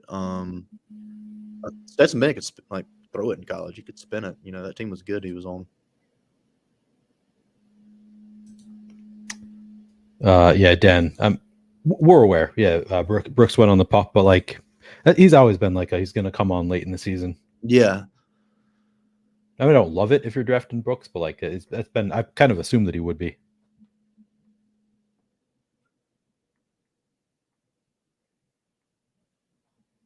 All right, what am I doing here?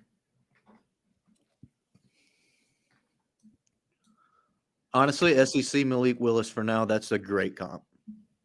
I like that. Malik Willis now on the Packers, right? It's a good question. I don't know. I think he was just traded to the Packers.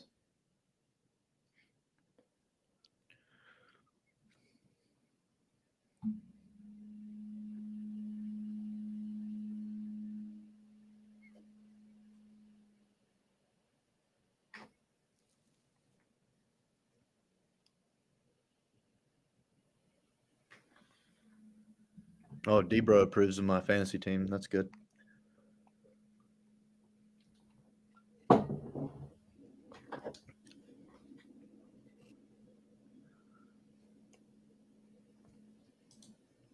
Is Bama favored to win the SEC? I doubt it. I imagine Georgia is. I haven't looked, but I would imagine Georgia. Dude, Missouri is going to be good this year. I think Missouri is going to surprise some people.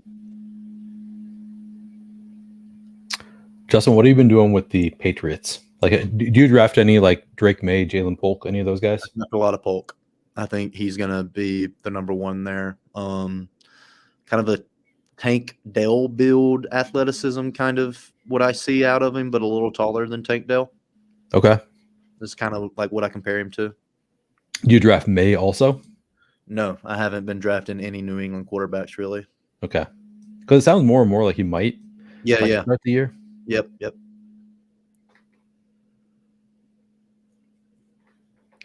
I just took Polk. CLN, I would agree with that. Missouri's wide receiver room's a joke. That is it Burden the third, I believe is his name. He's like really good. Carson Beck, QB1. That's also a good call. All right, I'm about to be on the clock. I'm looking at Jerry Jeudy, Tyler Lockett, Benson, Rico Dowdle. Man, how are those guys still available? I kind of like Rico Dowdle. I think I like Jeudy. I like Jeudy too. Who do the Browns play? Miami. Yep, and I have A-Chain. Yeah, nice. That's perfect. Arizona wide receiver is the best or second best. Are you saying University of Arizona or the Cardinals? Or I don't know. I'm not very familiar with West Coast teams, so like forgive my ignorance. I'm realizing, Justin, that you're such a college football fan. You could have been playing college football best ball on Underdog if you were on Underdog. I wouldn't say I know it that well. It's more so SEC. Let me move around the branding here. Gonna make an addition to the stream. Beck and Shador favorites for number one pick next year. Dude, I had when Shador went off week 1 last year, I took Shador to win the Heisman and like got huge odds for it. I imagine you could probably still get huge odds for him to. Hey guys, how are you? What's up, Drew? How you guys doing? Long day. I forgot that you were dealing with sick kids today.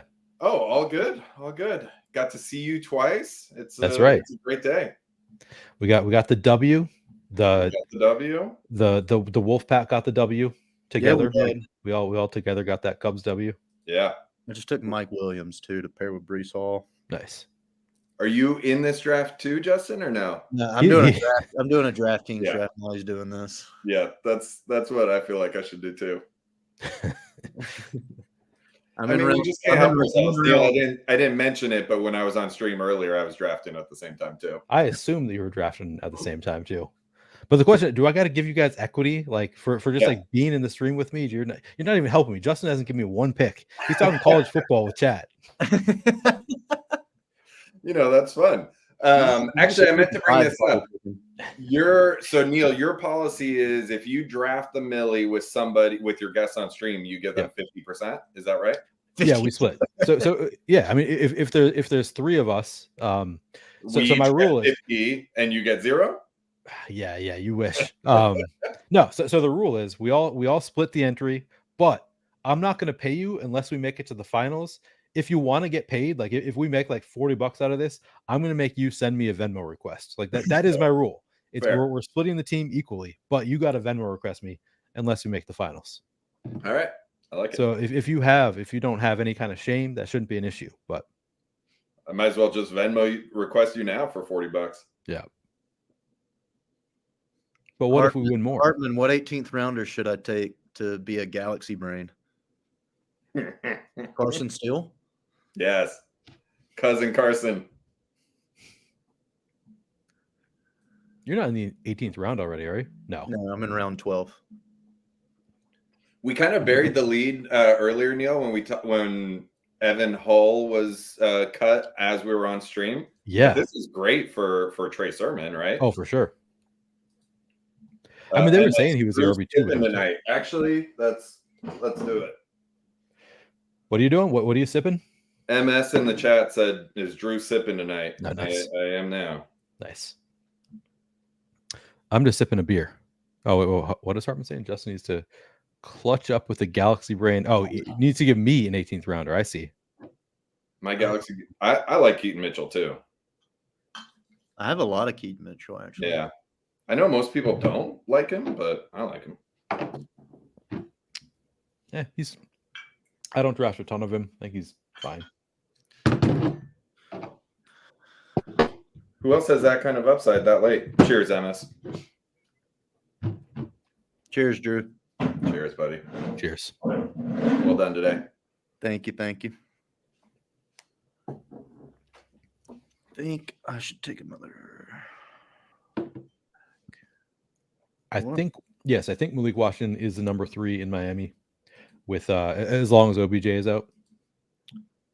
Maybe even after OBJ comes back. I don't know if they're going to use the number 3 all that much, but Mitchell multi-ligament tear coming out today.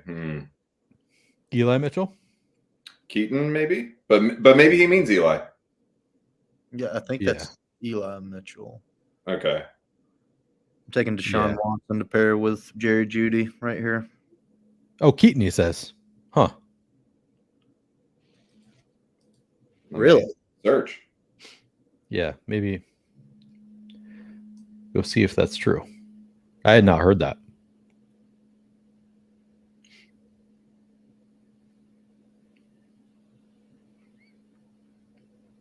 Not that I think he's lying, but yeah. Did not heard that.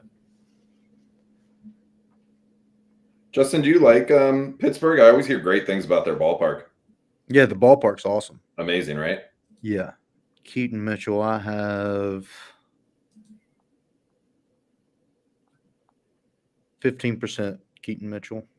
And it says out until at least week 5, which is kind of what I expected.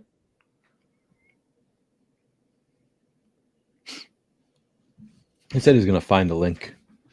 Yeah. Do I go McLaughlin, Irving,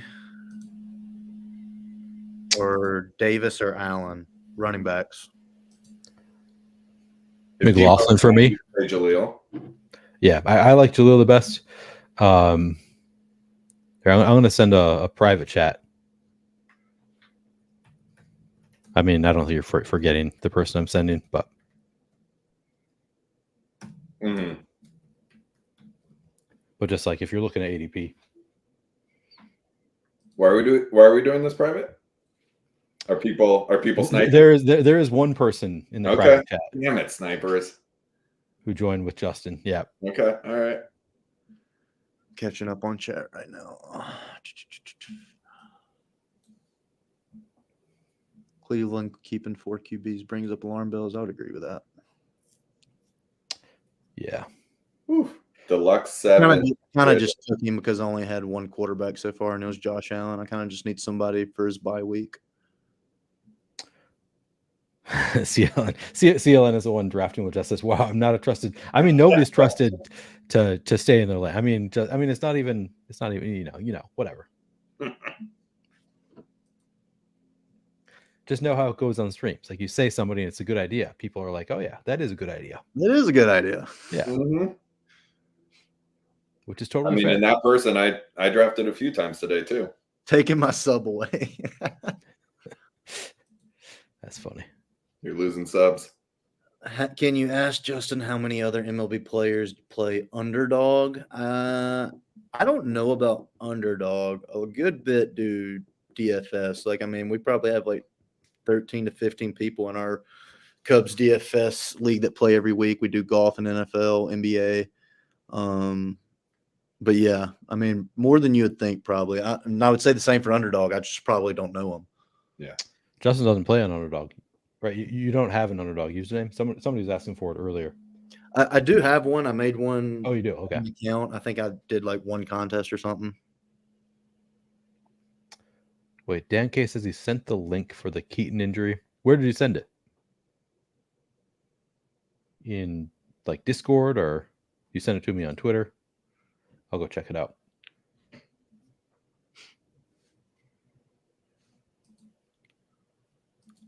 What round are you in right now, Justin? 15.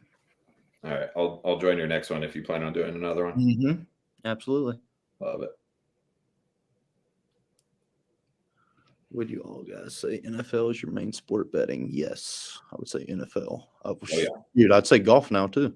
Yeah, dude, you've been crushing it in golf. Are you kidding me? I've been crushing golf. Yeah, I think I want to play this week. Well, and you're amazing at UFC as well. Yeah, UFC. I would say in order, NFL, UFC, and golf are about the same. Mm-hmm. All right. Jeff Miller says, great insight on Keaton Mitchell. John Harbaugh originally stated clean ACL tear, but we all know Baltimore is not reliable with injury info. He had 3 ligaments torn with cartilage damage that needed to be addressed. There's a chance he could start practicing by week 4 to 6, but lateral agility, cutting, and speed around the edges will take a while to fully get. Interesting. Yeah. Not what I wanted to hear. Yeah. Thank you for that, Dan. Oh, I forgot. I can get this on my computer. All right, let's see. What a boomer.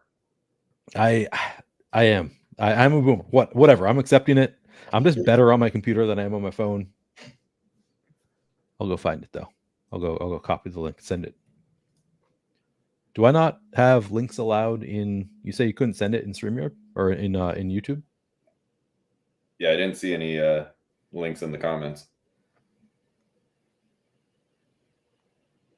Yeah, I got crushed in news today. Not great. Oh, really? Yeah, just nothing crazy, but just small stuff. Like I had a little AJ Dillon, like 10%. I had like 15% Eli Mitchell. Like, not great. Yeah. Yeah, me too. Eli Mitchell was the one that hurt. Yeah. And frankly, I blame you for that. I take all credit. Yeah.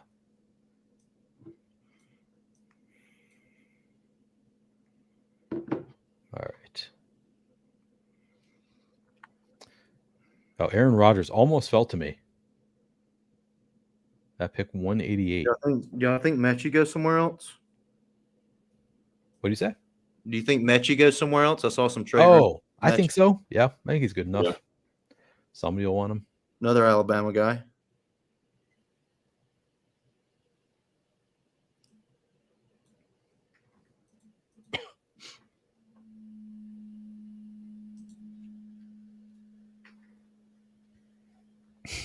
You excited for your Cubs draft, Justin? I'm very excited. Tomorrow night, I'm kind of nervous. Oh yeah, that's a big Jordan deal. Mason's already been taken. Oh, seriously? Shit. Yeah. How early is he going now? Was it CLN? That's the other question. I don't know.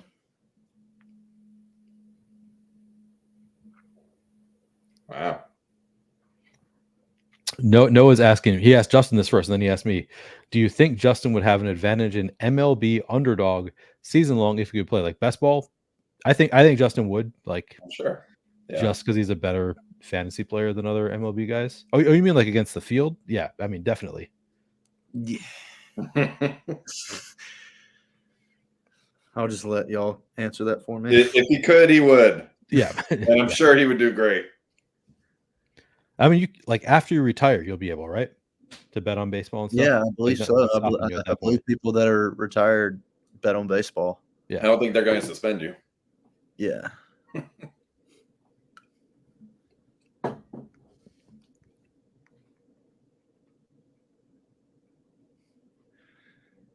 Round 16, Drew. Okay, I'll get ready.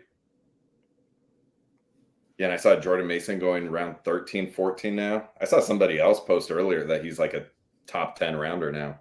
That seems a little high, but 13 to 14 I would take. Yeah, that's where I've been taking him. Man, who do I want here? I guess Gesicki. Yeah. Different bye week. So, Neil, we talked about drafters earlier. Yeah. You know, if I should even just try to 150. I almost feel like now with all the news today, and arguably like 10% of the teams that you would draft with in the past are now dead money-ish, right? A late round pick dead money. I almost feel like going 150 now could be fine. Yeah. Justin, there's a site called Drafters, which we haven't talked about, that does best ball as well. A little bit smaller, a lot smaller. They're only going to fill their main tournament about 70%. Mm-hmm. So there's some free money in there. There's some overlay in there. I'm thinking of trying to max it out before season start. It's sharp. Yeah. They also have like great promo deals. Well, they'll give you like $500 back for putting in 2,000, or I don't know what the deals are, but very good on top of overlay. Yeah, CLN says just pull a JMac and auto draft all 150. Drew, do we think on drafters? I think you can. Yeah, I absolutely would not on DraftKings or Underdog. Yeah. But on drafters, I think the format allows you to. Yeah, I think you and I talked about that earlier, right? Yeah. Just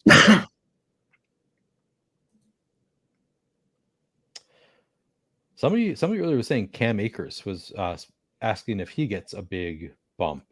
And I didn't see any news that would have. Doesn't get a bump, but arguably he's the number 2. What happened? Did Damian Pierce? In preseason, Cam Akers looked fantastic. Damian Pierce looked like Damian Pierce. Okay. Interesting. Cam Akers looked like the Cam Akers of old. Oh, really? Yeah, and Dan, I agree. I hope for my bags that Pierce is the number 2. But I think arguably, I think Akers could make his way to either a timeshare or the number 2. I don't know. Yeah, he made the team. I guess that's the bump. There's not a question anymore. Oh, that's true. Yeah. I've seen Cam Akers enough. It's one of them things like I'm just not going to draft him. Just I've seen it. Yeah. That's kind of how I feel about Damian Pierce. Yeah, same thing. Sure. Same shit, different restroom. Yeah. Well, and funnily, that's how, and I'm glad Debro's not here, but that's how I feel about Joe Mixon. I feel like he's just a guy always in a good situation.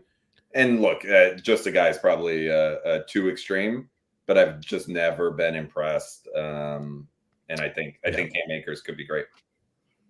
And he's been in a great situation too. Like I do draft some Mixon, but like I don't know. Going to Houston feels like he went from an elite offense or like borderline elite offense to maybe it's a fully elite offense now, Right. but Right.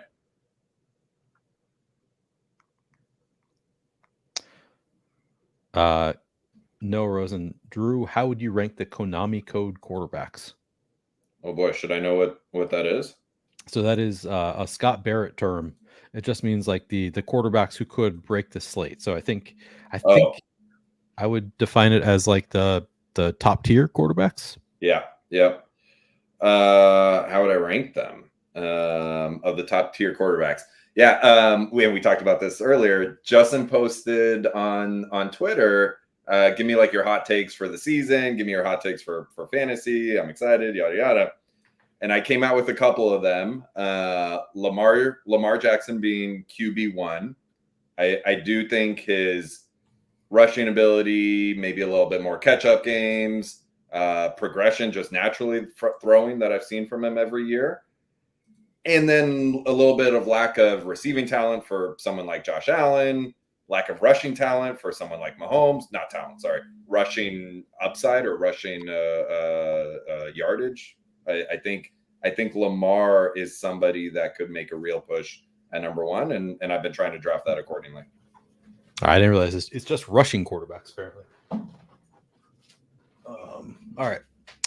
I got to take a piss. So I am, before I start my next draft, I'm going to take a piss and grab a little glass with an ice cube in it because I got some makers here. There we go. I'll be back in 2 minutes. Cool.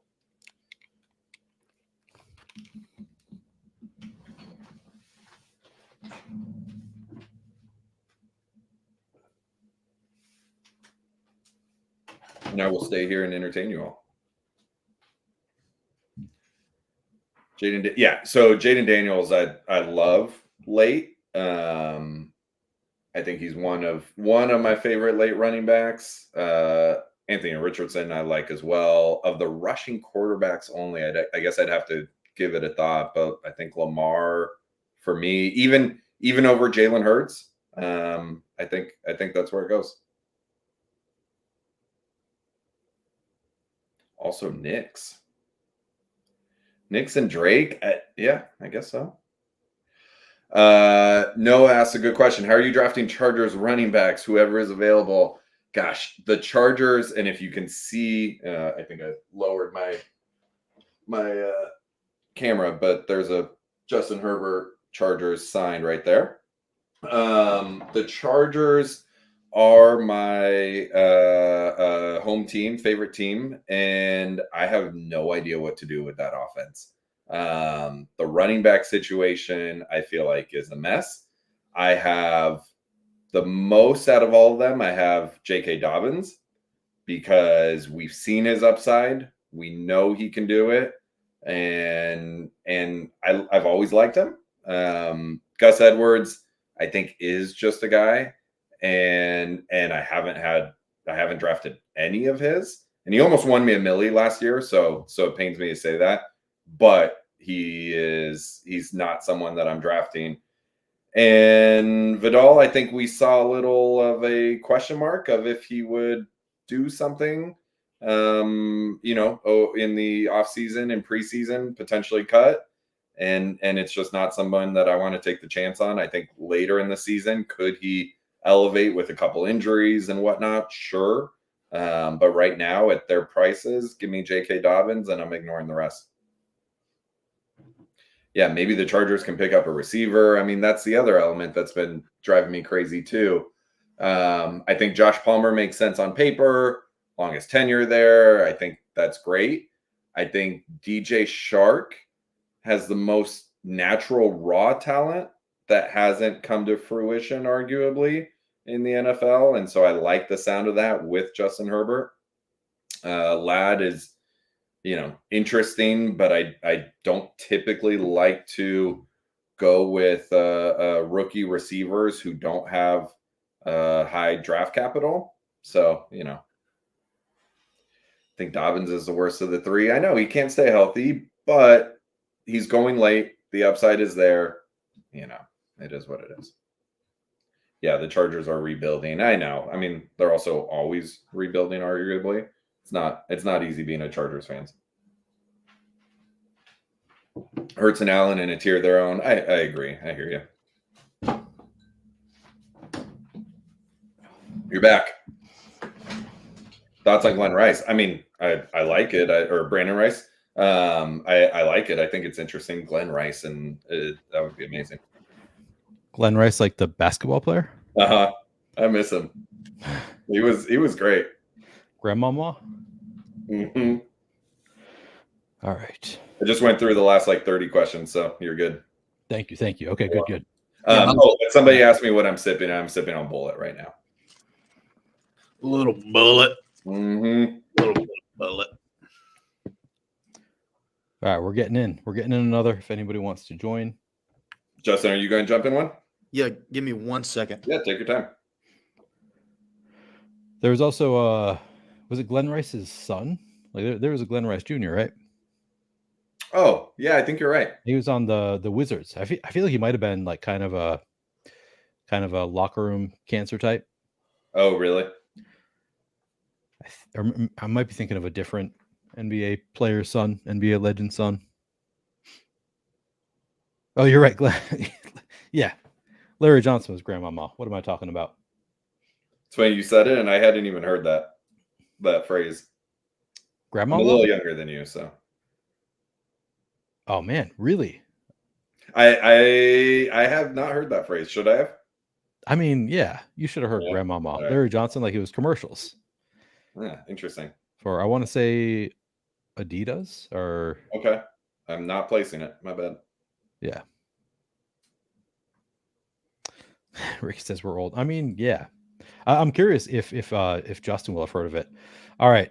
So let's add to the party. You ready to add to the party? Let's add a little spice to the party.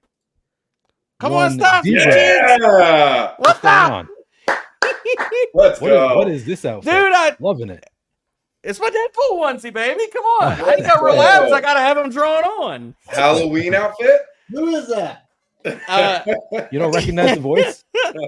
Oh shit, I'm on the clock. The one, the only.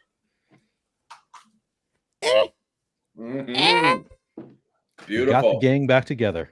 Beautiful. Dude, I saw y'all. No lie. I was like, I probably need to get some things done. I just got done recording a video, and I was like, I pulled up the old X app, and I was like, oh, fuck me. All three of them are, I was like, I can't sit here and do this.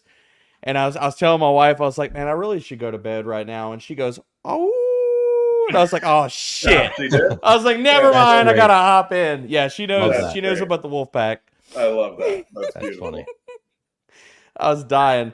What's up, baby? Oh. Yes. Let's that go. is a celebratory cigar if I've ever seen one. There we go. All right, so I got to ask chat. So you've all seen The Hangover, I assume. You know who the Wolfpack is. I want you to label this crew. If the four of us who are streaming right now were members of the Wolfpack, who would be who from the Wolfpack and The Hangover? Y'all know who Neil is. Just go ahead and lead it off. You know who Neil is. We don't know. Derek, did you do your last video in that outfit? No, I didn't. I just had to go change for this. I had to go change. I put. You know what they say. You dress for success, right? Mm-hmm. If I draft a Millie Maker in an adult onesie, I mean, come on, you got to put respect on the name, right? That's right. Pat says Debro is jacked. Sheesh. Why is that pulling up? Oh, damn it! There it is. I got hit with the Galvanakis. It did escalate quickly. We got Debro. We got cigars going. I like it.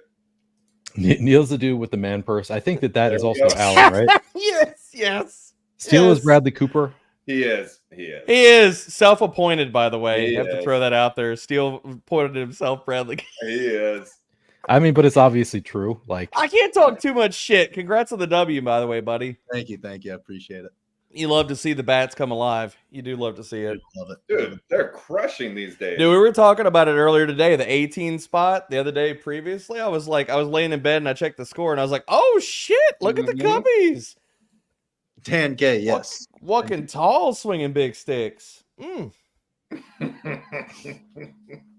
like as Noah says. 10K, they didn't give me a balcony.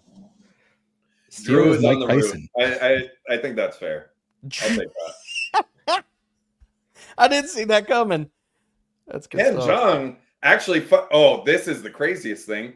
Ken Jeong was my brother's pediatrician for many years before he became an actor. I was gonna say, did everybody know that he was actually a doctor and he did his residency at Tulane in New Orleans before he became an actor?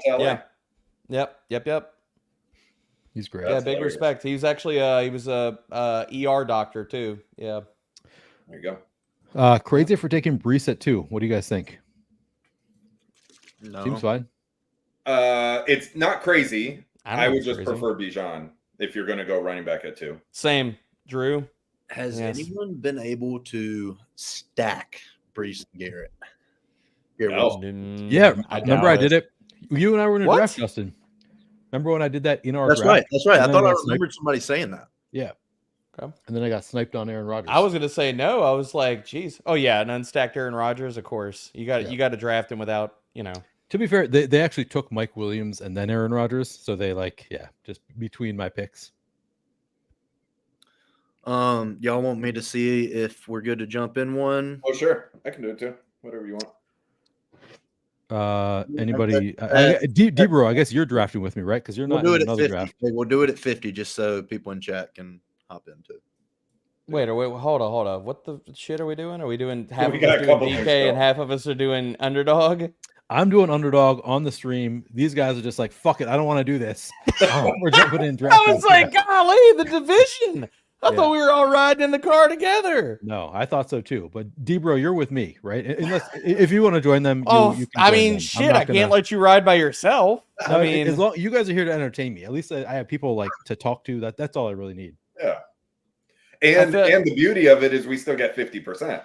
So. I did give you guys. Yeah, this is true. Your names on the last draft. You don't get 50%. You get 25%. You still get your ticket punched to the trip if you're on stream when the Millie Maker is drafted. That's the rules, right? Yeah. MS, we're jumping into the Millie Maker on DK at 12:50 my time, whatever 50 your time is. So in 1 minute. Yeah, that's 12:50 Eastern.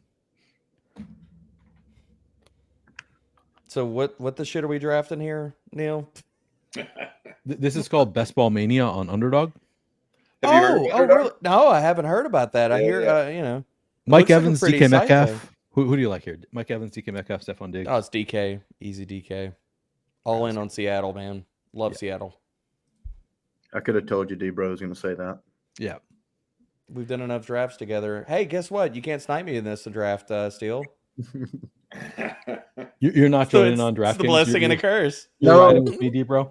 Noah Rosen, you must be new here. Yeah, right. I don't go to bed unless I've done a draft. Yeah. Just recovery days for a couple. All right, jumping in now. 4 out of 12. Should have time. Wouldn't it feel weird if you actually went to bed at a decent time after a start, Steele, and didn't do any best ball drafts to go to bed? I'm drinking a melatonin drink right now. Is that going to knock you out? We'll see. Yeah. He's gonna be sleep drafting. It's gonna be beautiful. Drooling on his pillow. You as were he's a in the myth 13th that round. Neil talked about. Oh, the 101. Ooh, oh shit! Oh, look at that. What did I get? Let's see. True, got like the 109. Oh, that's not bad. I'm down with it. Is Lundy 22 Eric Lundqvist? Lindquist is his name. No, it's okay. I see CLN. I feel like I know Lundy 22 though. That does sound familiar. Yeah, CLN's in there. Man, I can't believe you guys showed up and you like took the party to DraftKings. People are like, we want to draft with those guys. I was like, wait a minute, hold up. I need clarification. What the shit did I hop in here? We're drafting BBM. No, we're not. We're drafting DraftKings Millie Maker. Well, still knows he can draft DK on most different places. Underdog, it kind of depends on the state and where he's playing. Yeah, true. Because you're not in Chicago right now, right? Still, like that's no. Bird. Okay, I don't know, just ask making Neil. sure. Neil, is Steel no. in Chicago? Steel, I know Steel's you are. actually You are in his Pittsburgh travel right agent. now. Yeah. Steel's in Pittsburgh right now. He broke the news to us. Yeah. Happy I could help you guys out with that. To fill everybody in, we were chatting the other day, and Neil was talking about how he was at the MLB DraftKings Live Final in Chicago, and Justin kindly goes like, "No way, that's amazing." And Neil's response is, "Yeah, we have to go see a White Sox game though because the Cubs are out of town." Yeah, I think he knows the Cubs are out of town. Yeah, and they've been roasting me. Listen, It was innocent. It was just innocent. It was innocent. All right. I sent it to 3 other people. Like, I wasn't just telling Steele. I was, making sure everybody knows. Would have preferred to go to a Cubs game. It was beautiful. But they were out of town, right? Right, Neil? They were actually out of town, unfortunately. In case you didn't catch that. I did, however, get to catch the White Sox 100th loss. Wow. So it was this historic game I went to. Just wild. Yeah. I don't know what, sucks to suck. Ooh, you go Tyreek? All Oh right. yeah, I went Tyreek. Yeah, I look, I don't disagree at this point. Oh, you went Tyreek at 102? 1-1-1. No one. Oh, 101? Oh, just whipping it out and putting it on the table. Are we still? Jeez. There it is. You know? There you go. All right. I know we're having a measuring contest on the stream tonight. Oh, okay. Hartman's at 7. I see you, DMH. Oh man. All right. I'm going Bijan at 5 when I have Amon Ra. Dylan said, "Well, Drew is Drew, Steel is Steel, and I'm Steel." Yeah. Helpful. Yep. Neil, what are we drafting here? When are we up? So we are up next. We have Achane, Hill, and DK Metcalf. My inclination is to go Trey McBride, but you can convince me to do something else. No, I'm not going to venture to do shit. Like I'm totally down with Trey McBride. Let's go. All right. He's my tight end 1 overall, baby. Let's fire it up. I think that is unanimous on the stream. Drew is McBride your tight end 1? Yeah. I mean, I wasn't going to say it's the sharpest room that's streaming right now, but it is. It is what it is. Or should I say, excuse me, sorry, the 2 sharpest rooms streaming right now because, we're not in the same draft or anything. I do have DFS Pro BP Kelowna in my draft with me, who I hung out quite a bit in Wrigley. He is Green Bean must have not got in ours. Oh, gosh, here we go. Neil's name dropping now. Sorry, Neil, I missed that. What'd you say? So BP Kelowna in here. He's one of the guys that I went to the batting cages with. He is 22. So did he swing? He didn't swing either, I don't think. He played a lot of. He was playing Pop a Shot or whatever the basketball game is called for $1,000. $1,000 a pop against people. Good lord! Oh, too damn much money. 22 years old. He's 22 years old. He just crushes. He actually just moved to Chicago on Monday. McLaurin, Steel. Let's go. I think I need to be in that room where we're betting. I was gonna say, so y'all went to the batting cages, but nobody actually batted. Other people were batting. I don't know. I played the basketball game. I'm just calling it out. I'm just asking. No, so it's actually a bar. It's called Sluggers. Is that right, Steele? Yep, Sluggers. I went to a bar called Sluggers that has they have batting cages. They have the little short basketball hoops where you're timed. I don't know. It's but I was telling Steele earlier. I went with a group of guys, and some of them were only a couple of years younger than me. So I was like, all right, I think I'm okay. And then I showed up, and it was everybody's 20, 21, I guess. But they all look so young to me. Oh, so you're like, well, shit, we're not playing pickup basketball or anything. Right. I'm gonna get railed and popping Achilles. I mean, it's a bar. I'm just I've never really had that feeling before of I'm too old to be here. I have once. I went to a bar on the University of Minnesota campus last year. Some friends of mine and I went to watch a game, and I was like, holy shit, I'm too old for this bar. I like how this is lining up for me, Drew. Yeah. Actually, yeah. Let's chat. Are you, Neil? Is your pick coming up? No, you got some time. All right, we'll chat ours for a second. CLN wants to talk about his start, which is interesting. This is so. We're going to talk about the better one for a moment. Hey, do I stack Tyreek with Waddle here, or do I go running back? Pacheco and Waddle. I mean, that's for me. That's all day. Oh, I know you love Henry too, though. Your call. Are y'all both drafting on your phones? Because I was like, if y'all were on desktop, can you send a link or something? No, I got Can my we iPad split here. this? Okay. Sackreligious says, I cannot believe you are still streaming Absolute Beast. He started the stream with me 5 hours ago. Yeah. Oh, he did. Yeah, I was making And I caught a IT little of that. jokes. That was great. I was making IT jokes while I was That's making right. dinner. Yeah. Yeah. He was trying to help you. Like, it's amazing how tech savvy and non savvy you are, Neil. I always think it's hilarious. Yeah. You're like the guy they call and they're like, okay, did you turn it off and turn it back on? And you're like, damn it, I didn't think of that. I mean, it was just not working quite right. Like I don't know, what wasn't updating for whatever reason. CLN, I like your start. I like your start. Yeah, I like it a lot. CLN started with AJ Brown and Garrett Wilson. Ooh. I imagine a lot of people don't have that. No, that's got to be rare. That's gotta be DMH rare. or Hartman in the chat started Amon Ra and Cooper Cup. Steele has Tyreek, Waddle, and Pacheco. That's hot. Yeah. Oh, dude, we were talking Pacheco earlier today. I'm gonna force Neil to draft some Pacheco or on the stream here because I'm big into him. Yeah, I've really come around on Pacheco the last few weeks. Oh boy, I think I'm gonna do something crazy here. What's your start so far? Running back, and I kind of want a running back at my third here. Isn't that just how you draft? That would be unique. I was That about to would say be that's unique, that's right? called a Drew draft. Yep. All right. We're gonna test this out.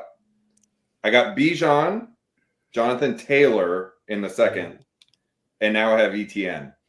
Oh Lord. So are you going hyper fragile? You just stopping after the 3? Yeah, I'm gonna I'll draft one more running back, and then I'll go crazy receivers. We talked about it, Neil. We talked about hyper fragile earlier today. We did. Nobody's doing it. What if It's that's rare. what you need? I saw I haven't read it, but I saw Jacob Sanderson posted all of the sharps seem to think that the way to react to the wide receiver landscape is to go with the flow and take the receivers. Then he said, and I do that too, but what if I'm wrong? So curious to read that piece. I mean, everybody, especially on underdog, everybody's doing it, man. Everybody's doing hero RB teams, 0 RB teams. Yep.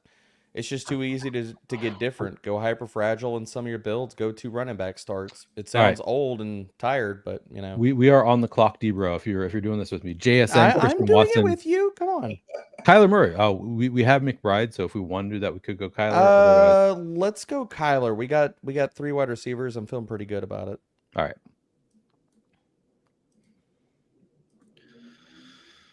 Justin, does Saya understand best ball? No. Do you have any teammates who play any best ball? My pitching coach and believe it or not, our analytical guy who does I believe that. I believe that. Yeah. Me and him chop up golf DFS all day, every day. Nice. Oh, that's wonderful. I just don't have the constitution, man. I can't take those 3-4 day sweats. It hurts my soul too much. Well, and it's a time D-Bro, Christian Watson, Hollywood Brown, Lad McConkey. Watson, I'm never going to tell you not Watson. Nice. Yeah, always Watson. Every fucking day and twice on Sunday. Love it. You smoking a good cigar over there, Justin? You smoking a good cigar? Yes, the one my buddy and his uncle started, Croatian Mafia cigars. Oh, hell yeah. Interesting. They're nice. I've handed them out to some people that smoke cigars on the team. They like them a lot. Oh, hell yeah. Good work. Yeah. Are they actually based in Croatia? My good friend, his uncle, their whole family's from Croatia. I believe their grandparents are the ones that came over, but they still have ties and stuff over there. But the cigars are from Nicaragua. Oh, cool. He went over there, met the people that are making them, got them how he exactly wanted them and stuff. They're good product. One of the cigar companies that does the ratings and rankings give it a 91 out of 100, which is really good. Oh, very nice. Oh shit, Yeah, that's good. Great. Yeah. Dan wants to know if you can get them online. You said Croatian Mafia. They just got their first bulk order. It was 3,000 or 7,000, something like that. So I believe their Instagram, their Facebooks and stuff are up and running. So I believe you can place orders now. What's it called? Croatian Mafia cigars. I'm looking at it right now. Yep. Real quick, are we team Stephon Diggs or Tank Dell? Tank Dell. Dell. I'm Diggs. We had this chat earlier. We did.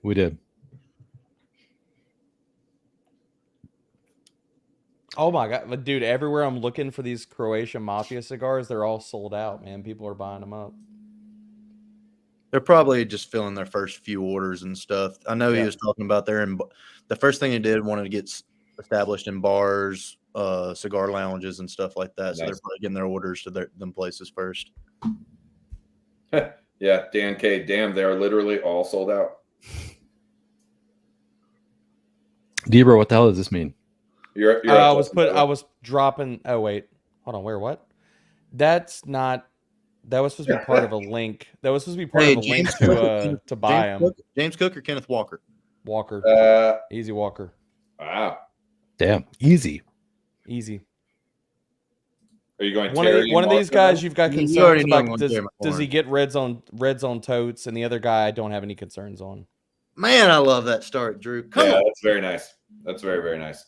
Well, share with the class, boys. I have, seeing as we can't see it on screen or anything. I went Kenneth Walker and then Terry McLaurin. So I'm sitting at Pacheco, Kenneth Walker, Tyreek Hill, Jalen Waddle, Terry McLaurin. Oh, that's sexy. I like that. Hell yeah. I love that. I also got Terry McLaurin. We got a good team here, brewing. Yeah, we do. Yeah. Please do. Yeah, we have a good team. Neil, you're giving us all 50%? Yeah. Good luck. Good luck with that. If we win 1.5 million, you're just going to take 750,000 from me. I don't see you getting that money out of me. Yeah, we want the pre-tax 50%. 500. We got the video evidence to prove it. Yeah, exactly. I should get a decent cut. I'm going to draft the damn team. We're like a sports agency. We want the pre-tax 50%. Yeah. Best of luck getting that money out. I mean, that kind of works for me. I mean, I'm drafting from Texas. No state income tax. We should apply that. Damn. I think I need to move to Texas. Yeah. If you can bear the 110 damn temperature. What are y'all's teams looking like right now? God, what are we at, Neil? We are at Kyler Murray, Devin H.M., Tyreek Hill, DK Metcalf, Terry McLaurin, Christian Watson, Trey McBride. I like that a lot. Pretty sexy, boys. Pretty good. Neil, do you want, or how many we got to we're up here? Yeah, we're up in 4 picks. Thoughts on taking Jaden Daniels here if he makes it to us? Yeah, I'm pro. You good with that? And then we're done with quarterback, and then we can pick up running backs and wide receivers. Drew, what was that term earlier they said about running quarterbacks? Yeah, Konami code. Jaden Daniels is my surprise pick there. Yeah. I wouldn't even say it's a surprise, but it's like he's a rookie.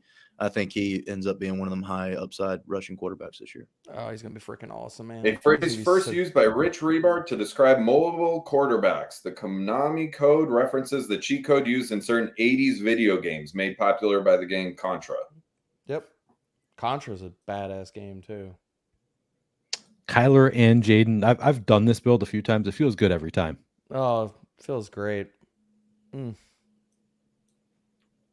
Just got to stay healthy. Yeah. I mean, I think it's awesome, man. I love his build so far. Yeah, Hartman makes a good point. Jaden Daniels and Anthony Richardson have the same rushing prop. Arguably, Jaden Daniels has as good, if not a better arm. Like, why are we getting better arm? Jaden Daniels? Better arm. Jaden Daniels has a better arm. Where do you want to go here, Neil? I know you like B-Rob. Accurate arm. It's either B-Rob. Yeah, let's go B-Rob. Because we got Daniels. Let's invest more in that offense. Yeah. Fuck yeah. I love this team so far. It's a really good team. We got the Miami correlation too. The H-An Hill. Mm-hmm. Feeling good. We can don't snipe me. Did he already get drafted? Go up a little bit, Neil. I don't want to talk the board. I'm gonna throw it in chat. I'll throw the name in here. He was sorted by ADP. I went on a tangent. I went on a tangent about him earlier today. He's still out there, right? Stroud to pair with Tank. Yeah. Oh, he's still out there. Yeah. Yeah, but again, we can invest in one of the early offenses we took. Yeah, that's true. I don't want to talk in code, but I don't know who the hell's in this this draft with us. You get paranoid. You know what I mean? Yeah, Neil has a private chat going for this. Yeah. I mean, we got BP Kelowna in here. I think he's just going to do what he wants to do anyway, though. Beastburf probably in chat. Yeah, Spurf was here. Said 19 more hours. Oh yeah, he streaming just said, that's right. is up for you, Neil. Yeah, no, I'm closing in. I don't know who I told. Shout out to you already chatted about it or referenced it earlier, but Colonia, BP Colonia, just an amazing DFS player. Congrats on all this success, man. Yeah, and he's 22 years old and he looks like 17. Fantastic. It's so frustrating. It's so frustrating talking to this kid, and he's like, right. "Yeah, I was playing Papa Shot for $1,000 game with Utica." I wish I was in that room because I think I could have cleaned up, but we'll see. Put me in the batting cages and I could do that. Put me to shoot free throws and it's a big hell no. It's not even free throw. That's the thing. I'm like, I used to be pretty good at basketball. I'm not anymore. I mean, I don't play anymore. It's been years, but like, it's like a different game. It's like the hoop is moving and it's like too short, and you're playing with these tiny little balls. Lord. I don't know. It's just a speed repetition game. Yeah. I don't think I've lost a game in Papa Shots in 10 years. All right. I feel like we need that quantified, Drew. That was I want to see Drew versus Steel, because I imagine Steel is probably pretty good at it. Just like a guess, like I love how Steel hasn't talked shit once. He just grins, so you know he's probably bringing heat. Justin's out here. That's when you know it's real. We're going to Chuck E. Cheese and shooting. You're playing Papa Shot, not effing whack-a-mole. Good lord. All right. Tell me, did I recover on my 3 RB start? You definitely did. I was just. Did you like it? First I went Bijan, Jonathan Taylor, Tank Dell. Bijan, Jonathan Taylor, ETN. Mm-hmm. Tank Dell, Pickens, CJ Stroud, JSN.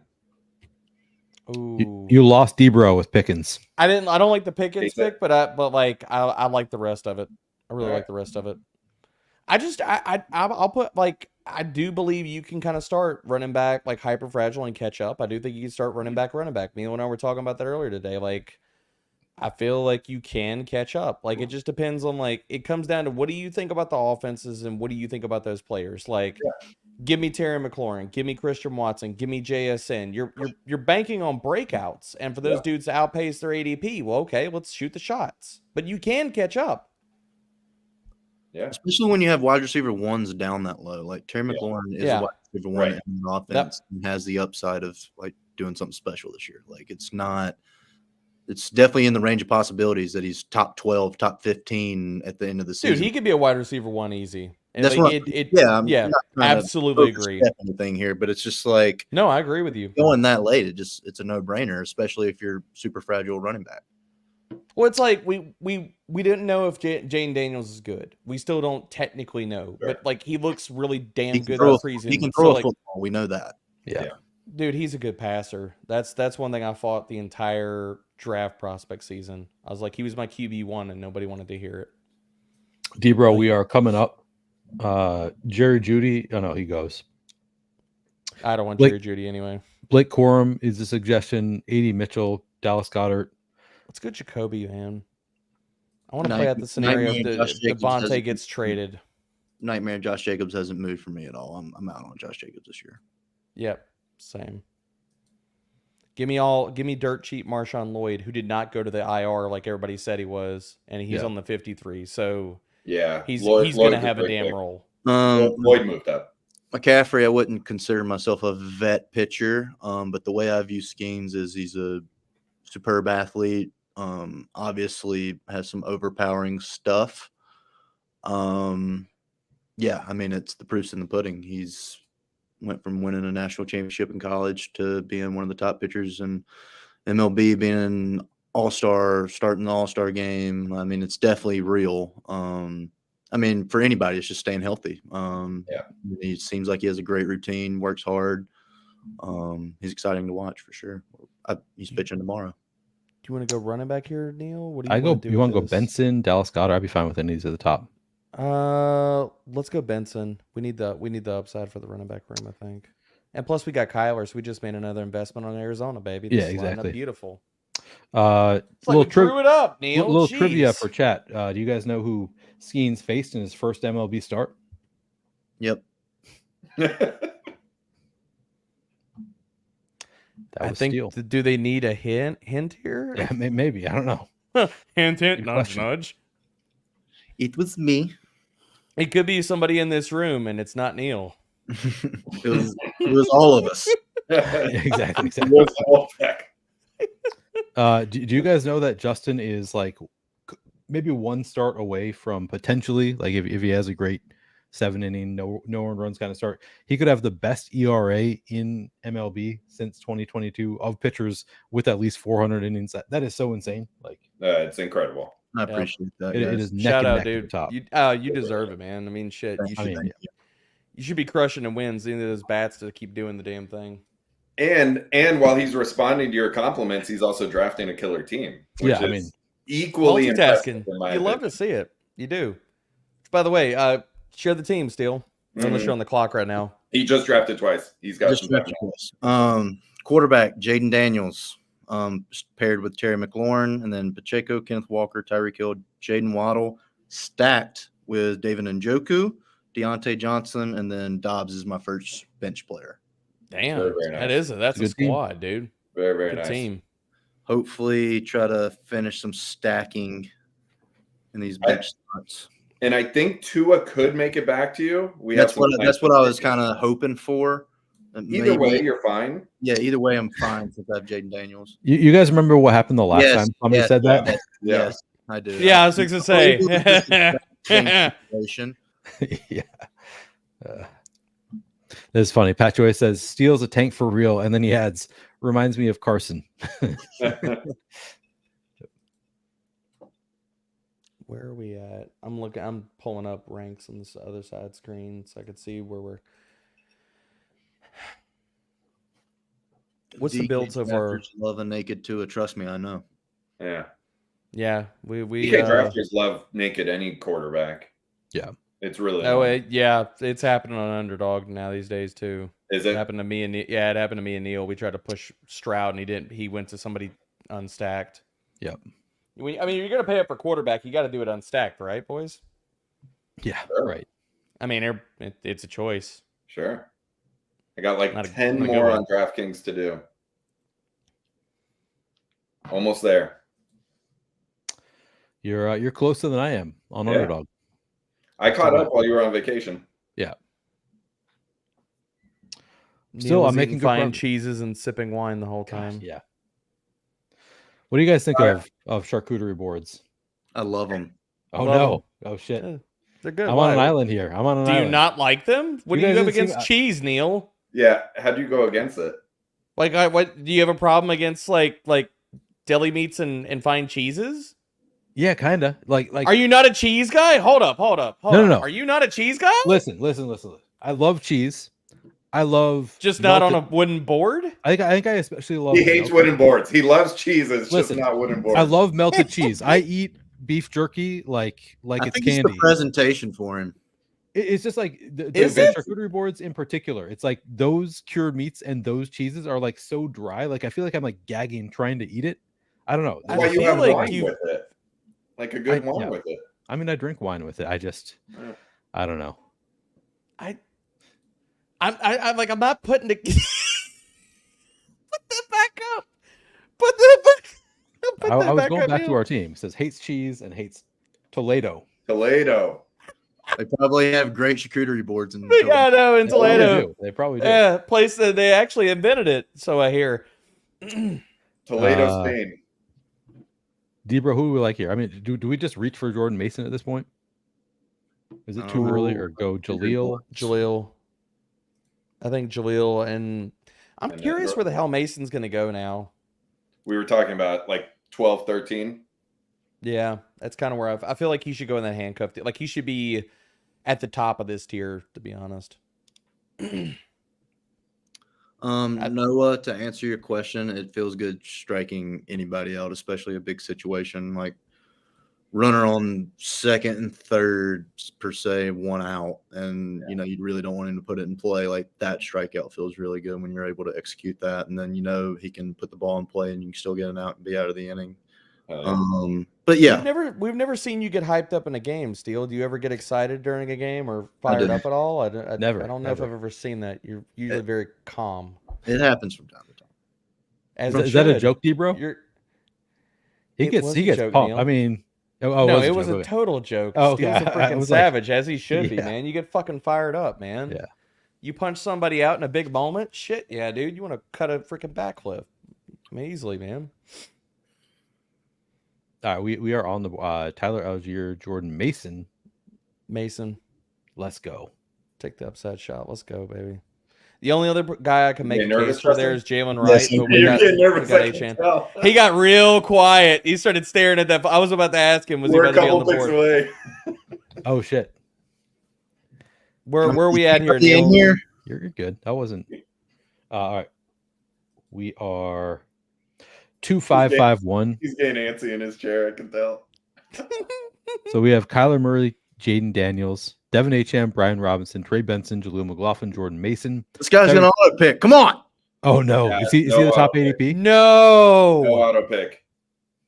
Oh my god. Oh yes. Auto pick somewhere else. Who'd you get? Hold on, we got one more to go. Okay, we got it. Who'd you get?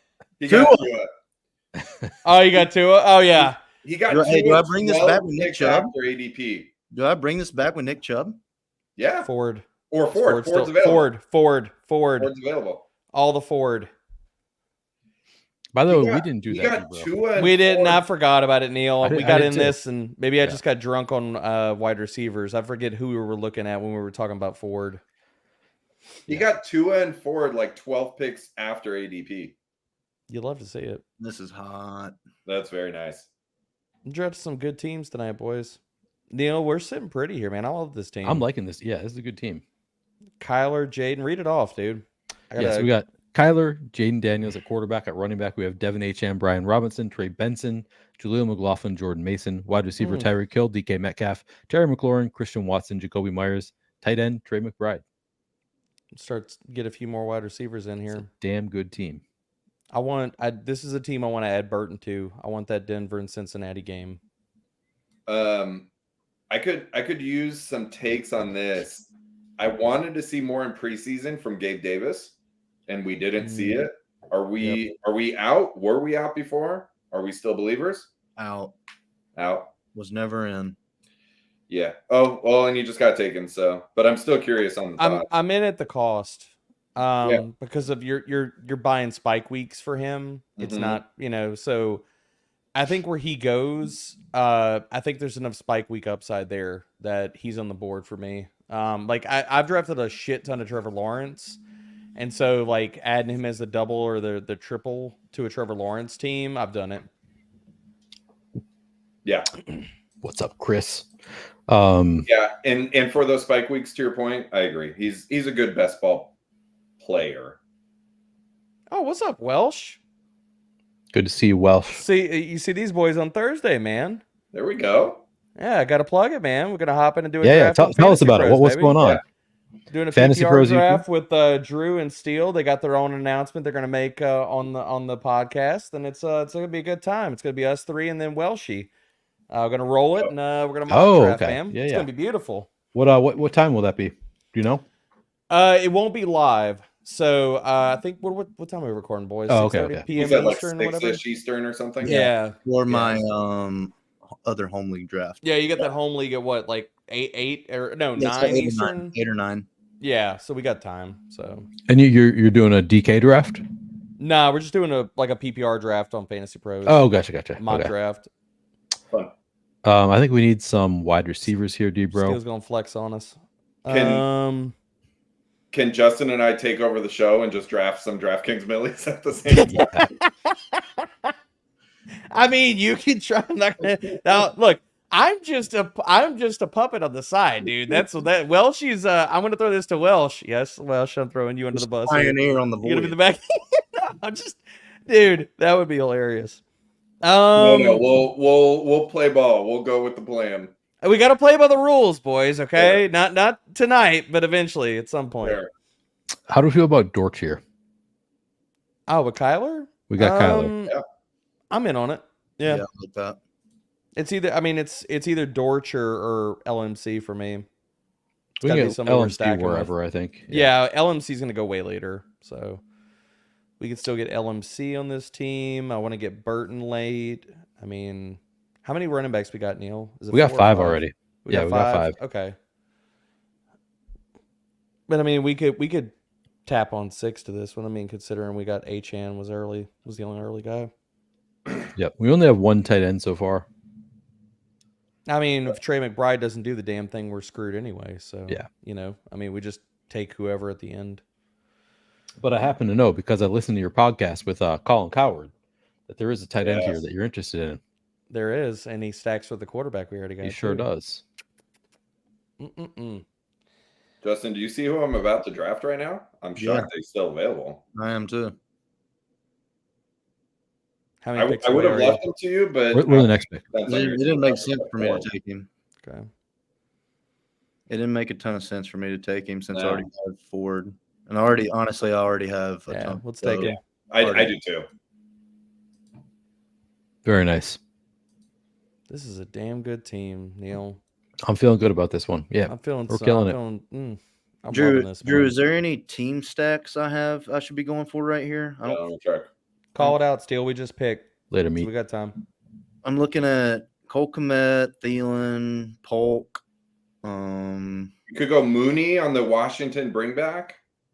Yeah, that's a good call. Yeah, you're right. I'll do that. You're right. Commander's secondary takes is very suspect. Deontay getting cut? I feel like He's hurt. Oh, is he really? He's hurt. Yeah, he's dealing with a rib issue. I think it was Okay. because he was hurt and he missed most of camp. Justin, I think I would also go either Charbonnet or Hawkinson. I was looking at Kmet as well. Yeah. Oh no Komet. His preseason usage. Yeah, I was gonna tell you what the screens you posted earlier. Still, I would be fading Komet hard. He was splitting snaps with Gerald Everett. Shane Waldron's doing his usual bullshit with tight ends. Maybe grab a running back, either Ty Chandler or Charbonnet. I took Hawkinson. Did you take Ford on that team? Yeah, he does Ford. Okay, because I was gonna say not like with the Foreman news now. Pierre Strong is in play for final picks. What do we think is a fair ADP for Jordan Mason right now? Here I'll pull up. I'm looking at UD's stuff right now. Mason should be. He should be hand-holding with Blake Corum in the 120s at worst. Wow. Okay. I mean, why kind of a not? hot take. He's the clear hand. RB2 for like a great it's offense. the same conversation. Everybody's making McCorum. Like, Yep. if he goes down, Mason will be an RB1. Like, book it. Yep. How much does Trent Williams signing affect his value? A lot. A lot. Pooney's playing really good in the preseason, but the rest of that offensive line outside of Trent is suspect. I think Pooney's going to be good. The Eagles' offensive line losing Kelsey. Yeah. Yeah. Yeah. It's concerning. Like, their center, like the rest of that line is not amazing. Trent is a stalwart, dude. Yeah, you see the way they run their offense. It's with him. Like they're putting him in motion, running behind him, or just leaving him there running behind him where he is. Like, I'll throw this in here. Trent Williams, first ballot Hall of Famer. Guys, got to be right. 100%. Dude's. I didn't realize this the other day. I didn't realize he's fucking 37, dude. No way. Like, That's impressive. playing at that level at that age, like, shit, man. Good Lord, I'm going to pull a muscle getting out of bed, and I'm not that much older than he is. Chris says, plan to air on Friday, your episode. So that's good to know. Check. Yep. Look out for that episode of these guys Oh, it's drafting going to be a on blast, Fantasy dude. Pros. It is going to be a blast. Just Fred getting doesn't people think around. that Drew is actually smoking right now. No, I'm not smoking. I'm pulling a Sammy Farha. I just put mine out. It's kind of chewing on it. Yeah. Sammy Farha, poker days. I don't want to smoke in my office. They'll stay there forever. I don't blame you. I also have my, especially if you got furniture in there, dude. It doesn't get out. well, this is half office, half Sauna. ballroom. I have my sauna here. That would not be great. We need to start doing office tours and stuff like that. I did one earlier today.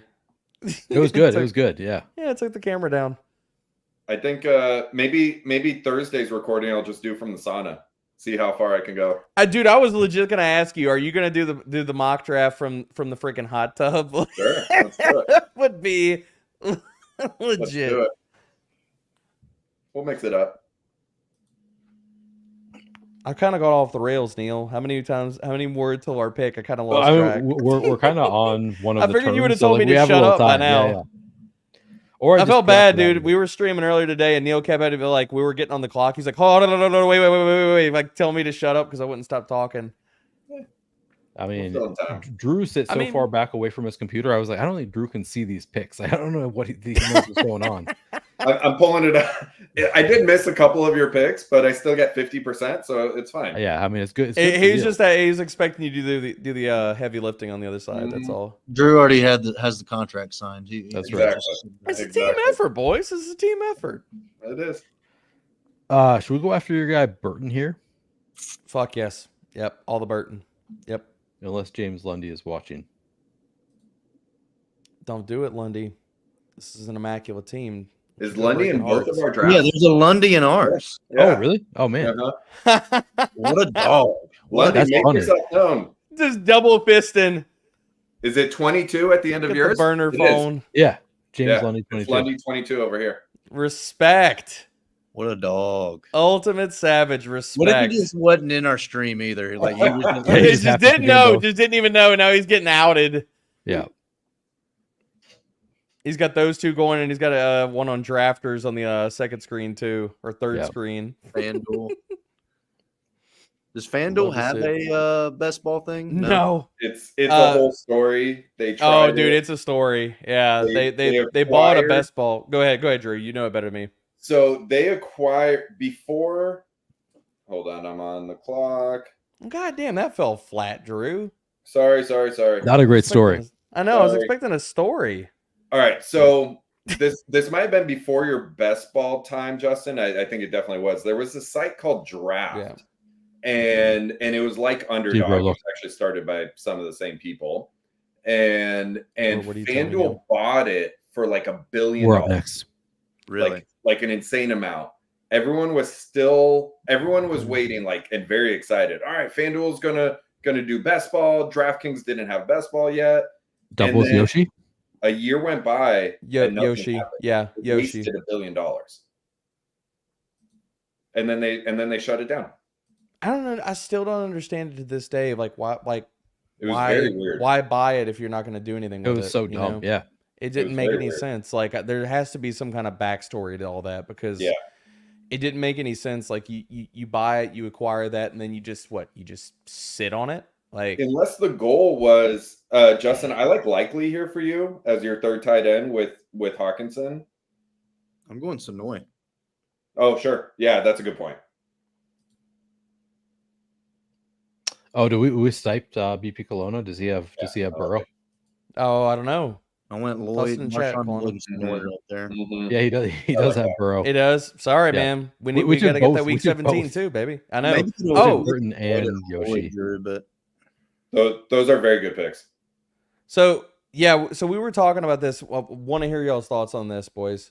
Neil and I were talking about this. I was telling him that in previous years, and we just did it here, taking like the wide receiver 3 and 4 from a team and basically just expecting, okay, like we're making the bet that between these two guys, they're going to freaking smash. So we just took Burton and Yoshibas. Mhm. So saying that the wide receiver 3 role, like that. whoever has it on the Bengals, can be freaking awesome. Maybe like a top 30 wide receiver combined scoring for the whole year. I don't think it's a bad bet, but I mean, I'm curious, what the table thinks.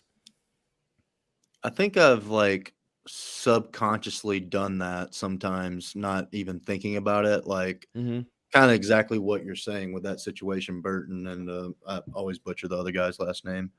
Oh, But- Yoshibas. You can just call him Yosh or Yoshi. Yeah, but like kind of similar situation with like the Chargers. Like you have Palmer and McConkey, and then you kind of just take some dart throws. And then New England's another team. It's like you got Douglas, you got Polk, you got I'm drawing a blank on the third guy. Osborne. Baker. But Yep. Baker was the one I was thinking of. So it's like you might as well as like it's not bad drafting two of them. If one of them ends up becoming number one, or they both share like 2 and 3, like you said, you get that like combined score wide receiver 30 overall, which could be useful. Yeah, I just look at it. I mean, in your investing, you're making a heavy bet on an offense that's probably going to be top 5 in passing rate. So it's not like it's a scrub offense. You have an elite quarterback. Plus, we have Week 17 correlation with the Denver bet. Like, we got McLaughlin on the other side. Like, that's the game that I just can't stop drafting, man. Like, I think that's one of the games, like, it's going to shoot out. One. Cincinnati puts up 35 and Denver's trailing late. That's a fun one. Yep. Like, where are we at here, Neil? We're at 2-5-8-2, if my old eyes see this right. Yep, that is correct. With our final pick coming up. What do you think about this? Is another. So speaking of Week 17, this is another team to make the bet on Josh Reynolds. What are your thoughts on that? Yeah, because we took some Cincinnati here. I mean, BP Kelowna is going to be picking before us. Is he going to take Josh? Now the mind games start. Yeah. Well, I just pulled a Jerry Jones, so we'll see. Yeah. Just talk the board too much. If not there, I mean, like we honestly could go. Is the Dalvin Cook news serious? Like, are we taking that serious? He's so what I tossed to Neil last night is he's supposed to come in for a visit, but I think that was what he was supposed to. I mean, that dropped last night, so like he should have visited them today, and we haven't heard a peep out of that afterwards. I mean, I just don't think he's got anything left in the tank. Yeah, Kelowna was right. Yeah. I was as soon as you said he had Burrow. Yeah. It's a good pick, Kelowna. Like that's where we would have gone to. Yep. So my opinion of the Dalvin Cook thing is wherever he signs is good for the other running backs because Dalvin Cook isn't any good. Like that would be best case for Dallas. That's almost how I feel. Yeah. Like Rigo Dowdle, yeah, for sure. Sign him, please. Yeah. We also have Estime as the week 17. I was gonna say, do you want to go McLaughlin. Estime? Like we can definitely get up to 6. We already got what 8 wide receivers. Yeah, we're good on bye weeks for the quarterbacks and the tight ends, right? Yep. Just double checking here. Okay, yeah, no, let's go.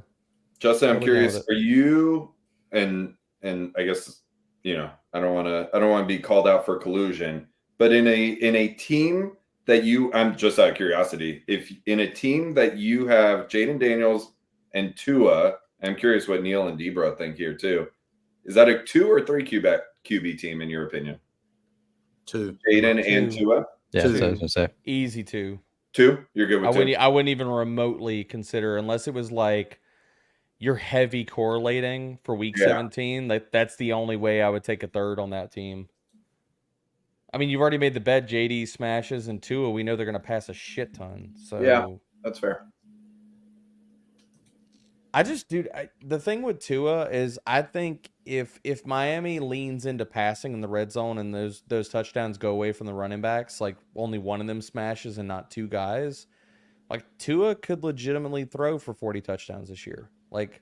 Or in the mid 30s, like that, I mean, like if that's the case, I mean, shit, he led the freaking league in passing last year. When Justin threw out the question of give me your hot takes for the season, I said I think Tyreek breaks records.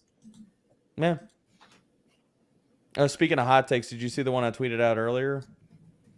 You tweet out many hot takes. Remind us. No, that's pretty fair. That's pretty fair.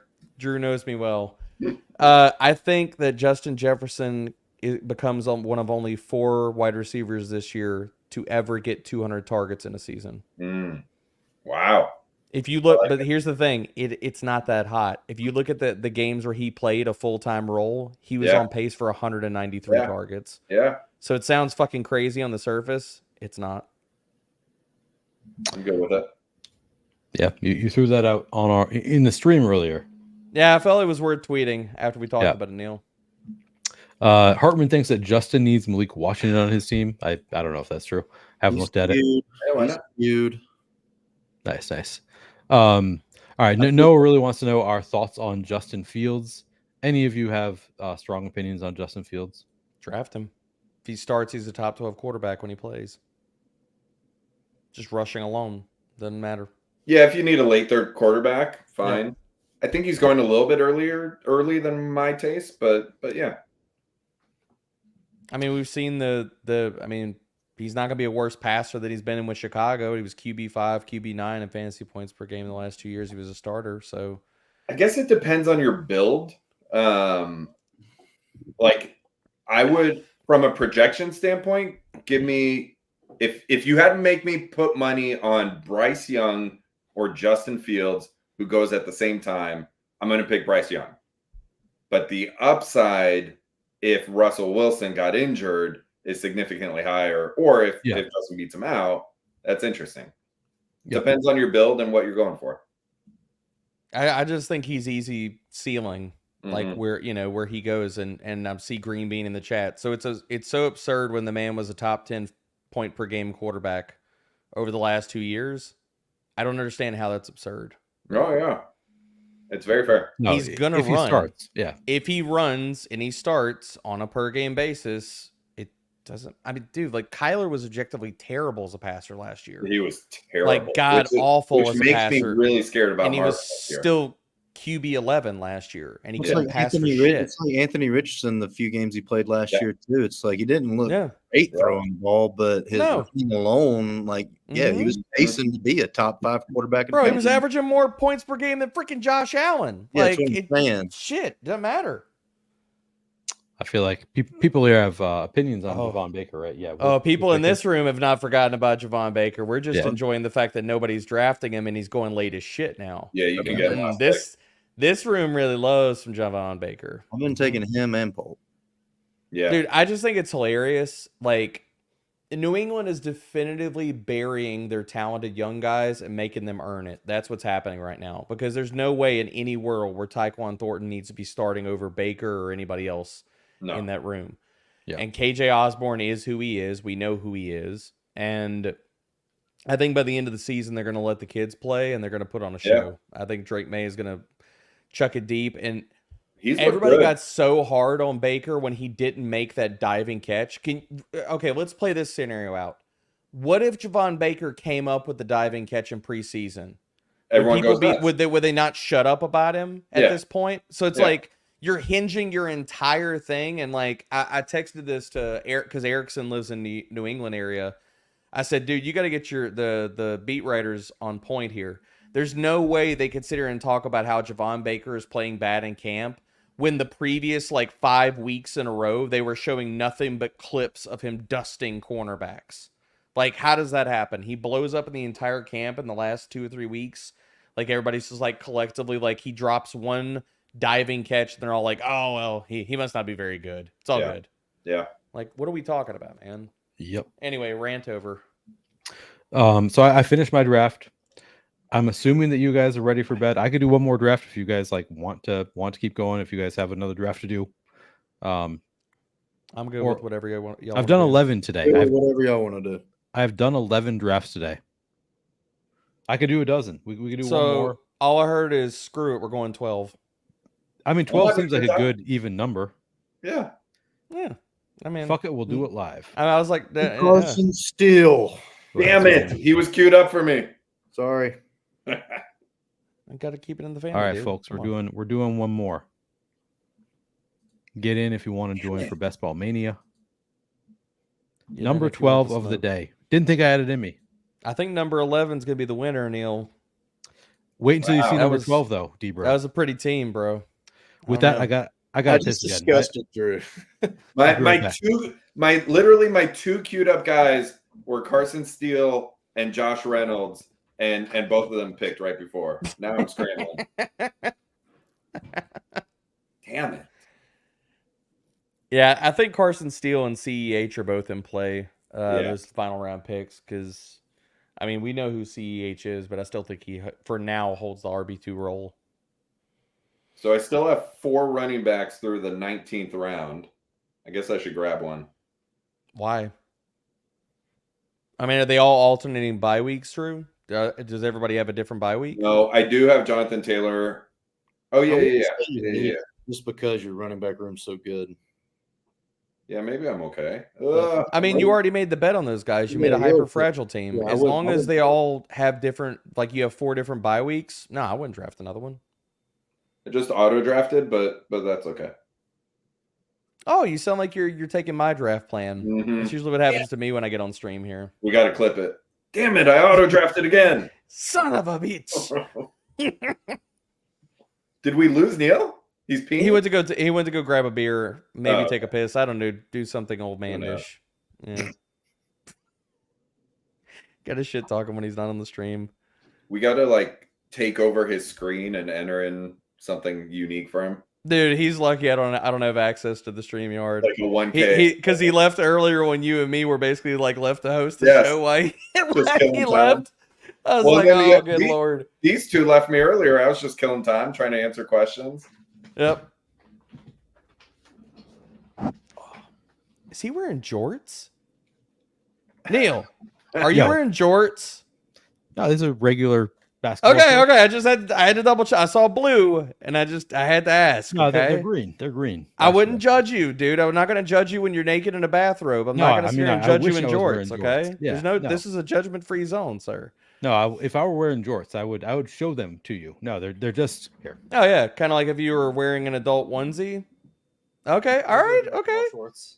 That man said, "I'll play basketball. I got the shorts to prove it." That's right. That's right. All right. One more draft. Are you guys? Did you enter another DK? We're in the 20th round. Oh shit. Almost done. Oh, I should have waited so we could sync up. Noah wants to know everybody's flag plants, which I think we already most of us covered earlier. Maybe not. Drew? No, I just earlier today we talked about it briefly, and I didn't really have any good ones off the top of my head for a receiver. I just want to reiterate what I just said a little bit ago. I think Tyreek breaks records, assuming no injuries for Tua or Tyreek. I think he breaks records. I'm down with that. Yep. Steele, where you at? My flag plant, Trey McBride's tight end number 1. Fuck yes, my Let's go. dude. I love to hear that. Not even close either. Like I think he is. I love it. I think he's the new Kelsey. Do you have that's 30% of him now? Oh yeah. Yeah. Oh, I gotta check mine. I'm somewhere close to it. Debro Bijan at the 108. Oh yeah, sign me up. Down for it. I need more Bijan in my life. Do you want to do another one, Justin? Yeah, I'm waiting for this one more pick. Yeah, waiting for this last pick. Both of our teams turned out real nice. I really like. See how much McBride I got right now. I've got 17% McBride, and I feel like I need a lot more. 17% McBride. It's not bad. Yeah, I feel like I want to. The last drafts that I'm kind of hammering, I want to pump that up a little bit. The only guy I'm massively overweight on is Ben Sinnott, which I know, big surprise. I mean, you were getting great value on him. Yeah. Yep. I just posted in YouTube chat. If any of you have not already responded to Justin's hot takes tweet, if you want to get in on the conversation about hot takes, I never responded to it. I actually I spent some time thinking about it, and then it was before my flight that I saw it, and I was like, I couldn't come up with anything. I thought about it. I was like, I don't know. I'm not good at hot takes. Apparently, I hear that's mostly what I toss out, but I don't know. I'm 42% McBride. Woo! Woo! That's a hot take. Damn, almost made me spit my water. That's not bad. Nice. 35% Laporta. Wow. Still making a move, doing things to make it move. 27. I have a different tight end hot take. My top tight end is at 21%. Why doesn't anyone draft Pat Freiermuth? With how late he goes? Probably just the quarterback situation. I'm not saying it's wrong. Yeah. Offensive line, quarterback. I just think he's a great talent. I'll throw this in there. He was splitting snaps some in the preseason. I'm worried about it a little bit. You don't think they were just saving him a little bit? I saw that too. Yeah. Debra, how much Baker do you have? Oh, Javon? Oh, shit. Oh, hold up. I didn't know we were doing a measuring contest. Give me a second here. How does 24%? I got to pull up the big ruler. 33%. I have 24%. All right. Okay. All right. We're even there. Very nice. 27% McLaurin. Yeah. Where you at on Burton and LMC? I feel like these are stout numbers as well. Burton, 24%. My man. Let's go. Who was the other one? LMC. Big Luke. 30%. Let's go. Debra, Nice. I think we had this exact same situation earlier today. We took Bijan and then Drake London went one pick before us. Son of a bitch. How much Jaden do you have then, Justin? 1 second. Like Debo, Waddle, Olave. Olave. I just look at Olave's upside for his targets is in the 170 range. I don't know if anybody else can crack that type of volume upside outside of Devontae Adams, and I hate the quarterbacks even more than I hate Derek Carr. Jaden Daniels, 19%, my highest on quarterback. Let's go. I think I'm you want to do one more then? Fancy. Yes. Let's do. I got 21% Daniels. He's my highest on guy too. What time you want to do it? 149? Sure. All right, guys, 2 minutes if you want to get into the DraftKings draft with Drew and Steele. Like right when the clock hits 149, 1249 Central, whatever the fuck PST, nobody knows. Yeah. That's that's not even a real time zone. Yeah, when your clock hits 49, enter the draft. Greg in the chat has 20% Burton. Let's fly high, baby. I think he's going to win people a lot of money this year. 27% Drake May. Oh, you're going to make me check it. Oh, you got me beat. I only got 18. I got 18.5% Drake Brian May. Thomas. That's nice too. Oh, that's very nice. That's a that take. is strong. Ooh, Hartman, 28% Tyrone Tracy. You must have your heart probably skipped a beat when we thought he was going to be out for the year. Like, dude, at these prices, somebody's gonna have y'all gonna have to duct tape my hands together so I don't draft more Marshawn Lloyd. Like it's probably gonna have to happen. Like, take my phone away. I think you take Lloyd when you can. At this point, I think you do. Dude, he's in the what I mean, Neil, what is he in the 190s here? At least like 180s, yeah, maybe. Like, I mean, it's you'd swear like somebody said he was missing half the damn season. No, you take Lloyd. And here's the funny thing. CLN says he has 26%. That's great. But you can get him even cheaper now than you could have a month ago. Yeah. I got 32%. And I feel 177 ADP. That's crazy. Like what? Like he didn't even go on the damn IR. No. I don't get it, man. It just feels like one of those like, okay, we're gonna overreact. We're gonna massively overreact to this. Justin, you call it out when you're entering. Watching the clock. Jumping in now. Oh, 10 out of 12. Backing out. All right, back out. Don't join. Back out. Unable to withdraw. Oh shit! All right. Me and Drew got in. Oh no! Did Drew not get in? No, I'm in. We have one of the sharpest of the sharps in this draft, Mr. Ricky D. Oh wow! Oh shit! Oh, okay. Ricky, I'm curious if you're watching. That's gonna be a bloodbath. Enjoy. Neil, when Justin and I did the podcast, 2 months ago? Yep. Neil, you asked me, Ricky D multi-tabling. You asked me who my Mount Rushmore of DFS was, and Ricky D's on there. From when I started DFS, Ricky D was always just someone who I saw at the leaderboards, crushed it all the time. And when I do hear him speak, he doesn't speak very often, but I love every single angle and the way he thinks about it. He's a very sharp player. Smitty, I'm with you, Dale. Okay, good. Yeah. Like this I was to me watching. a smash. No, I got you. That's smash. Yeah. Yeah, I mean, Ricky D, one of the OGs for sure. Like you recognize the username is. Did Devonta Small? Did he fall past ADP too? He fell way past ADP. Oh shit! Yeah, can't press that button fast enough, dude. Yeah, there's a world we might live in this year only 4 spots, but where whatever. Hurts supports 2 top 12 guys. Yeah. Wait, I don't think it's crazy. He just went. We took Devonta Smith. Hurts goes at pick 33. Are they unstacked? With HA. Oh, shit. Okay. Oh, that's the person that took Drake London. See the door. Get out. I mean, he could have pushed Hurts probably because we took Devonta Smith, but yeah, he could have pushed. But it's a good pick. I agree. Good pick. Good He's pick. not big on best ball, Ricky D. So I'm actually kind of surprised to see him. I've literally heard him talk about the lack of ROI and the time spent that you have to put into best ball, which I agree with. But it's also a fun game at the same time, which makes me think. And I know we're friends on Twitter. Maybe he's watching. What up, Ricky?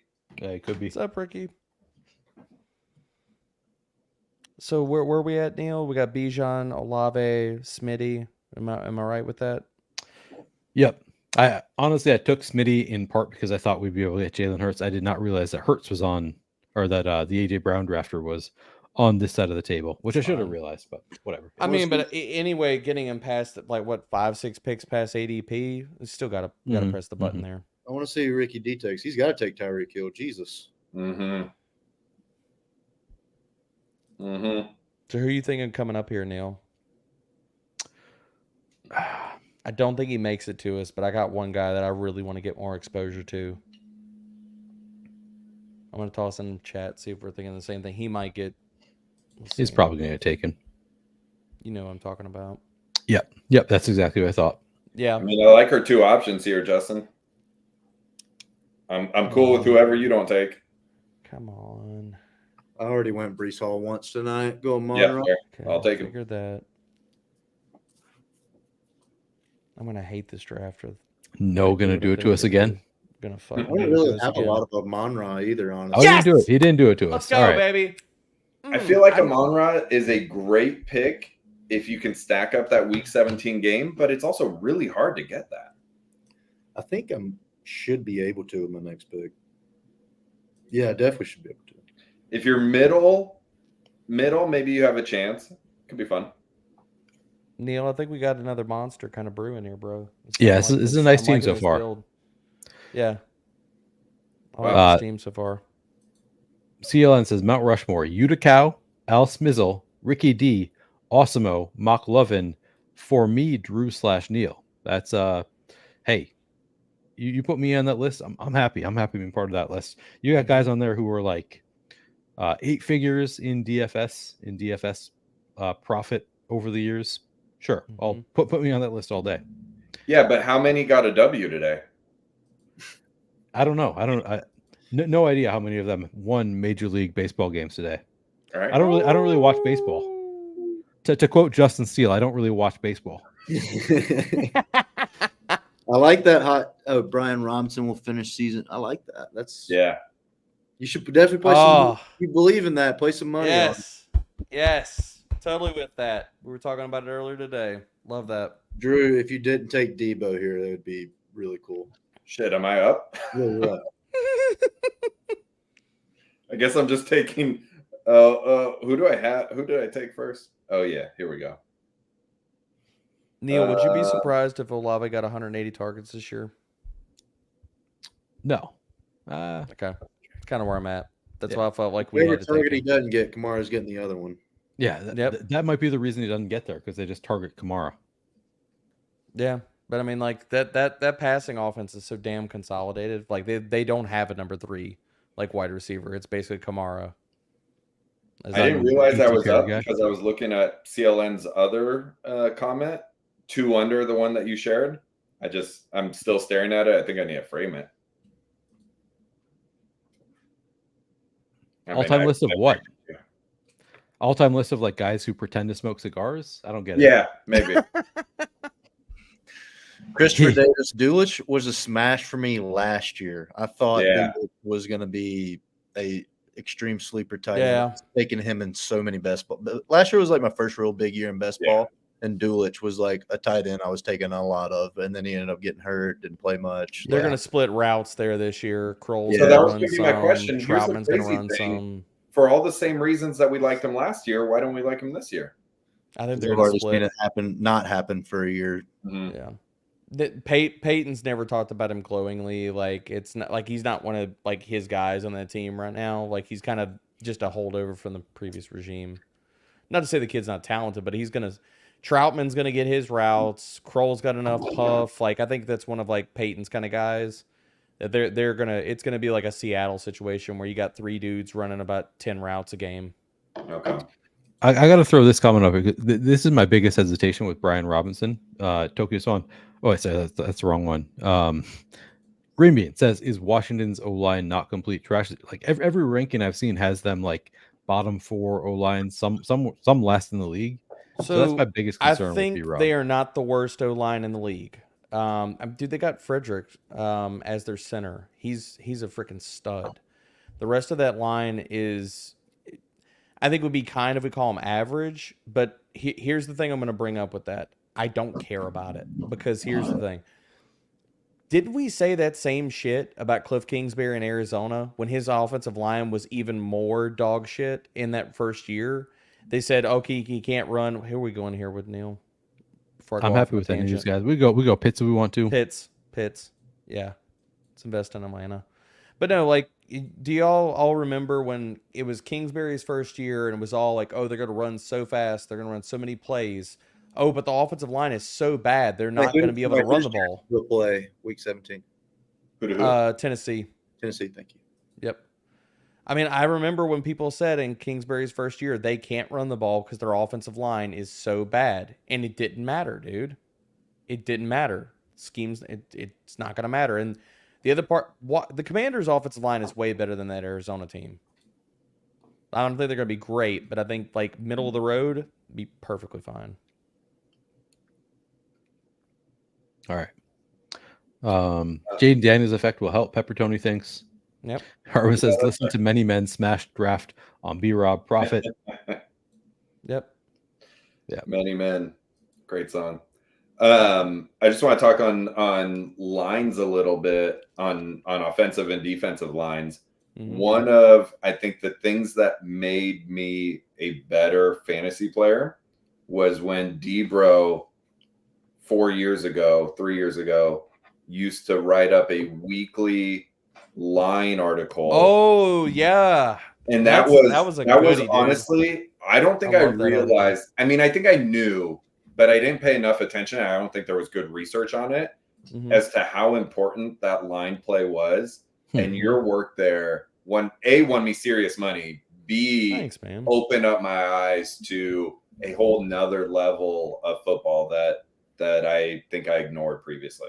So, dude, all the trench stuff matters so freaking much. Yep. Like, you can't get pushed, you can't open up holes, you're not going to get efficiency. Like, you're not going to get guys breaking as big of runs and stuff like that. Like when I first got into DFS, like that's why people are like, God, why you're so obsessed with deep passing and explosive play rates? It's because shit, I mean, whether you're playing redraft, you're playing fucking DFS, like, you want ceiling out of your players. Well, that comes from big plays, so long runs and deep passing. So, you know, we make it more complicated than that sometimes, but it can be that simple. Here's a funny thing. I don't think there's much good content on line play these days, right? No. There's not a lot out there. No. I talk about it in the primers still. Like, I weave it all into my running back analysis and stuff like that, or the quarterbacks.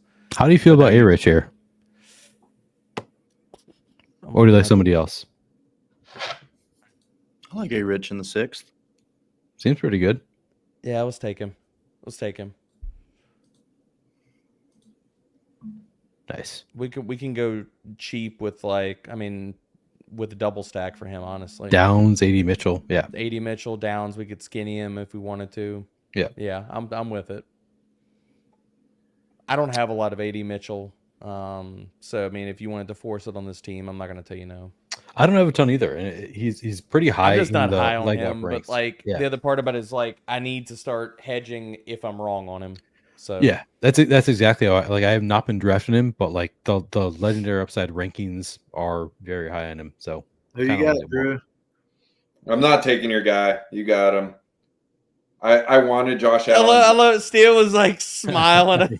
You're good. You're good. You're good. And then shit-eating and grin immediately, like, Looking good, looking good. I do like it. He's got Amon-Ra. Yeah, Debo, call it these teams. What's up? Oh shit. Amon-Ra, Debo, and Laporta. That's good. Yeah, that's a we're good set start. up. Mixed you up some. I got Etienne in the middle of there somewhere. Yeah. Oh Yeah, shit! queue you up Jordan Mason late, and yeah, you're off to the races, dude. Mm-hmm. Yep. Drew, what you working with? And then Neil and I will roster bait here. Yeah, I went Brees Hall first, Drake London, Devontae Smith with Jalen Hurts. Nice. I like that. I think I told Neil this earlier today. I think there is I think that Jalen Hurts could be the runaway QB1 overall this year. Like the Eagles could be the offense that you want this year. And speaking of lines, you're not afraid of their line changes this year? No, I'm not. I mean, it was just basically Kelsey. Everybody else is, holdover. I think the Kelsey stuff is like, it's obviously going to matter because your center's your field general, but maybe a little overrated at this point. I think it's overrated because what I was telling Neil is they've never been a high pass rate team inside the red zone. Like, what if Hurts? Okay, fine. He runs for 8 or 9 touchdowns. What if he throws for 30 this year? Yeah, right. If he does that, he's decimating. Like, he's going to be the runaway QB1. Easy. He is outscoring every QB on average by 5+ points. Yeah. Like, he will be the guy you wish you drafted everywhere. He's my QB1 overall. Speaking of Jason I'm drinking Kelce, my own Kool-Aid here. Speaking of Jason Kelce, did we see his news today? I did not. What happened? What? Their podcast time for like Amazon podcast deal. Really? Congrats for them, dude.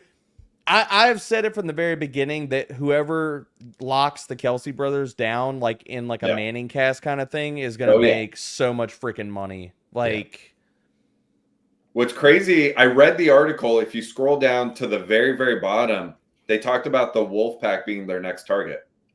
Yeah, I saw that. I saw that too. Some have said. They said for just slightly less than 100 million. Yeah. Neil was wanting a finder's fee too. Mm-hmm. What I heard. Yeah, I mean, you guys showed up on my YouTube channel, so that's right. Nobody knew who Justin Steele was prior to showing up on my YouTube channel. Neil got him discovered. Kamara, you love an underdog story. I don't like the same bye weeks, but I mean, I had to take him there. I didn't really like anything else. Neil and I talked about Kamara earlier. I'm a fan. I'm not a fan, but dude, they don't have anybody else. I mean, it's like, do you want to draft Kamara where he goes, or do you want to take some shots on Jamal Williams or Jordan Mims late? He's definitely the best back in that backfield.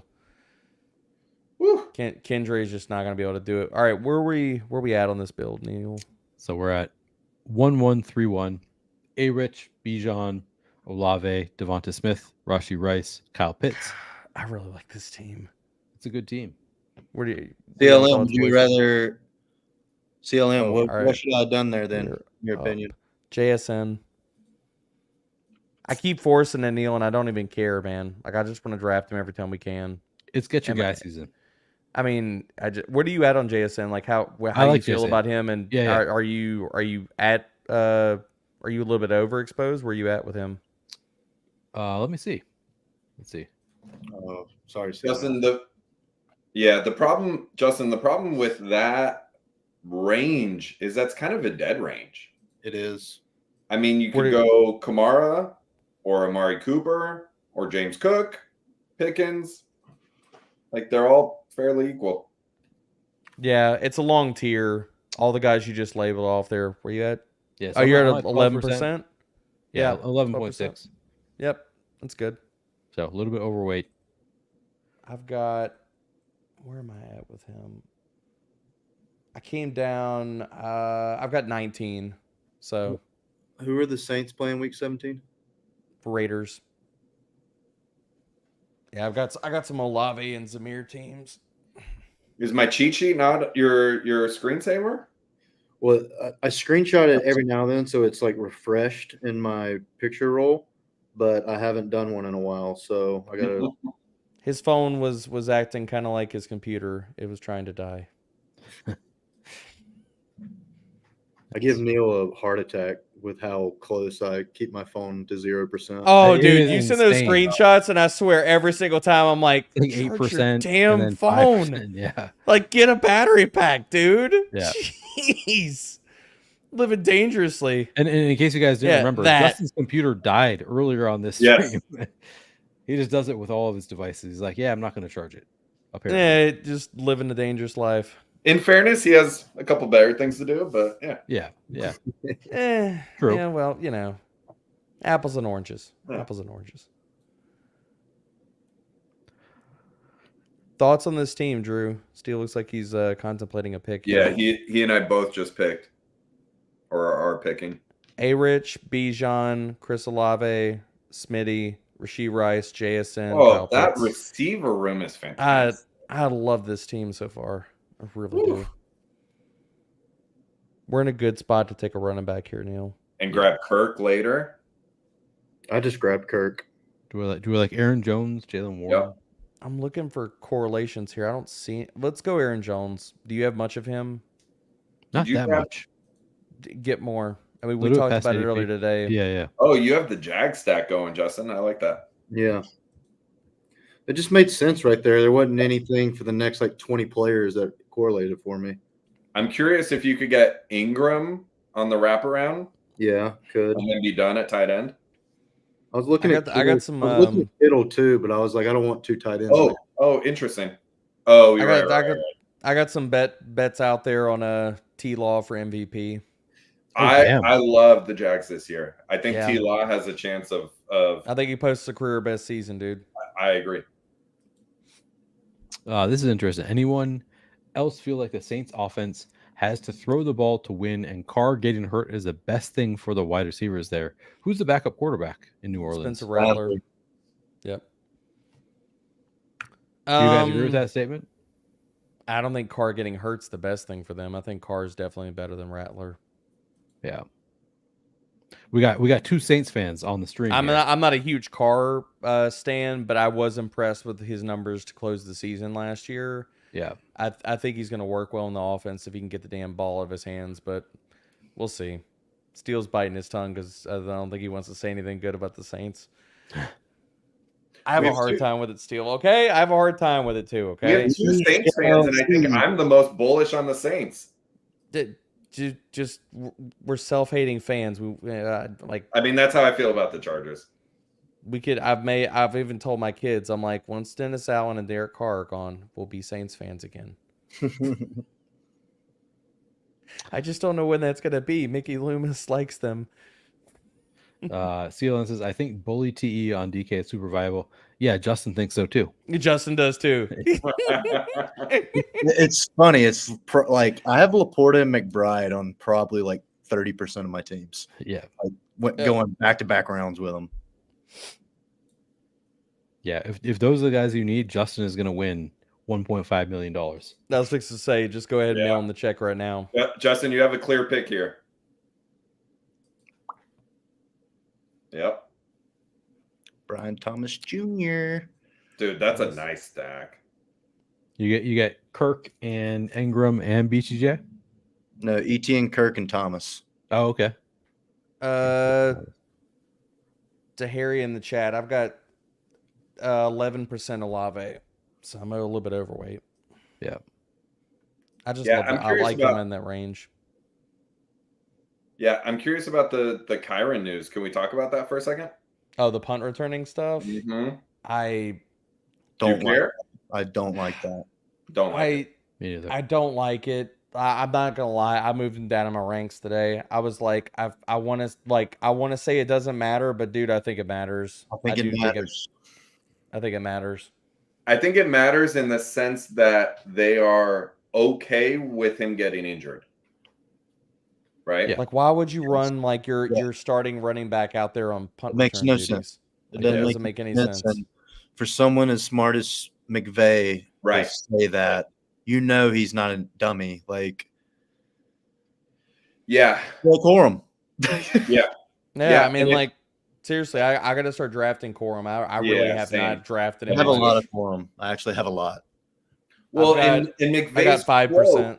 McVay's quote was, "This is a way to get the ball in his hands more and impact us on the field," which makes me feel like he's essentially torn between the two, right? Like, how do you bench or downgrade somebody who did so much for you last year? Well, my thing is Corum goes at 101 as we're talking about this, by the way. 20 picks at ADP. Oh, that's kind of funny. Well, there Hey, you go. should I There's the take follow-up to a that noise. D-Hop right here to stack with the Jags? Or Pollard. Ooh, Pollard. Pollard? Oh, you think so? Yeah, And I I'm see. D-Hop, but I think I'm D-Hop. I'm lower on D-Hop. I mean, he's already freaking hurt. they say he's going to be back week 1, though. Yeah, oh, he's a warrior. He's gonna play, but I don't think he's close to full health. I took D-Hop. Where's the best? And I'm curious, chat or you guys, where's Who you the like? best site for Brooks. ADOT data? Fantasy points. My go-to for all things stats is fantasy points. Which, by the way, as long as we're talking about it, I don't have it up. Plug. I normally have the branding on where I can say, There we go. wait, this way. Use promo code Orfield24, 15% off any fantasy points product. The fantasy points data suite.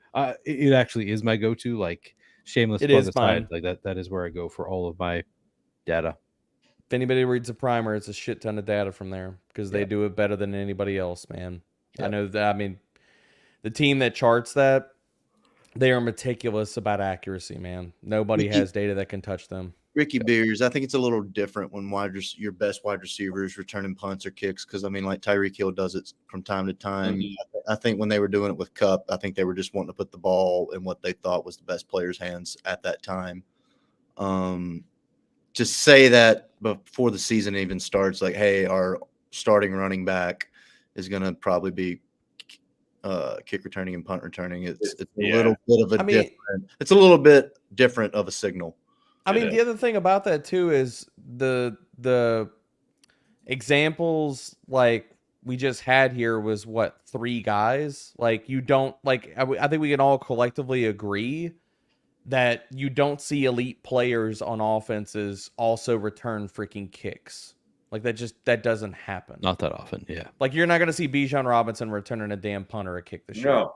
No, that would be crazy. And I think everyone would be legitimately concerned about Bijan for the year if he was returning punts. So in the same vein, we should be concerned about Kyron returning punts. Do we just go 80 Mitchell here? Get a stat with the A Rich? Yeah, I mean, is it close to ADP? I don't even care if we reach a little bit for it. Yeah, it's right at ADP. I can't believe. Oh, it's a little bit hell ahead. yeah! Then it's definitely we definitely go 80. Okay. Jared Goff just went. Fuck. Oh. They take him unstacked, or they take him with like JMO or some shit, or did somebody really get Galbrain and go with Jahmyr Gibbs? They took him unstacked. Dang it, that sucks. Well, I got to go T-Law here just so I can make sure I get. Yeah, sew it up. Yeah, I would do that. I was trying to get both of them. That's rough. Yeah, I mean, like, dude, the stacking partners for Richardson, it's so sparse now. Like, it's literally Downs, 80, and Pittman because now the tight ends is going to be a freaking mess. Yeah. I'm not touching Alec Pierce. No, I've seen enough Alec Pierce. I don't want to do that again. I'll be right back. Taking a leak. Yep. I did the Alex. I had the Alex Pierce experience last year. I don't care to go back down that road. Thankfully, I was out on Pierce last year. And Downs is already banged up entering the year. So it's really like for me, I've already kind of said it though too. I'm like, if Pittman gets the touchdowns this year, he'll be a wide receiver 1. He just needs the touchdowns. He only had 4 last year. Yeah, Colts set in room. I mean, yes, it's a shit show now. Jelani Woods was the guy that I wanted to step up. He's hurt. He's out. Out for the year. Yeah, that helps. It's gonna be it's gonna be a shit-tastic mess. Yeah. Like expect like we talked about Shane Waldron, like Seattle, like a 4.3 or something, or 4.4. Yeah, dude, he runs like a damn gazelle. Problem is he can't stay healthy, unfortunately. But dude's a athletic beast. Like he put together some really damn good games in his rookie season, and then he's just been hurt. Sucks. Freaking injuries, man. Sucks. Freaking hate injuries. Like, you know, and people act like assholes. Like, dude, like nobody wants to freaking be injured. Like, come on, man. Like nobody goes out there and goes to play the game and like, hey, like, yeah, I just want to sit here and collect a check. Like, shit, Right. come on, dude. Do I go Spears or Brooks here? It's Drew's pick. Ooh.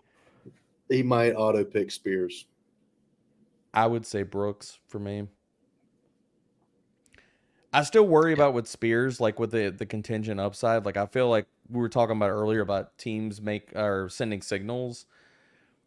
Like them signing Tony Pollard to me sent a signal of like they don't want Tajay Spears to be a high volume guy. So like to me, if they don't want him to be a high volume guy, if something happened to Tony Pollard, you might still see somebody splitting work with him. Like I don't think it's just like he takes over all the work. I went Brooks. Yeah. Whereas like Brooks, they're playing the slow game, dude. They're doing the rookie season Todd Gurley shit with him.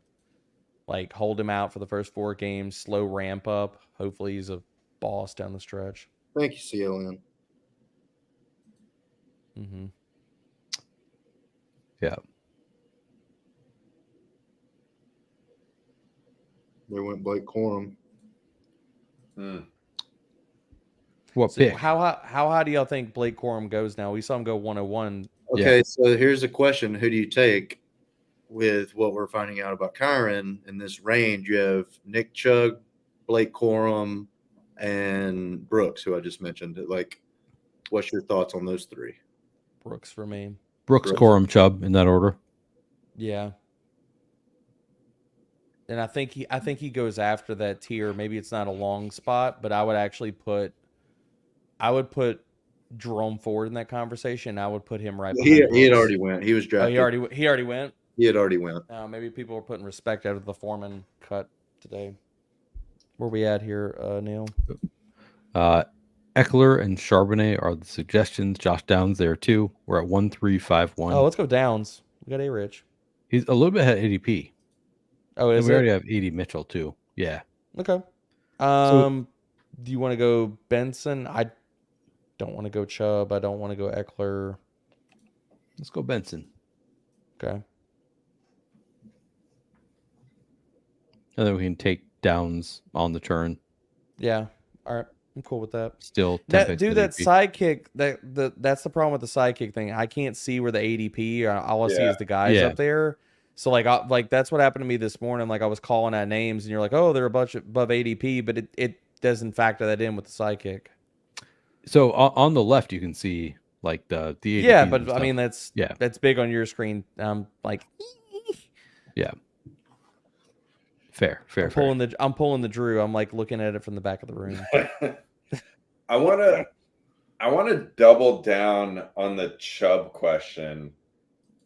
If he was, let's say, and I totally get the injury aspect. If let's say he was just suspended for 6 weeks this year for something random, where would we be drafting him? 6 weeks suspended. Same range? Higher, lower? Same higher, range. Higher for sure. No, I think higher. I You want to think say so? like, I mean, but like how much higher? Like in the 1-teens? Like around Rico Dowdle, Jerome Ford? Like if he were healthy and we knew he was going to be healthy outside of those 6 weeks. Oh, he would be going higher because we'd all believe in round. like he would hit the ground running with 20 carries immediately. So you're right. Like I would say probably Jonathan Brooks like in the 90s. So that's my take on Chubb is that by week 6, 7, he might be the Chubb that we know and love. But he might be, but we can't count on it. Don't clip that last 5 seconds. The Chubb that we know and love. Yeah, don't clip that. But you get what I'm saying. Yeah, well, yeah. Phrasing, I'm obviously going to phrasing now.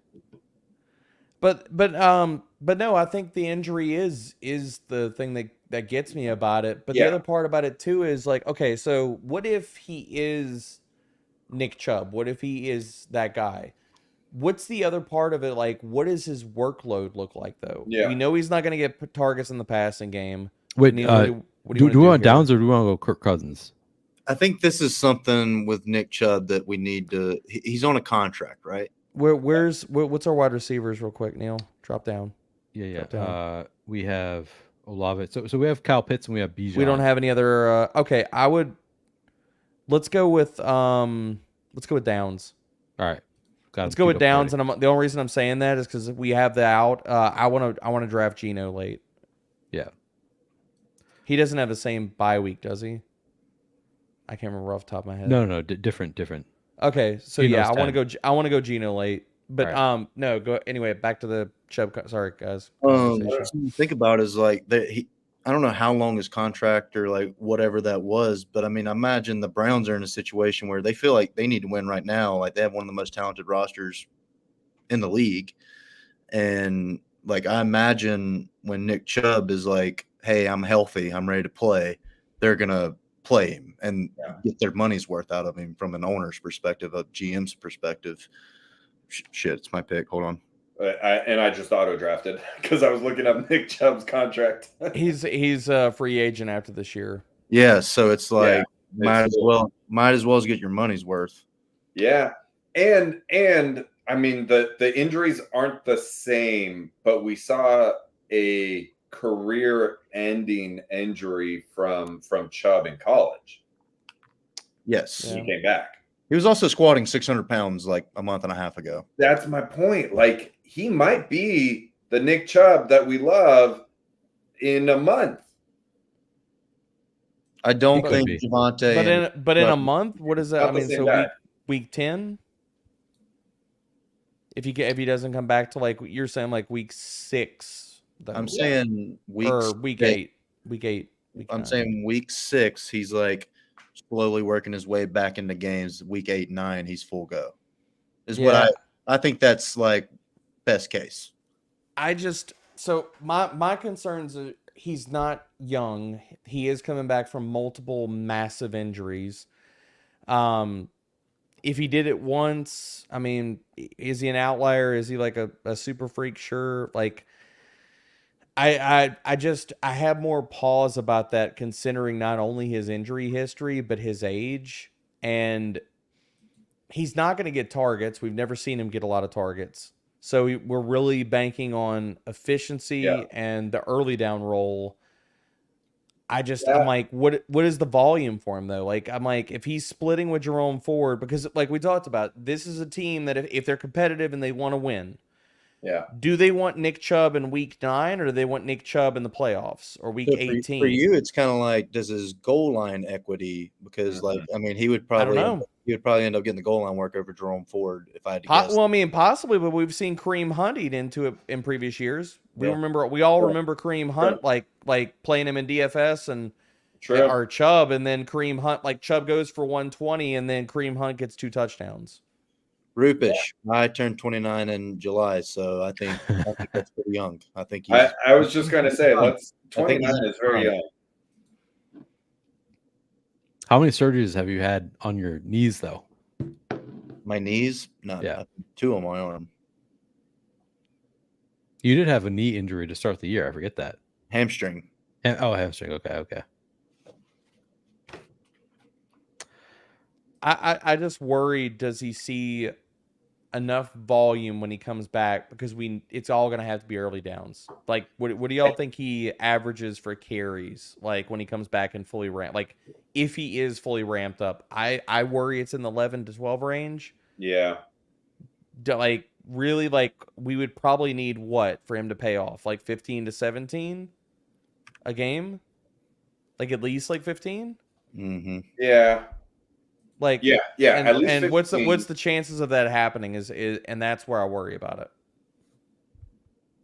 I would say Tommy John surgeries are a little more likely to come back from, regardless of how many you've had CLN. Yeah, it's much different than an ACL. Some dudes still just do not come back from ACLs. Yeah, like it still does happen. It doesn't happen at the regularity that it used to when they first started doing it. But Tommy John's different.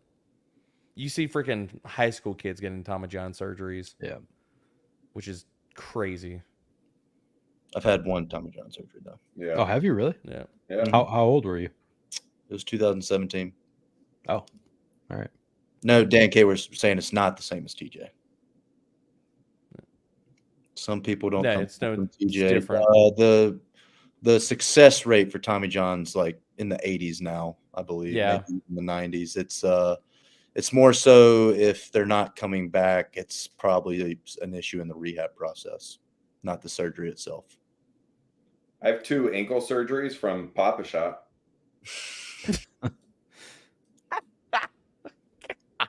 Oh no! Where are we going, Neil? Kirk all day. Kirk all day Kirko. right here. All right, I'm down with it. Yep. Ben Burnett, people do come back throwing harder usually from Tommy John, and it's due to the strenuous rehab process. I was just gonna the strengthening of the shoulder, the forearm, all that stuff. I was gonna ask, do you see guys coming back? Because that's the trend. But again, I'm not educated on it, so I didn't want to just make assumptions. But that's what I've heard too.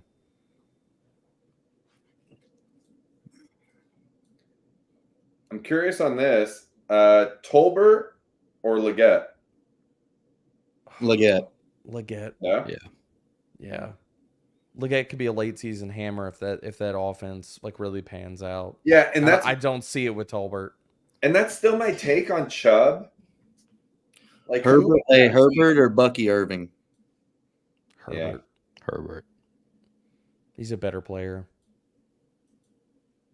I think we still have the out. Like I wouldn't run it past like Herbert getting traded in the middle of the season, like a Kenyon Drake kind of deal or some shit. Yeah, I still think it's on the table. I'm curious if Ricky D is actually still drafting. If he's still drafting, or if he's auto draft, that means he's not watching. If he's still drafting, he's watching. He's drafting. Hi, Ricky. So one of my favorite DFS moments is, Neil, I feel like you and I came in, there was like this first range of DFS players. Like you have like the early entries, right? The Peter Jennings, the Al Smizzles, like that group, really? Right? Yeah. And then there was a second group, or maybe third group, like you and I kind of came in, maybe 2017. I'm throwing out a random date. Yep. And so I feel like I'm part of that. And Ricky, maybe, early success, or maybe one of those early drafters, but he was crushing left and right. I came in second place in a tournament in my early days.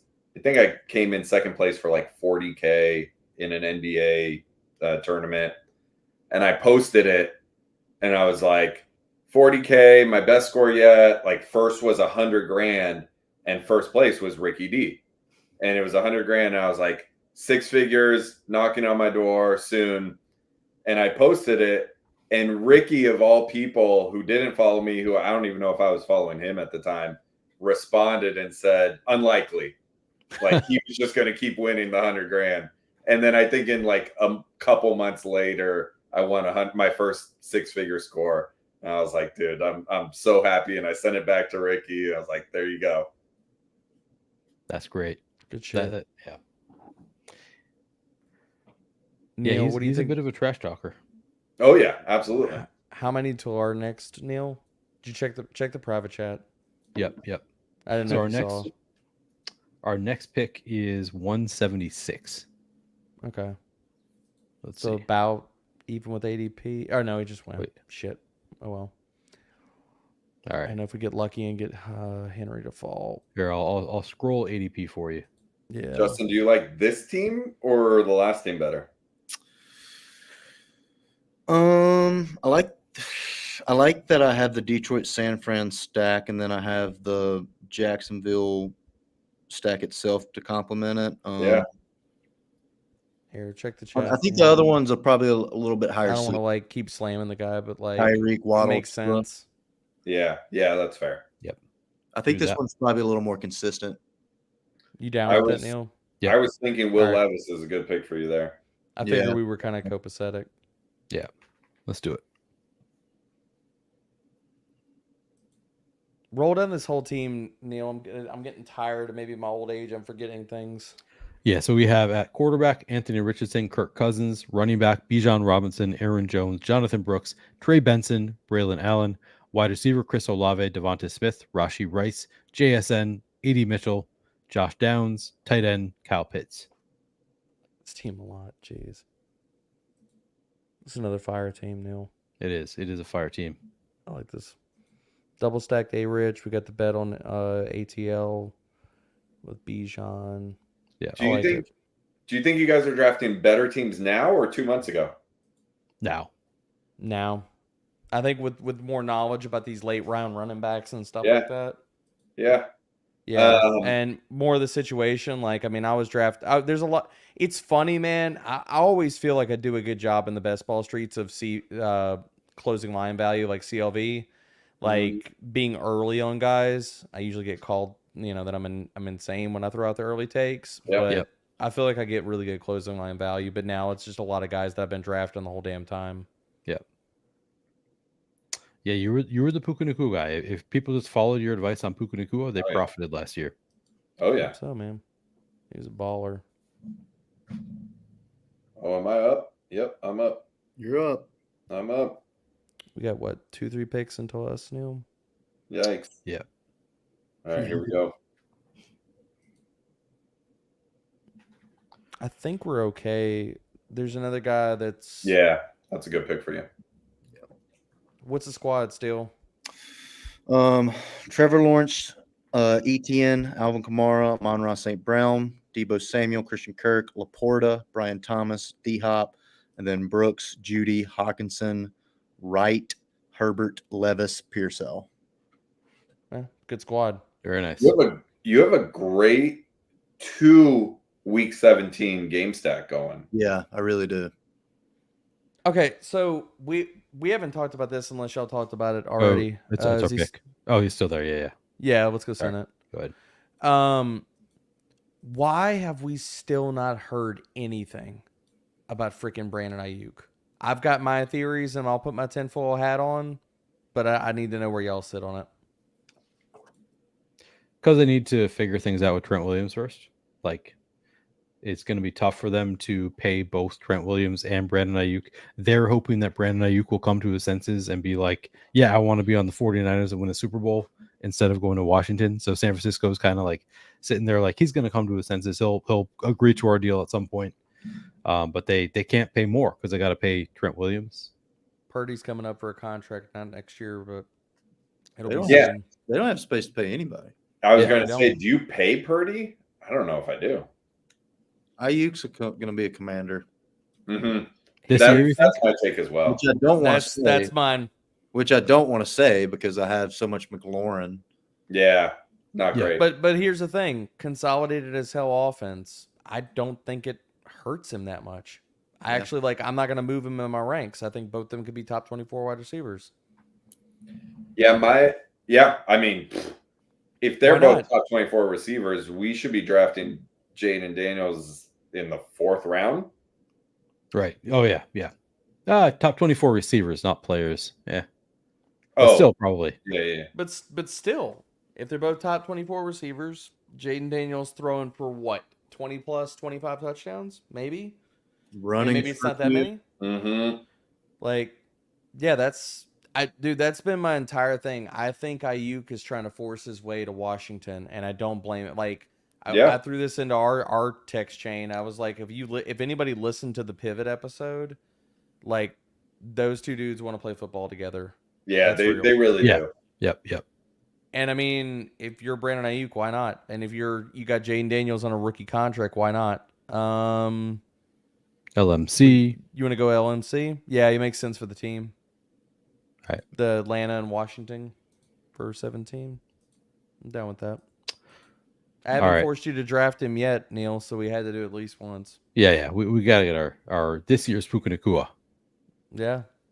Dude, but anyway, I wanted to see where y'all sat. I've been on the Brandon Ayuk to Washington thing. I think that's why they didn't move him to Pittsburgh, and I almost think it's a combo, right? They're trying to figure out what happens with Trent, how much money they have, how much money they can offer to Ayuk, but odds are they have a trade lined up with Washington and send him to Washington. I think that trade for them getting the pick back for Jahan Dotson and getting the third back. I was like, oh shit! That's gone. That third is gone. That third is gone. All right. CLN wants to know thoughts on double stacking week 17 quarterbacks. I personally don't like it in best ball because it leaves you with less outs to winning week 17.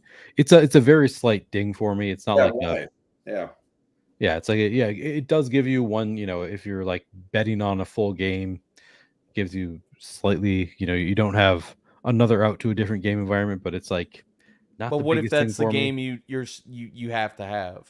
That's the way that I'll look at it. Like, it's just an extra layer of correlating your bets. Like, you're making the bet that is the game that you need. And if you're cool with making that bet, then do it.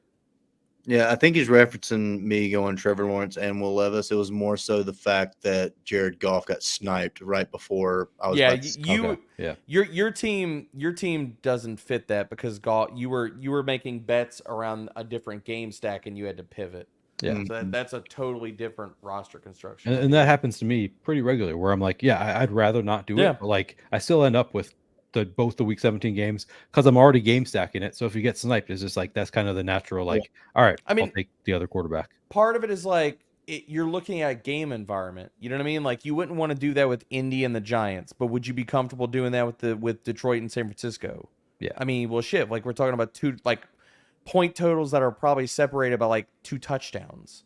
Right. So like, if you were to tell me, like, if I have no problem doing it on high total games or games where I think the total could be wrong, like that could shoot out, kind of like we're talking about with Cincinnati and Denver. Wouldn't have a problem with it. Ravens Houston game. Yeah. Yep. Same with that. Like, you wanted to pay up and just say you wanted to go buck wild with Lamar and Stroud, probably not considering their ADPs, but if you wanted to, cool.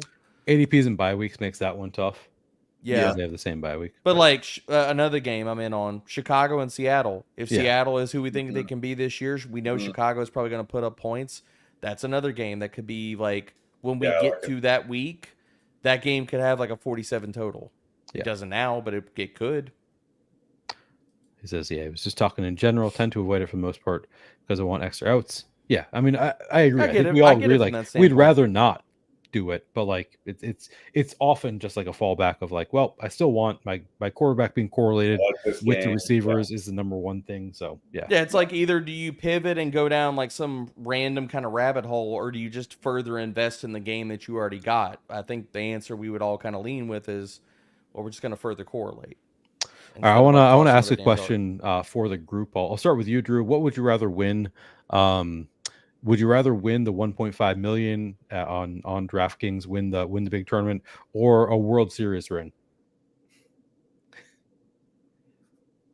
You win a World Series ring, you get more money. It was a joke, guys. I was going to ask Justin that question. If you win a World Series ring, there's a lot of money that comes with that. So really? You get money for every round in playoffs. And it exceeds 1.5 million. I guess that. What you would get after taxes, yes. Does it depend on like whether you actually play, like a bench guy? Okay, you're on the active roster. Oh, damn. Okay. Yeah, I don't know. I mean, I haven't been. I want to say you get like 500 to 750 if you go all the way and win it. You guys are knocking at the door. Yeah, we're on a roll right now. I was going to say, before the win today, me and Neil were looking at it. I think y'all were four out for the wild card, or 5.5 games, but y'all were in fourth place. And then they won. Probably now. Yep. Yeah. 7-3 or 8-2 over the last 10. Not like anybody's keeping track or anything, but a World Series of Poker bracelet wins 10 million though. Oh, is that what he was asking? No. No. No, I was just making a joke. All right. Justice Hill, Audric Estime. Ugh. No. Yeah, for the main. Sorry. Thank you, Dan. How many wide receivers we got? Do we go steal here? Well, now we have to, yeah. I mean, we have to. We got no choice. Actually, I haven't drafted Carson Steele yet, so yes, I'm totally down with that. Yeah. I got a good bit of CEH though. Yeah, I mean, I feel like even without the money, like just winning a World Series ring would be cooler than winning. I mean, I guess it's a huge accomplishment also to win. I mean, there's only how many championships ever for like every single league. Like, to say that you were part of a championship team, like shit. Come on.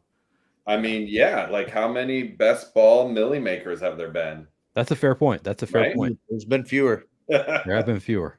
I mean, just like 1 year, you get I don't know how many World Series champions. You know? 28.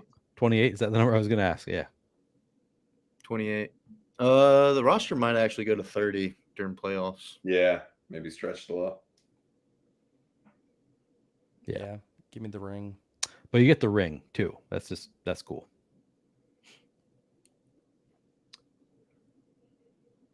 What about an Olympic gold medal? I mean, that's Oh, this is actually a fun topic. Do you know how much money you get if you win an Olympic gold medal? I don't. Not I was that actually much, I Curious don't about think. that. I didn't. I wouldn't think it's much, but I'm hoping to be wrong with that. So it depends on your country. oh yeah. Okay. Just for argument's sake, let's. Yeah. What's the U.S.? Do you want to guess? I feel like I'm gonna get it wrong. Like, 50,000. I'm straight up gonna. 50,000 US. It's a fantastic guess. It's 37. That's it. Yeah. Yeah. To say that you are literally the best in the world at a certain particular sport, not first. I mean, like not second, not third. To The be fair, that best sport in could the be world. breakdancing. The best in the world at something, and you. Yeah. That's disrespectful. Justin, are you eligible to pitch in the World Series or in the Olympics? Question. Like, is that? I would assume so. I wasn't sure if that's like one of those where they only let amateurs on. Like they did that for basketball for a while. Yeah, I don't know. Haven't received an invite or anything along those lines. All right. Because they don't hear about it. Like I don't think MLB pitchers. I don't know if or it's MLB something I players- really would want to do. It's just like off season. Like I'm so I was gonna ingrained say, in my program of like timing would be really weird. It's mid-season. Yeah, it's Oh, weird. is it really?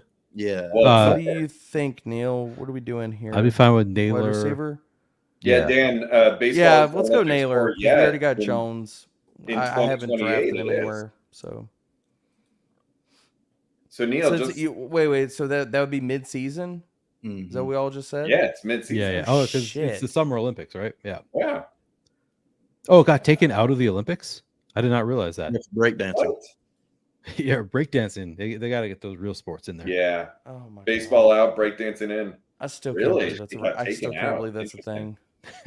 Daniel, if Justin was going to answer this question, I mean, that's I throw 2 pitches, so I'm gonna throw them 2. Take a guess which one. 4 seams and sliders. Seems to be working well. Just got to say. I mean, It's working well. all right. It was in the Olympics for a while. Stopped like 16 years ago. Yeah. They are adding it back for 2028. So Justin's thought I going to read something. spend the 2028 summer in LA with me. Is that where it is in Oh, LA? yeah. oh, I wonder. Stu, you might need to make some phone calls, dude.